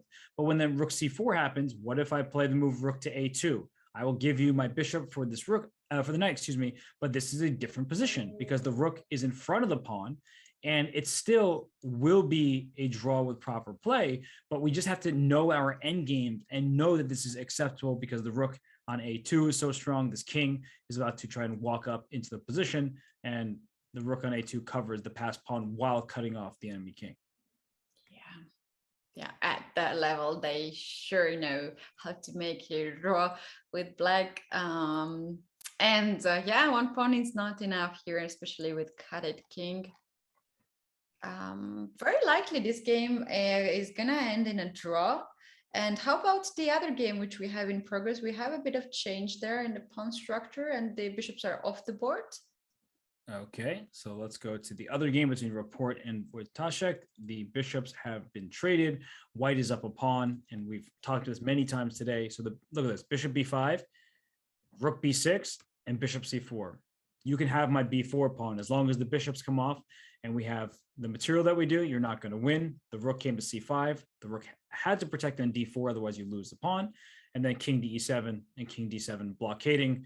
And the one thing that you cannot do is say, let me just win the pawn and that should be an easy draw. It may be a move that is not bad, but if the rook c6, you have to watch out for rook f4, and you see the evaluation bar creeping up. It still, I guess, with accurate play can be held, but this is one of those moments where I would be nervous because now my pawn f7 is in trouble. Yeah, that should not happen here for black. It would be very disappointing if black goes that way. would just be losing. The king can't stay attached to the pawn because you have to deal with this d7 pawn. And after check, king e8, there's rook f6, because if your rook moves, I win your g6 pawn. If you trade in any way, I'm up a pawn and simply winning this pawn, and I have 2 pawns there. So that's why you see the move played was rook to c1 at this point. And if the rook comes to f4, there's a very important check here on g1 to get the king. Yeah. And here, black is not going to move with the king, but the black king blocks the pawn and keeps the rook to guard d6 pawn. And if you start to move with the king, then rook will come back on c5, and this rook will not allow you to get any better square. That's right. It's like king f4, the rook can't get there. And then the king can't move because g5 is loose, and the rook can't go anywhere without dropping this d6 pawn. So that was just the one important trick to avoid. Rook f4 now, rook g1 check is what we were talking about. The king wants to stay attached to the pawn, but then I keep checking you. If your king tries to run, I check you, I win your pawn on g5 if you don't go back to h4. And this would be just a simplification, even endgame, complete draw. Yeah. So we might have another draw here too. And this brings us back to the rounds when we had 5 draws and 3 decisive games. We were wrong. I don't like wrong. I don't like being wrong very often, but we were incorrect. Yeah, but the thing is that there were some games, for instance, Nakamura, Bacrot, where they could keep it go, and this position was like anything but draw. It was so sharp. Yeah, that didn't went the way as we thought, and the other draws were okay, more or less like we expected that to happen in the games. Yeah, I think Esipenko had to prove a little bit of something against Grischuk. Like he was worse at some point, but he held very nicely. But Vidit against Aronian, that was solid draw for sure. In the games we've been watching, it looks like Hare Krishna missed one chance for one move. Like the entire game, if we pull that one up, like if we go through it, it always was slightly better for him, but it was never anything that big. And just to like look at the eval bar off to the side, slightly better for white, slightly better for white. And we get the point that white was always slightly better. And that's the thing about these top level games. And, you know, in general, when you have that one chance, you have to make the most of it. And it was at this position here where Shirov made a mistake. It says plus 1.2. It's kind of small for me, but I can see it plus 1.2. That in an end game could just mean it's a draw. Like the one pawn and a little bit of change. It could mean that we're liquidating into rook and 3 versus rook and 2 eventually, but still white is obviously better. And then here was his chance to take on g6. He'll have to explain himself. We talked about how it's unclear with this pawn starting to push up the board, but it was his opportunity to try and win this game, and he didn't find it. Yeah, it was just one time chance. Instead, he made a choice to pick up c5 pawn instead, and now we have the end game where black has nothing to really worry about. No, and he sure put the bishop on e1, just applying pressure on the g3 pawn. So if the king ever goes to f1, you lose this pawn here. If you play g4, we're just trading off more pawns. And I just don't really know where anyone's going. Like your king goes to f1, now what? I go rook a1. Yeah, and you have to go back on g2. Yeah, you have to go back, and then I can go back to a3 to cut your king off. So it looks like it's just a very straightforward draw at this point. So Hare Krishna missed his one opportunity. Yeah. And yeah, it's going to be disappointing though, because he's going to be at 2 out of 4. And really, Wesley So can't assume that he has everything clinched, but he is going to play white against Hare Krishna. He already just beat Dominguez, and then he gets black against Shirov. So that's just 2 remaining games, a full point ahead. If he just makes 2 draws, that means that Dominguez would have to win both of his remaining games, because if he draws the final 2 games, one of those draws will be against Hare Krishna. So only Dominguez, it really feels like, is going to have a shot if Hare Krishna draws this game, which is looking like that's the result. Yeah, true. So things will get very hard for these three players. While Wesley So is already advanced with a 1 point in this group, and he also clearly shows that he's in very good shape. And last 2 games of Wesley So was very impressive. Yeah, he's a different player the last 2 games versus the first 2. He was solid in those initial games, but since then he's been able to play for more. And today he just knew his opening well. Dominguez tried his best, but opened up the F file, and that's where things got out of hand. So Wesley in dominant shape. And in the other game going between Rapport and Wojtaszek in Group B, Wojtaszek, he wasn't supposed to be playing, and then Ding Liren couldn't, so he joined the field, and now he's going to draw this game and be tied with Fedoseev. And Ketty, during the break, you were saying how Fedoseev sort of he comes quietly, right? Like he starts fine, but then now he's going to be in a tie for first place in his group. Yeah, he's very solid. He's not really losing the games, although I see a 0 there. And the time he has a chance, he's winning. He's using his chances, and draw seems to be okay for him too. Yeah, he beat Opar, and he lost that wild game against Rapport, where Rapport's king went up to H4 and all that happened. But even that was a very combative game where Fedoseev had chances to hold. It just was difficult for him. So with 2 games remaining in the group, Fedoseev will get the white piece against Rapport, and then he'll play against Wojtaszek, and they'll be co-leaders for the moment. But yeah, that game will be of all importance, where Wojtaszek will get white against Fedoseev. Mm-hmm. Yeah, that's going to be interesting to have at this point 2 leaders in the group. So nothing still can be decided. Mm-hmm. So F3 just played by Rapport. Rook takes D6 should be a draw, but let's not just assume. Let's try to figure out King E5. The rook trade is happening, and White's king is much more active than Black's king. So maybe there's a square you can't go to, but King E7, King E5, it looks a bit scary, right? The king comes all the way in here, and now it's in a great position. And then what? Yeah. I choose whichever way. I go here. You go all the way in, King E7. I go here. How are you going to beat me? I'm just going to go back and forth, and there's nothing you can do.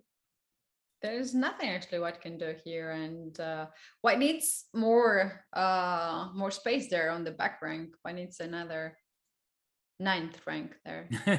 Yeah, a 9th rank would be nice, so you could go all the way around. And if this pawn were on E4, then we'd push our pawn to E6 and then go ahead and win your pawn here. But I can't even do that. I can't make that happen. So yeah, we're going to see the game end peacefully, just in a couple moves. Yeah, Rapport plays King E4. That's quite peaceful. Like, he's not going King E5 and attacking right away, but he allows Wojtaszek to capture the rook or to play King E6. Does this move King E5, King E4 makes any difference? Like, can Black still play King E6 here? Yes. There's no trick. You're attacking the rook. If the rook checks you, you move back. If you take, we have a similar position to what we saw before, where the Black King's even more active now than in the previous lines, and you could try to play F6 and things like that. So yeah, this is a very simple draw at this point, not enough material remaining. And honestly, I'll only be surprised if this game keeps going, because the players know that the draw is in hand. Yeah, absolutely. There are not enough pieces left on the board. And in the other game, Hare Krishna and Shirov, they traded H pawns. And now we do have only 2 pawns for White and 1 pawn for Black remaining. The good news for Hare Krishna is his knight can try to go to F4.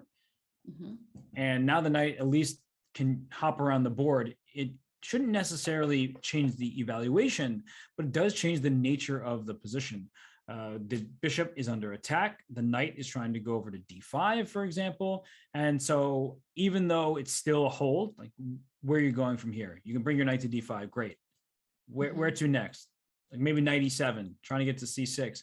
But even if you get everything that you want and your knight's in c6, you still can't push a5. Your rook needs to stay on the 4th rank to defend this pawn and this pawn. This king's very active and can even get more active. So you kind of give your opponent everything and it's still not enough to win. Yep, and at some point Black can also start to give some checks just like that.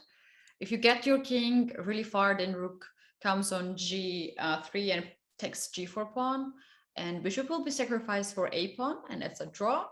And if you keep the king on the king side, Black can simply repeat the moves and checks. That's right. So no real winning chances for Hare Krishna, but man can dream. That's the best he's gonna get is a dream of a victory, because he's not getting one over the board. And for Shirov, who lost to Dominguez and then to Wesley So, from Hare Krishna's perspective, like, you played your improved chess at the wrong time. Like, I need another victory, and he's not going to get it. So, yeah, big lead for Wesley So, a lead for Hikaru Nakamura in Group A. All games were drawn, so that's still pretty good news for Hikaru. And then in Group B, it's going to be Fedoseev and Wojtaszek, now that the game is officially a draw between Rapport and Wojtaszek. So it's one huge lead for Wesley So, a huge lead for Levon Aronian, and otherwise the groups are very close. Yeah, that's two big things happening today. That we do have Wesley So and Levon Aronian clearly leading their groups. And I was just looking at this Group D. Hare Krishna seems to be very solid. He has made already 3 draws. This might be his 4th draw. That's very solid, but on the other hand, there is you need to win at some point to get out of this group. Right. And if you draw all your games, he'll gain like 2 rating points. And I can promise you that he didn't come to Berlin to gain 2 rating points. He came to win his group, try to make the candidates by gaining those Grand Prix points. Because we have to remember that the difference between the Grand Prix points for winning your group and getting minimum 7 by being a semifinalist versus finishing in 3rd place or 2nd place, right, for 2 points. It's really a huge difference in this format. So you need to win your group to have a shot at making the candidates tournament. Yeah, absolutely need to. And I was just thinking the difference between the Grand Prix and the Grand Prix in women, female Grand Prix. They have additional leg in women. It used to be to have more tournaments, so it means that you have more tournaments to play and more chances to get Grand Prix points. But here we have only 3, and out of 3 they can play in just 2 legs. So things are not so easy here. Yeah, 1 bad tournament and then you have no shot. Whereas if you play 3 out of 4, then you can have a mediocre event and then have 2 really good ones and have a chance to qualify. But yeah, it's a quick cycle. The World Championship between Magnus and Nepo, I mean, that was delayed by a year because of the pandemic. So I guess they're trying to play catch up a little bit. But yeah, it is a pretty short cycle. And unfortunately, players like Ding Liren aren't even able to participate, which is a true shame. Absolutely. And there are 6 players waiting for this Grand Prix to be ended, as they have already qualified to the candidates, plus Magnus Carlsen, that he's really waiting how the tournament is gonna end, and then he has to wait also the candidates tournament. Here we have Jan Nepomniachtchi, the runner-up and the challenger of the previous world champion Magnus Carlsen. We do have Temur Rajabov, who was qualified for the candidates tournament, which he did not play, and there was a sort of deal between himself and FIDE. Then we have Jan-Christoph Duda, who qualified from World Cup. He won the tournament, and that's how he got Sergei Karyakin was a runner-up of the World Cup, and we do have Alireza Firuza and Fabiano Caruana from Grand Suisse, and 2 empty spots that we're gonna have filled from the Grand Prix series. Yeah, it's been interesting cycle, that's for sure. And for Firuza, over 2,800, number 2 in the world. Everybody's looking forward to seeing him compete on that stage, because Alireza, he was a talented youngster. Then he was over 2,700, and then he went from 27 to 2,800 in no time. But as we've seen from, let's say, Levon Aronian, who now is still one of the top players in the world, but was 28.35 and dropped back down. Fabiano Caruana was 28.40s at some point and dropped back down eventually to where he's now 27.80 something. So we don't know, just because Alireza is number 2, is that right now, right here in that candidate, is he going to be able to take it? We'll find out in June. I mean, I'm excited for it. Everyone's excited for it, because it's kind of the highlight of the year in the chess world to see who Magnus Carlsen will face next, or will he not face anybody, because he's made his opinions known. He said, I want to face Alireza Firuza, otherwise I don't care. That's very interesting. That's very interesting. What people are saying, and then when it comes to the reality, it's going to be so. We don't know that, and there are a lot of what ifs. Also, we were talking a lot about this with Anna, that Hikaru Nakamura mentioned on his channel after one of his games that if he qualifies to the candidates tournament, he will give up the spot to Ding Liren. So a lot of statements here. And wait, he said if he qualifies for the candidates tournament, like let's say he wins the Grand Prix, he would give his spot away to Ding Liren. Yes. What? Yes, exactly. So there are a lot of what ifs here around the chess world. So you know what? Time will answer all these questions. And we're just here at the first round 4, and still games are in progress.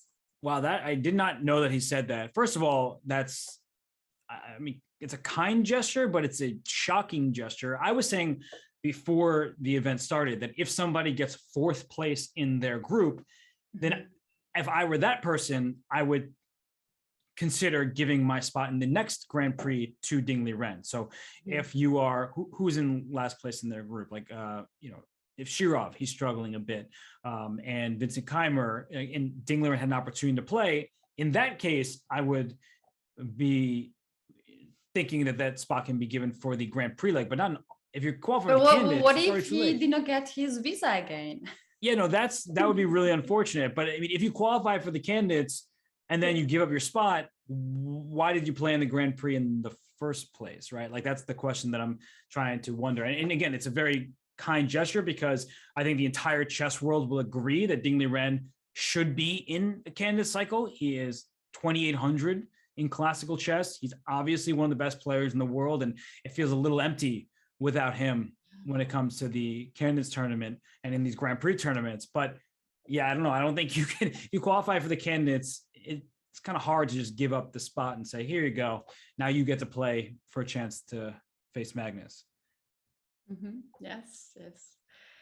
There was quite a statement from Hikaru, and Robert, we do have one game ended, so that leaves this game in progress. The other game, Richard Rapport and Radoslav Wojtaszek, was agreed on a draw, and very likely the last move, King E4, was just a replacement of the kings to fix the results. And that game did not really continue after that. So we do have for now 4 draws and 3 decisive results. Yes, and just this one remaining. And we've been talking all along how White can possibly try to win. It involves bringing the knight over to the queen side. But even if you accomplish that, when you accomplish that, the black king will come to g5, putting pressure on g4. There's no way this pawn is moving. The bishop and the rook are dealing with it, and the rook on e4 is stuck on the 4th rank, because if it ever moves off the 4th rank, you will lose your a4 pawn. So the bishop is under attack. We know that Shirov is going to move this bishop. He's not trying to give away pieces for free. And yeah, once he deals with that threat, you're going to give Harikrishna a little knight's tour. He can do what he wants with it, but he's not actually making progress. Yeah. So last pieces here, there is nothing, not even one trick. Knight is so resourceful piece, but even knight is out of the tricks and the forks. Yeah, there's really little that I can see that would even challenge black in this position. Shirov has shown some very good defense. After Harikrishna did not take on g6, it seemed that Shirov had everything under control. And there were some important moments that, it's easy to take for granted, like here, when he went knight d3 to attack the c5 pawn. I think most just want to defend the pawn. I mean, that's natural to play a move like bishop to b6 to defend. But he says, I'm going to play rook a3 because he saw that after the pawn is captured, the f2 pawn is going to be lost. And that's the pawn he wanted. He realized the trade was helpful for him. So really nicely done by Shirov. And he continues to play all the moves necessary to hold the balance. Yeah, absolutely. Bishop from a1, a5 was being played. He's trying to put this bishop as far as possible, so there will be no any forks from the knight, and there's also not any checks that wins a piece. So if white goes here, rook e6, check. In that case, king comes on g5, attacks the knight, and you have no time to take g6 pawn, as black is also going to take g4 or a4 pawn. It's just up to the black's choice. Right. And, rook e5 check wins the bishop, but you give up the knight and the pawn. So that's not going to do anything. Knight g6, as you said, black has a choice. Do you take g4? Do you take a4? Choose. You're going to take one first and then likely the other. So it doesn't matter too much.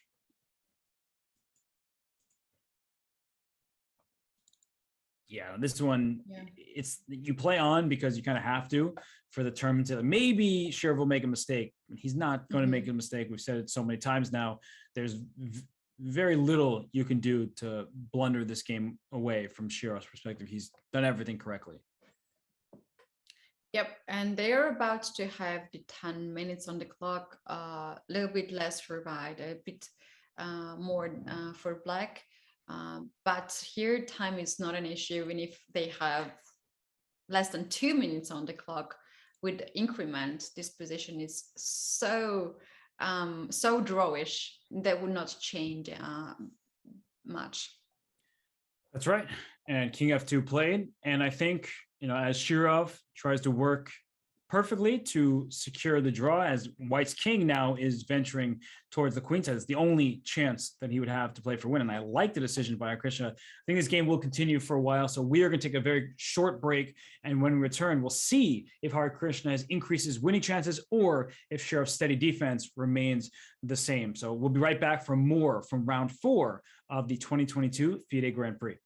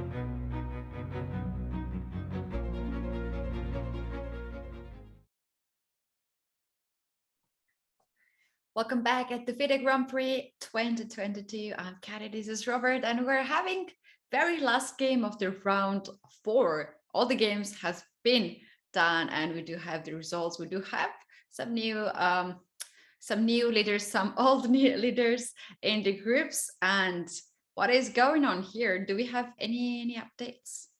Well, the king has sprinted from G2 on the king side all the way over to C2, and Shira plays the move Rook C3 check. So I would think the king would want to continue its journey to the queen side, and the king on H5 has no moves. So that means that there's stalemate potential, first of all. Like if I can get rid of both my bishop and rook, the game would be a draw by stalemate, but that's unlikely.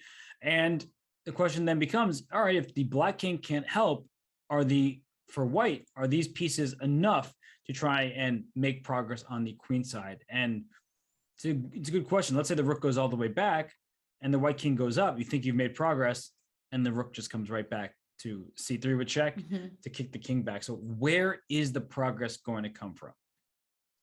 Yeah, that's a good question. Although the position knight G7 was a threat. That's knight G7, king takes G5 pawn, and then rook E5, rook takes A5. In the end, when black takes the knight on G7, the rook will be hanging on C3. But it's so hard to get that position, right? When rook is still hanging. But you make a really good point that it looks like knight G7 check wins the game because you check the king and hit the bishop. But because the rook isn't hanging, as you were saying, and needing the bishop's defense, after king F6, rook takes bishop, king takes knight, and we have once again reached a very equal position, rook and pawn, rook and pawn. So you're right that if somehow the black rook is in the king's eyesight, then it can be a tactic. But for now, knight G7 check, even though it's close to working, it's not going to win the game. Yeah, that's right. There was only one idea where I can really spot here in this position. We are really running out from the ideas, but so hard to achieve that with white. Yeah, there's knight G7, the one chance doesn't work. The king takes the pawn and then approaches the knight. So what else is available? The king needs to work its way up the board, but we keep seeing the rook come to C3 check, and the king went back. So is rook C4 an option? After rook C4, there's rook E3 attacking this knight. And, well, your knight doesn't want to move. You lose the G5 pawn potentially, but you can't take the pawn right away. So let's say the knight goes to, actually, there's nowhere good for the knight to go. Like F8, you don't take the pawn because of the check winning your bishop, but you can keep probably chasing the knight around, and I don't know where it goes to. Yeah, it's knight has no square. We do have the position for the second time already. They repeated the move, and we do have king coming on B2 and rook on C3. And this is once again the position where white would like to move twice and play nice G7 here, then take A5 bishop with a check, and in the end this rook is hanging, but just is not working that way, and black just moved this rook all the way to G file. But I do want to show your variation, because I think it's a good point that if this rook were on C3, you see there it goes. The problem is that knight G7 check will just, well, rook E5 might also just win to go after the bishop directly. But I like your point that in this check, the king comes to F6 after rook takes A5. You cannot take the knight on G7 because your rook on C3 is hanging. So that would be an important blunder that black is going to avoid, and just the one idea that white might have. Yeah. But yeah, the rook is on G3 right now, and yeah, white has not. I would expect here to have 3 times repetition, and they just stop the clock. I feel like Hikaru doesn't keep trying. He's no risk. He can't lose, so he can just try to figure out. Again, I don't know where he's going to try to win this game from. The A4 pawn can't move. Now the knight can't move without dropping G5. The rook can move, but then the rook comes to E3 to attack the knight that's here. So there aren't too many options for white to go with, but you can't lose the game no matter what you do. So you can just throw your pieces around and hope that something works.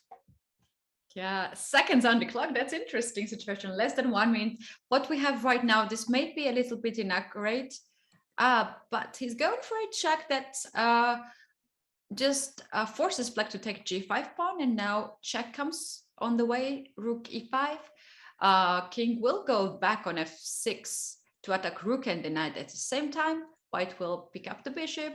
Black will get the knight on g7, and the game will end in a draw. Yes, they are agreeing for a draw in a kind of a funny way, but White's saying, I couldn't make any progress.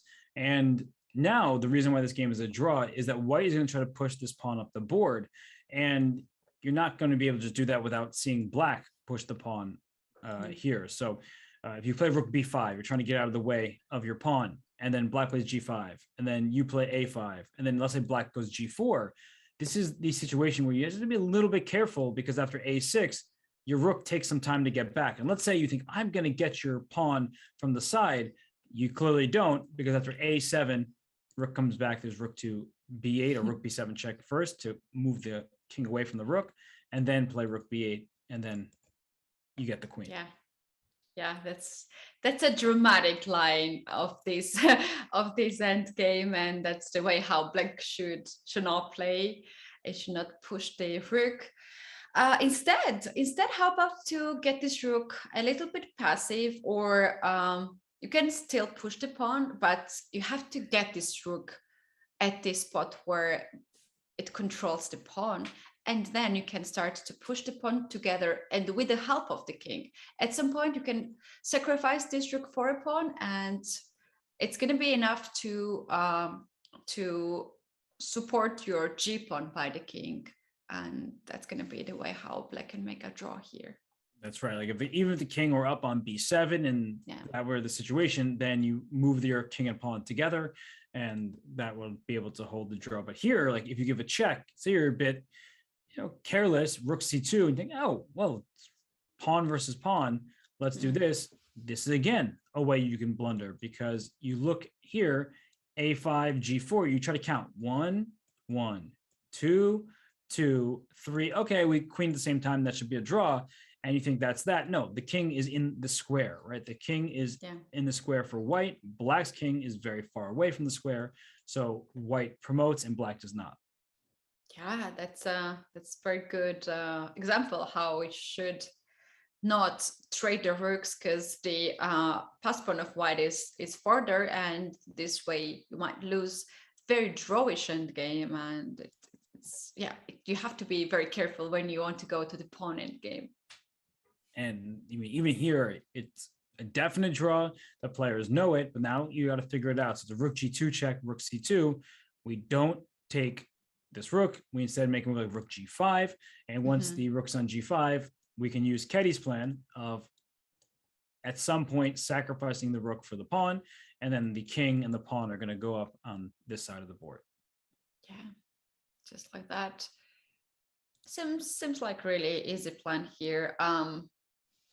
Rook c5 was played, and rook f3. Black just made a move. He's going right away. Rook f8, rook a8, and king f6 or king h6, then to push the pawn all the way. Yeah, same idea as the line we're just looking at. Makes perfect sense.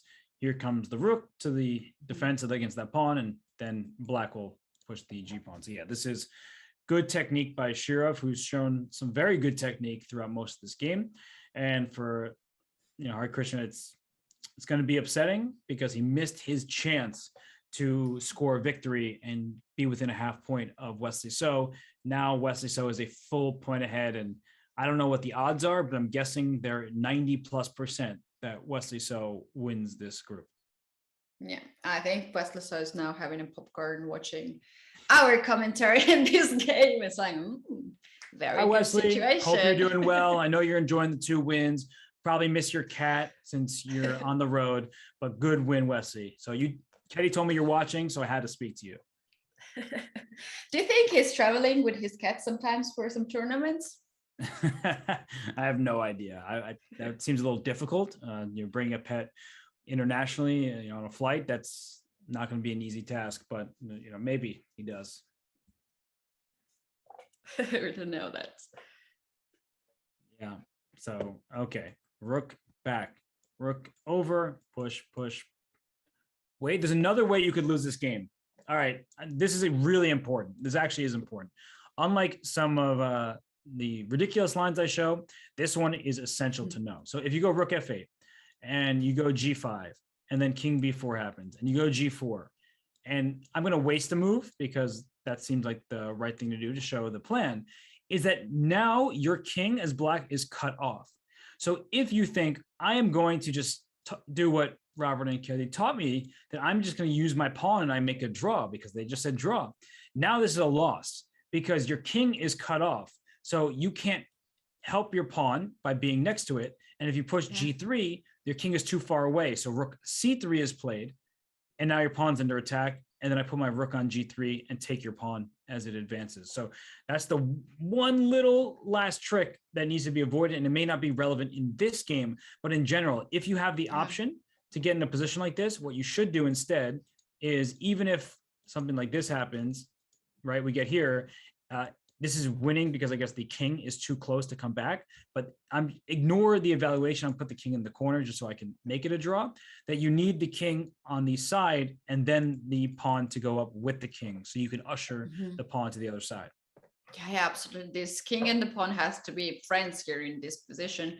Otherwise, if you push too much the pawn, the rook has this power to cut the king from the file and from the rank, and then they allow you to push the pawn on the third rank and then attack this pawn and win this pawn eventually. Exactly. So just to show that again, the rook comes down, the pawn goes up, and then the rook simply wins that pawn because the king is too far away. So none of this is going to happen because Shirov's not going to make a blunder that is, he wouldn't have made 30 years ago, or 35 years ago. He's been a top level player for so long now. But that's just the one thing I thought of that you need to make sure you know in your rook end games. Yeah. That's a very good point and very important in the end game, because sometimes we're saying like, oh, this is draw, and we're just stopping to look the line. And then when it comes to the practice, when it comes to the game, maybe someone can push the pawn right as, wait, they said it was a draw, but it's not a draw. They are bad commentators. So now it's good to know this kind of little nuances, that there is a still way how you can lose this so drawish endgame. That's right. And now g5 was played. If a7, you bring the rook back, you bring the rook over, and this is just going to be a clear way. Want to see another way to lose the game? Yes, tell me. So here, what goes? Rook b5, just this one silly move, and black pushes the pawn because this is so silly move. And white can push a7, and the moment you give this rook back rank, there is another rook coming on the back rank too. It's instructive. It's a game over. Yeah, no, it's instructive that have this setup. And even if you gave black a tempo, like let's say here, I'm gonna just I'm trying to think how to make this work. I'm gonna go rook b4 and you go g3. Like, see, it's still winning for white even though the pawn is close, because after a7 and you go rook f8, rook b8, you say, well, I'm gonna get a queen. Yeah, good for your queen. I get a queen first, and after you queen, then I can take your rook over here. And I could have started by taking your rook as well and getting to this position where that's that. Oh yeah, and yeah, you can give it even more tempo and allow your opponent to have g2 pawn while you queen, and there is in the end queen h8 check and win the queen on the g file. That's funny. So No, we show at least 4 ways how you can lose this endgame, and we're still keeping saying that it's a dead draw endgame. right, because these players, they know what mistakes not to make. And here the king went to h5. It's a good move by Shirov. Even if g4 was making a draw, he knows that this is as simple as possible, so that if he played g4, a7, rook a8, then the king comes and the king's in the box, so it's going to catch the pawn. But okay, the black king will then go over this way.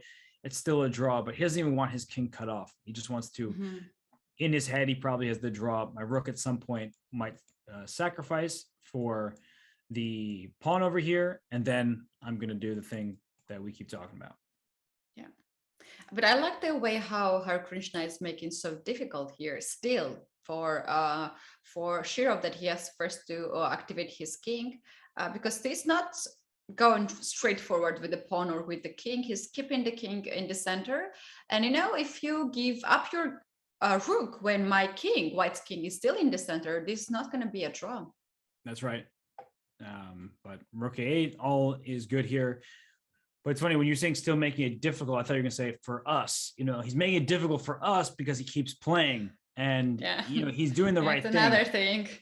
We cannot complain that. So we can think, but we cannot complain that. Yeah, I think he's doing the right thing. I mean, there's never any shame in playing on, in a position like this. Short is the draw. Yes, Shirov is going to make the easy draw, but you're here to play chess. Keep making the moves, and the game will end with the split point regardless.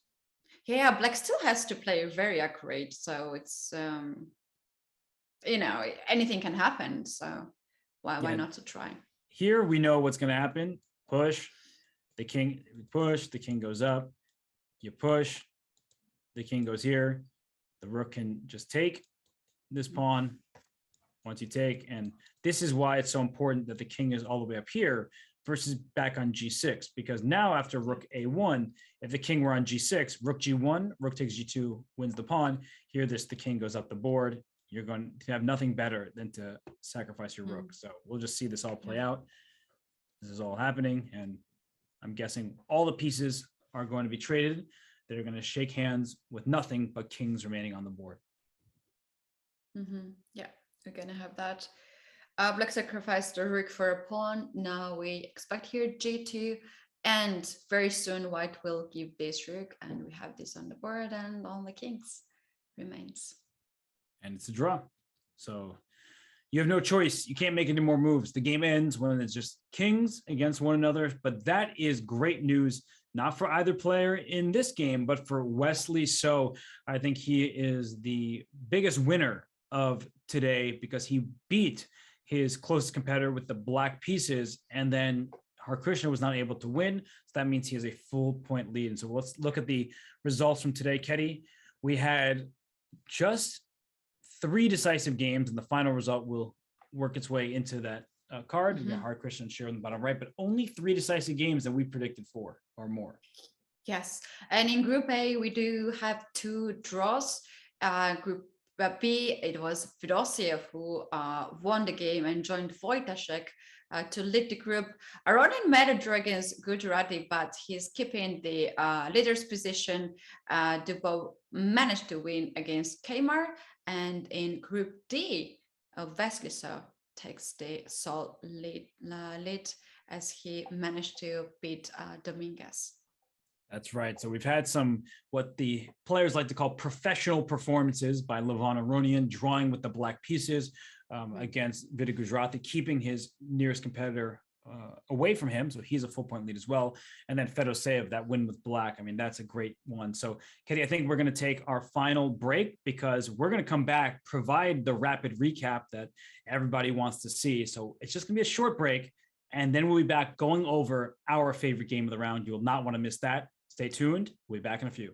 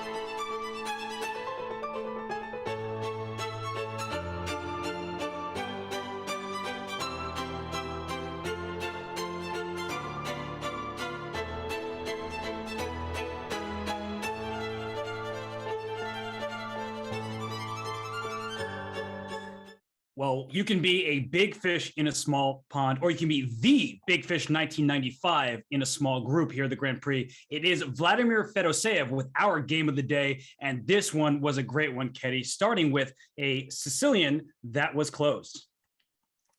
It was close to Sicilian, and Grigory Oparin played really nice opening where Fedoseev decided to play e5, and he closed even more the position. Yeah, no d4 for you, he said. But Ketty, after bishop c4, we saw a struggle for some of these light squares, in particular, as in the case of the most son, this d5 square. Yes, and White really used that d5 square as White here also developed the bishop on g5, and he was anytime ready to give up this bishop in order to control d5, very important square.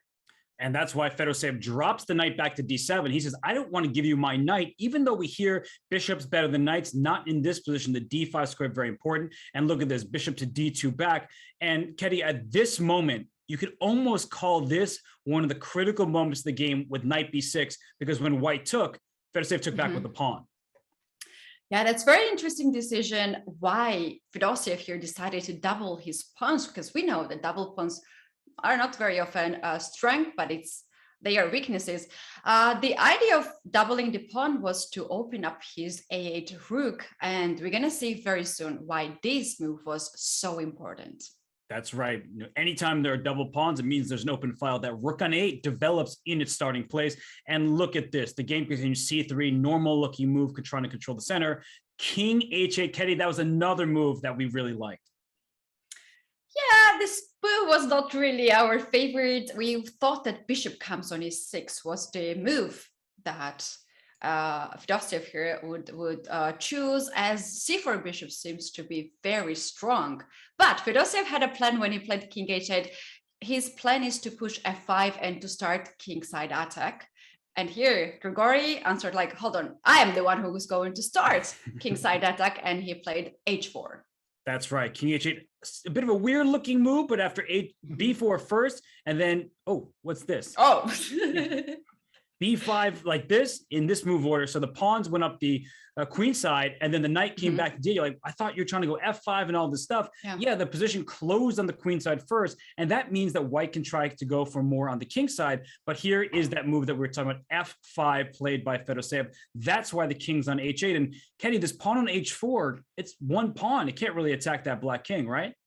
Not really. We saw some fancy checkmating ideas that usually we have in the daily puzzles or just puzzles on chess.com, which is a rook on h1, pawn on h5, and the knight coming on h4, g6 creates. But Fedoseev said like, oh man, I'm also solving that puzzle, so I know how to handle it. Yeah, he's way too good to blunder that checkmate. Yeah, instead of this fancy line that we just showed, he went for a bishop trade, and he played bishop e6, really safe move. Exactly, because the king in the corner can only be in danger with that bishop on the board. And I like the move Oparin played queen b3, but Ketty, after queen d7, this was the most surprising move maybe of the entire Grand Prix thus far. Absolutely, queen d7 is a hidden idea, and here Fedoseev's idea was to get this queen at very important square to start to attack White's pieces, especially after Grigory played a weird move, king d1.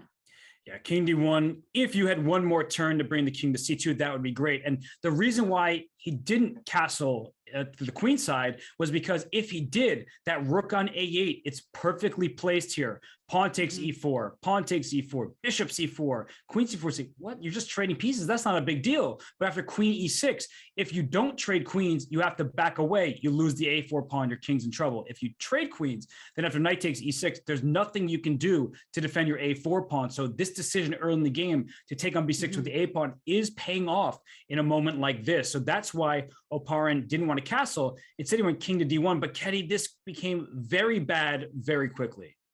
Absolutely. Another reason why he played king d1 was that he couldn't also castle on the short side because he pushed too much this h5 pawn. And of course, black would not have any problem to pick that pawn up there can be something like trade the bishop, trade e4 pawn and get queen on g4 and attack this pawn right away and get that pawn. Yeah, this would be good, but the game was even better because this is similar to the game, except the king was on d1. So after the trade on c4, the queen went to g4. Now g2 is under attack, which makes the knight, the f2 pawn, the rook all threatened. And after queen d3, c4, the queen dropped to e3. And Fedoseev didn't even take a pawn. If he had played queen takes g2, he attacks the rook, he steals a pawn. But after king e2, maybe there's some hope in this position for white to get the pieces over and attack the black king. So Keddy, I really liked his move instead of taking on g2 to play knight e6. Knight e6, this is such a brilliant move, and knight is on the way to get on d3. We're gonna see that in the game, that's exactly what happened, and this knight was the main character of this game and just simply won the game. Yeah, it's a beautiful outpost for your knight. The c4 move that was attacking the queen earlier, now it came in to protect the knight. So here at this moment, white tried, Opar went for a knight into f5, and Fedoseev said, I am good at sacrificing exchanges. Let's go for it. And Keddy, the king on c2, uh-oh, that was a problem. Bad looking, and knight can jump wherever knight wants to go, and there will be a discovery check. And obviously, white's king has not a good square, but to come back on d1, which happened in the game. And this king was in between the rooks, and two rooks were never being connected. Black used this chance as well, and black attacked the rook on a1 and forced this rook to get at the worst square it can be. Yeah, the rook's under attack. This knight is trying to go to d3 or c2 with checks. And after rook c1, during the game, we were talking about, you can get fancy. You can take on c1, knight c2 check, and take this queen, because at the end of the line here, black is up 2 pawns and about to take another one, but Fedoseev wanted more. He didn't want to go to an end game. He said, I'm playing a knockout of a game here. So instead of taking on c1, he went knight d3, and he still didn't take this rook, Keddy. I mean, what a game he played. No, instead he brought the rook from a8 to f8 to attack f2 pawn. That's a really juicy pawn over there. And after white pushed f3, there was a bit of surprise for us. Yeah, we were looking at every move seemed appealing, and he plays e4. He is trying to open up the f file, because if the pawn were to take on e4 right now, the problem is that you open a file, the rook comes down to f2. You have to give up your queen. You can't take this knight without losing your bishop. Black would be up a queen and a minor piece with an attack against the rooks. So instead of taking on e4 here, the rook came to h1, and likely hoping that black would take on f3, because after pawn takes f3, king f1, even though black is still in the driver's seat, the king feels a little bit safer for the time being. No immediate checkmate, and the rook on h1 staring down here. There's at least some hope, some dream that you can hold this game. But Fedoseev said, not even a little bit. I'm going to play d5. I'm not taking anything. And he opens his bishop on e7. Yeah, that move, e4 and d5, simply paralyzed white's pieces, and all rook is hanging on c1 with a check. Bishop is pinned by the queen. Queen itself is just stuck in between its pieces and also black's pawns. Rook controls f file, and now on the last piece, which was not really playing, was the bishop, and he opens up this bishop, and bishop c5 will be the next black's move. And so Opar felt like he had to take on e4. The rook goes down to f2. Still can't take without losing the queen. For at most, it's going to be a queen and bishop for 2 rooks. That's going to be losing for white. He brings the king back, and then just an accurate move, queen to b3 check. The rook came to c2, and then queen to b1. So this is the whole point. After the rook came to c1, knight takes c1. You can't afford to take on c1 back. Queen c2 check, king e1, and finally, Keddy, the bishop plays its part. Bishop c5, attacking the queen, distracting it away from the e2 mate. Yeah, this king never had a good time in this game, traveled all the way in the center, and been, in the end, trapped. Yeah, knight d3, discover check against that exposed king. And finally, queen takes h1, forcing resignation. Black is up a full piece with an attack still there. So a very clean game from Vladimir Fedoseev with interesting opening ideas. He moved his king to the corner. He doubled his queenside pawns. But Keddy, it was a great game by him. And that is your rapid recap. So Fedoseev, he joins Wojtaszek in the lead in Group B. He has 2.5 out of 4. And I mean, Keddy, really just a nicely played game for him from the black pieces. Yes. Absolutely nicely played. Right before the rest day, he really needed this beautiful victory, and now he will come back with a better spirit. In Group A, we do have Hikaru Nakamura still keeping his leader's position. Grischuk and Esipenko are following with a half point behind. And in Group C, we do have Aronian leading with 1 point ahead of Gujarati, Vidit, and Daniil Dubov.